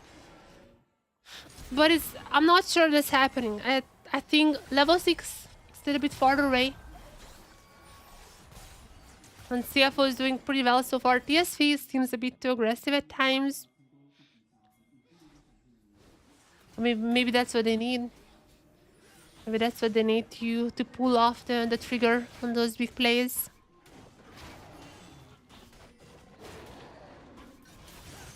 The rest. The leaning up.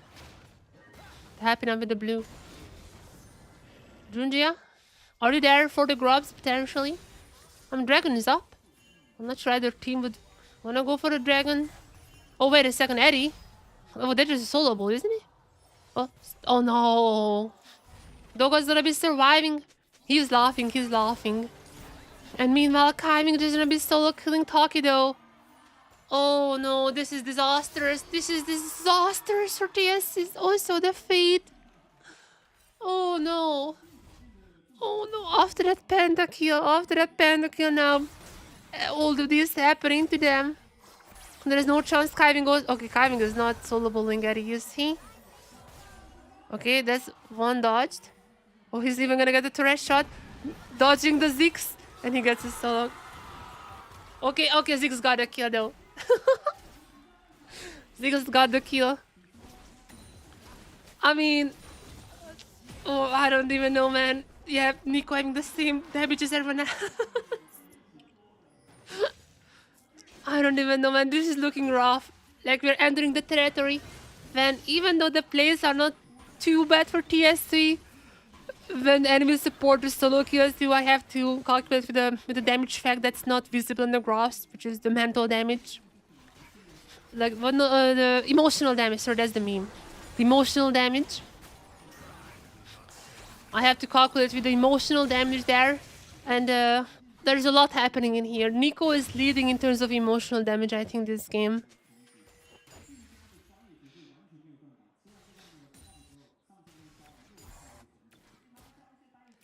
And that is... Oh, man. Like, not only you're missing this one, I don't even know what is the HP bar on Doggo, but like, it cannot be too much. Just laughing. Then he's dodging the stun. And right after, Kaiving just arrives. And following up the Taki's magical journey, he gets a kill on the support. Followed up by another kill to the ADC. That is like insane. That is just insane. Like, I mean, Kaiving dealt some AP damage, but again, the emotional damage he dealt is unmeasurable. Wasting Ziggs ult as well. I mean, Ziggs eventually got the kill, but Ziggs had to flash for that. That is crazy. The sequence of events that TSV had to go through to get anything out of these is just insane.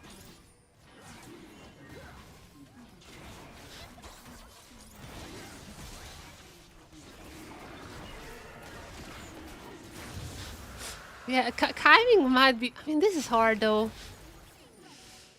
Oh, Chad, this is hard. Who's the MVP? Kaiving or Doggo? I think Doggo still likely gonna get the MVP. Like, when you get a pentakill, you get MVP. That's just how the game works.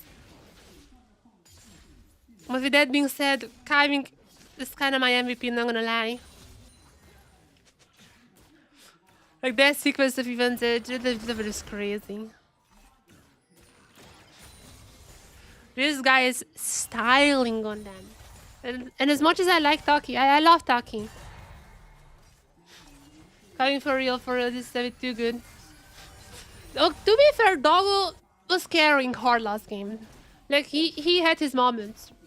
On this Varus, I mean, he's like, you know, shooting his shoots. That's what he does.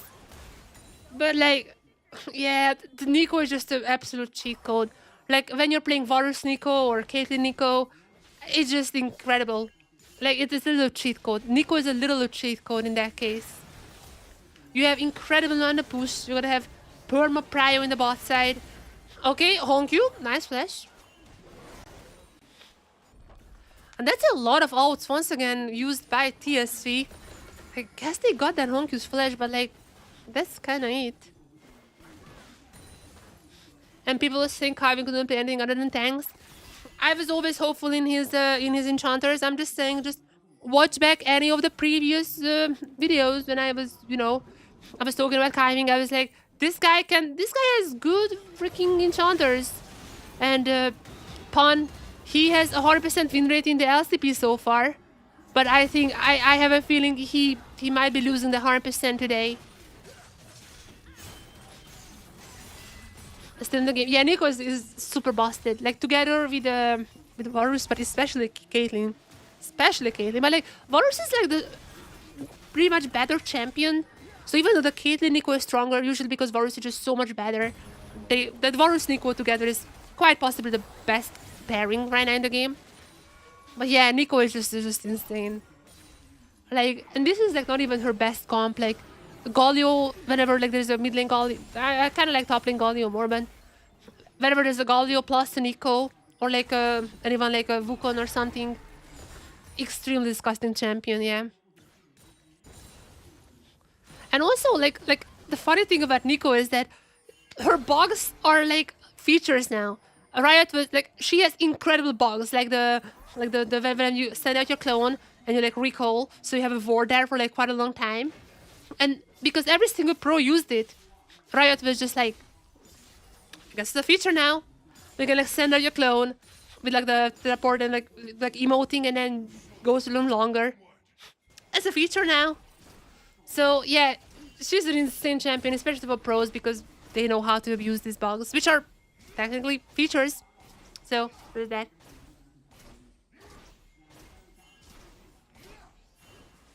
Yeah, Varus is also strong. But there are strong ADCs. I know. I have been critical of ADCs in my life as a support. Trust me, I do have my hatred towards ADCs. But I have to say, I feel like ADCs are in a really good spot right now. You know that as well. There's Varus. I don't like the Jhin that much, but there's Kai'Sa. ADCs are in a very good spot right now. The game is in a good spot right now. Every champion is a good spot, but the Nico, that's a little bit busted champion. I mean, come on, guys. Come on, well. Okay, that's a little what we were talking about, I guess. There's the public execution.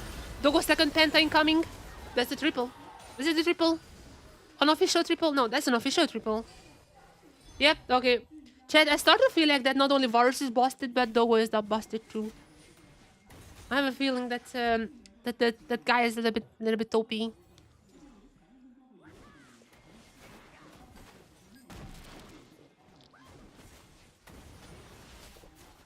So mini mid trade avoid. Oh yeah, the damage proc, yeah. Okay, I mean, at this point, like CFO is literally just playing with their food. Like at this point, they're literally just like having, like, you know, just like. Look at the cameras.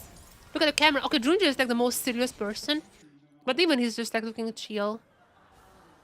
I mean, Doggo was laughing his ass off. They are like having just some fun.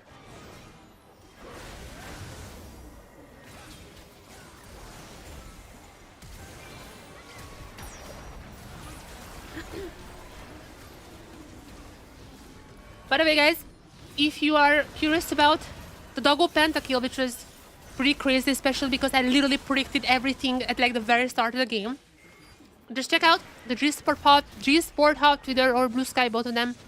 The video is up, a little bit of a clip with my prediction at the start of the game and also stitching together the penta as well. Check it out sometime. Share it, retweet, reskeet, I think I had some Blue Sky. Nonetheless, up on both platforms. Okay, Kaiming Rise now. I mean, he also has a pretty insane range with the Stolen Varus, but there's a stun. Oh my god, Pondra has no chance. I feel sorry for the guy. This guy had a 100% win rate against like really... Whoa! Rest! Rest! Okay, that's... It's kind of a troll, but you know what? Cut the tape. Cut the tape. Right out of the pic. Cut the tape. The only reason I cannot do this kind of stuff is because I'm not playing on a 0 ping. That is a 0 ping moment right there. I could do this on 0 ping is what I'm saying.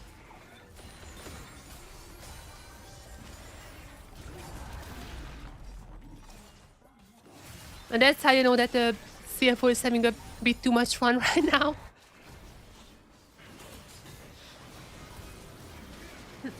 Looking at this like as an analytical eye, that public execution would have never worked, but it looked pretty cool.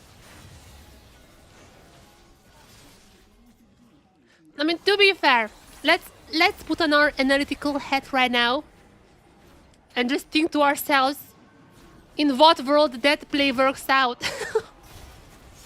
But it's cool. So, come on, it's aura. Yeah, this is something that more important than gold, which is aura.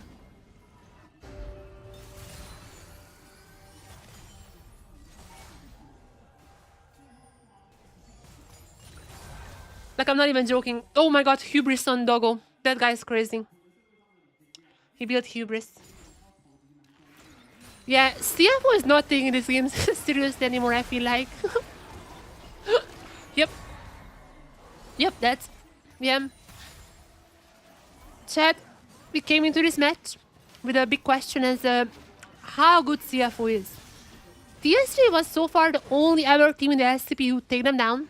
It was a 2-1, but CFO was sick. It was still in a split 1. Ever since then, not a single team could take more than 1 game down from CFO. So we came in here, TS3 looking like the best team. Oh, sorry, TS3 looking like the second best team. There is no change in that.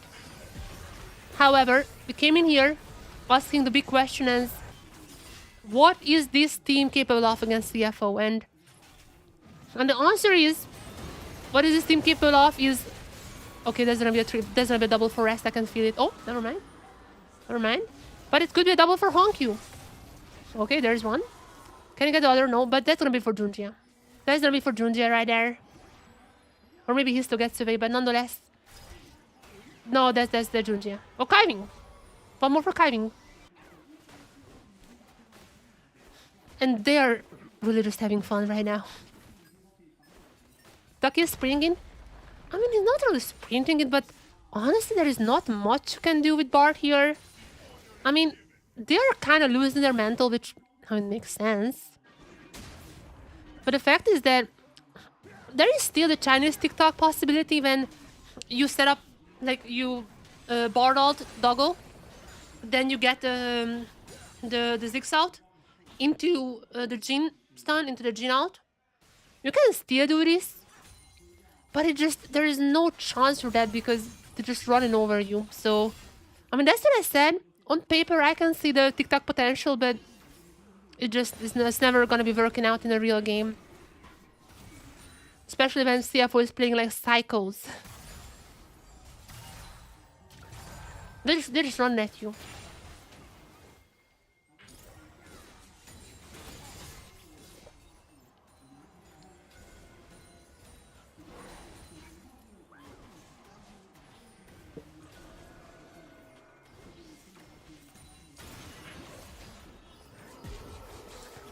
Now, these cycles, would they start Otacon right now?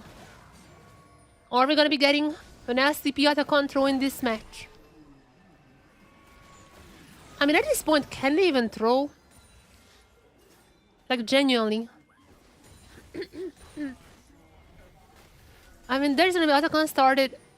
I mean, okay, here's a chance.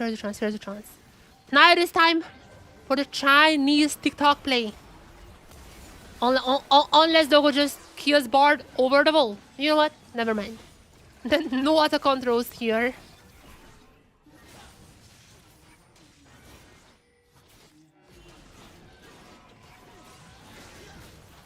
This is a bit of a crazy situation that's happening.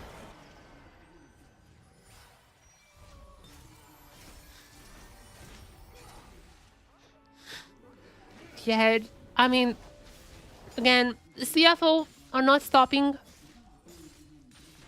They are playing like madmen. And this game is not gonna go over 30 minutes, I can tell you. Maybe if they really wanna go for the soul, but like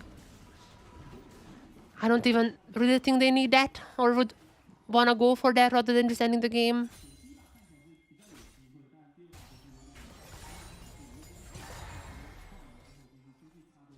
They're just so incredibly ahead. And I feel like this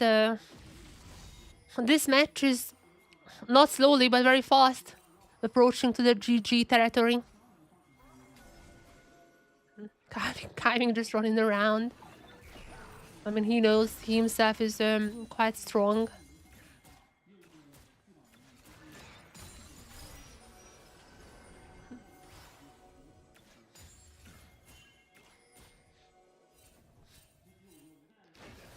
And what's next? Just a dragon? I mean, TSW really has no entry to anywhere. So, CFO, other than the picks, they can just go for the objectives, take everything they can on the map.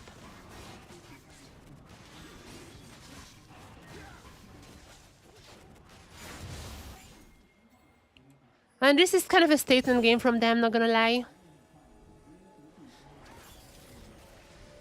All of those, not necessarily doubts, but all of those questions about just how much better CFO is than the rest of the competition.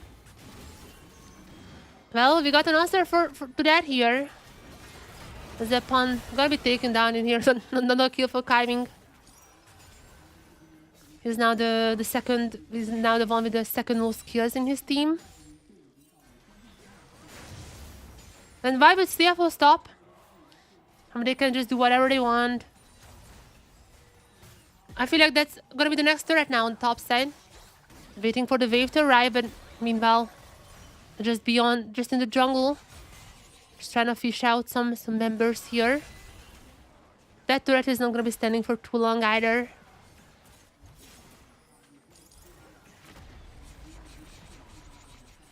And yeah, this is the CFO. Okay, sure.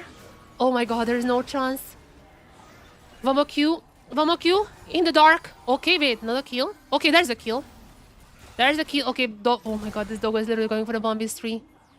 Okay, he's still going. Okay, I think Trondor can take him down, but oh, no, never mind. Never mind. Pawn. Okay, Pawn took him down. It's a little crazy. Okay, the whole team is crazy now. Okay, what are they doing? You know what's weird? It's still kind of weird for them because it's just a distraction from like all the other lanes getting absolutely destroyed. No, this team is not playing fair.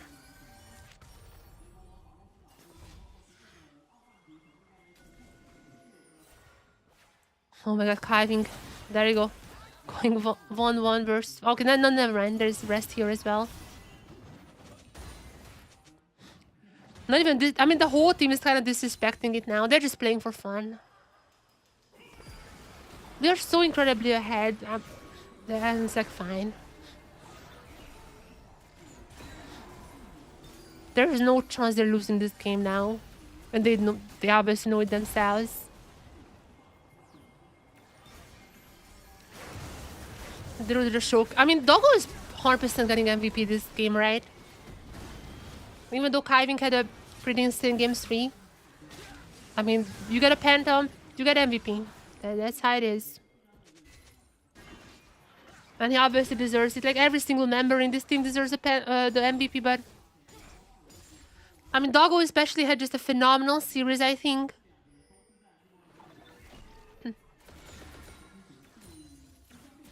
And it's easy to build hubris and go for these kind of plays when you're so incredibly far ahead.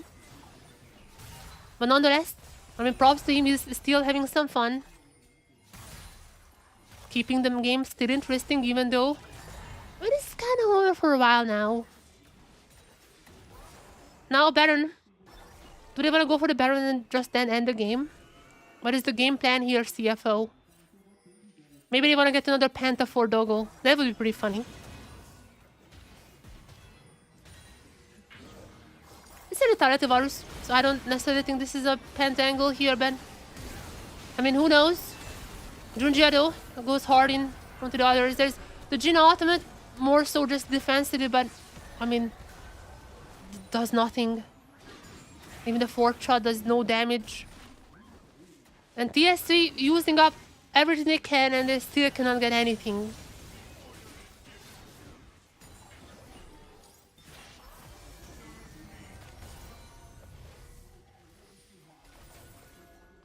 Navi does their turret. Might just be a Baron, and I mean, Dogo, whenever he finds out Taki, he just like gets Taki to half health from one shot. Oh, that's their kill. That's 100% the kill. Is it? Burning a little. Taki survives, but the Baron, very fast, gonna be taken by CFO. And I do feel like we are very close for them to just run it. For them to just run it and end the game. Okay, sure. Yep, there you go. Another kill for Doggo. That guy sees Taki and kills Taki. There's like not much that Taki can do, if I'm being completely honest. I mean, obviously, supports need to go in somewhat. Need to like ward up and like, you know, get their area ahead of them, but yeah, just nothing he can do. Dogo literally just one-shots him basically, like 2 combos. And that's gonna be the Cloud Soul. Not the strongest soul, but like, it doesn't matter.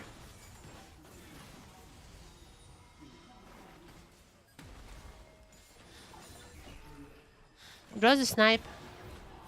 Draws the snipe. And back from a replay. Pun. Still get taken down, and there is no minion wave here. This is that was behind the turret. But I feel like it's about when the game ends. I feel like this is I mean, CFO, if they want, they can play a little bit longer, but I feel like if they want to end the game, if they want to just get their reserved hotpot place, they can end, and they want to end. They don't want to stay in this game for too long. They're just going to be running down the Nexus. And what an incredible performance from every single member. What a statement game here against the second best team in the LCP. They're going to be absolutely crushing it. And CFO wins 2-0. It was not close. Absolutely not close by any means.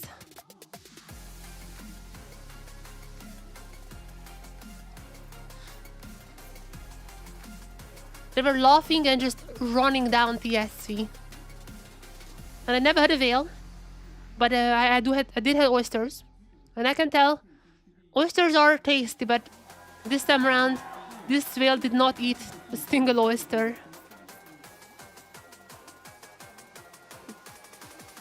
What a game. And yeah, poor Pun coming here for game 2, but I mean, there was nothing they could do. Nor Stellar, nor Hero. I don't think any one of them could have changed the outcome of this match. Just an incredible performance from them. Incredible all around. And chat, in case you're wondering what is happening now about the format, this is a little bit... Every single region has a bit weird game, like a split 3 format. Oh, yeah, there is Doggo. But I do feel like probably this LCP has like the most reasonable one. LTA one is pretty bad, but the LCP one is somewhat understandable. That's why I want to showcase to you guys how this looks like. Next week, on Friday, with a difference. On Friday, we're going to be having 2 games. GAM versus SHG. Winner is going to the upper bracket. A loser is staying in the lower... Like, not upper bracket, like upper group. And loser staying in the lower group. And PSG Vikings, winner goes to the upper group. Loser is going to the lower group. Upper group teams all qualify to playoffs. They just play for seeding afterwards in like a double elimination kind of stuff. And the lower groups are gonna be playing for the playoff slot. I think Gam, SHG, probably gonna be Gam victory, but it should be closer. Vikings, PSG, I don't know. Okay, that graph is a bit insane. Vikings, PSG could end anyways. I cannot predict that game even remotely.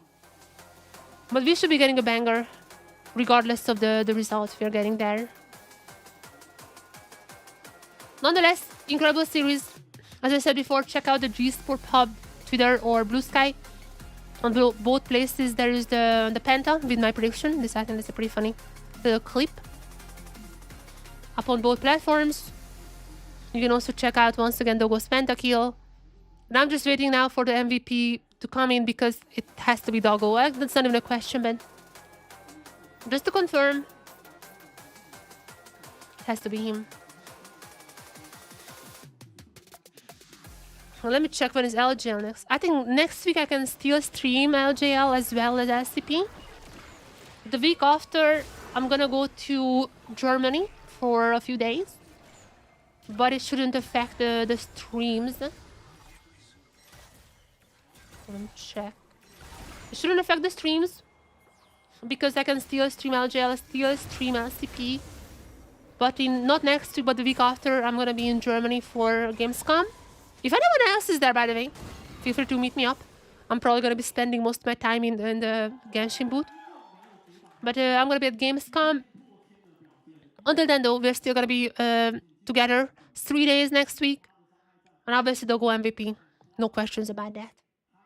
Kind of a crazy performance from him today. Anyways, chat, thank you for watching. Another incredible day of LCP. I was super happy to watch these games. High stakes here, as we found out that SHG gonna be the one facing Gem. And we found out that CFO is just a little bit too strong. So, chat, see you next week on Friday. SCP is gonna be on starting Friday, not Saturday. Make sure to tune in for Friday. Then we see the group breakers. And then we're gonna be continuing on to the double elimination part of round 2 of the regular season. So thank you very much for watching. It has been a blessing watching this. It has been a blessing watching it with you guys. And see you next week on Friday. Bye bye everyone. Bye bye. Bye bye. Bye bye. Bye bye.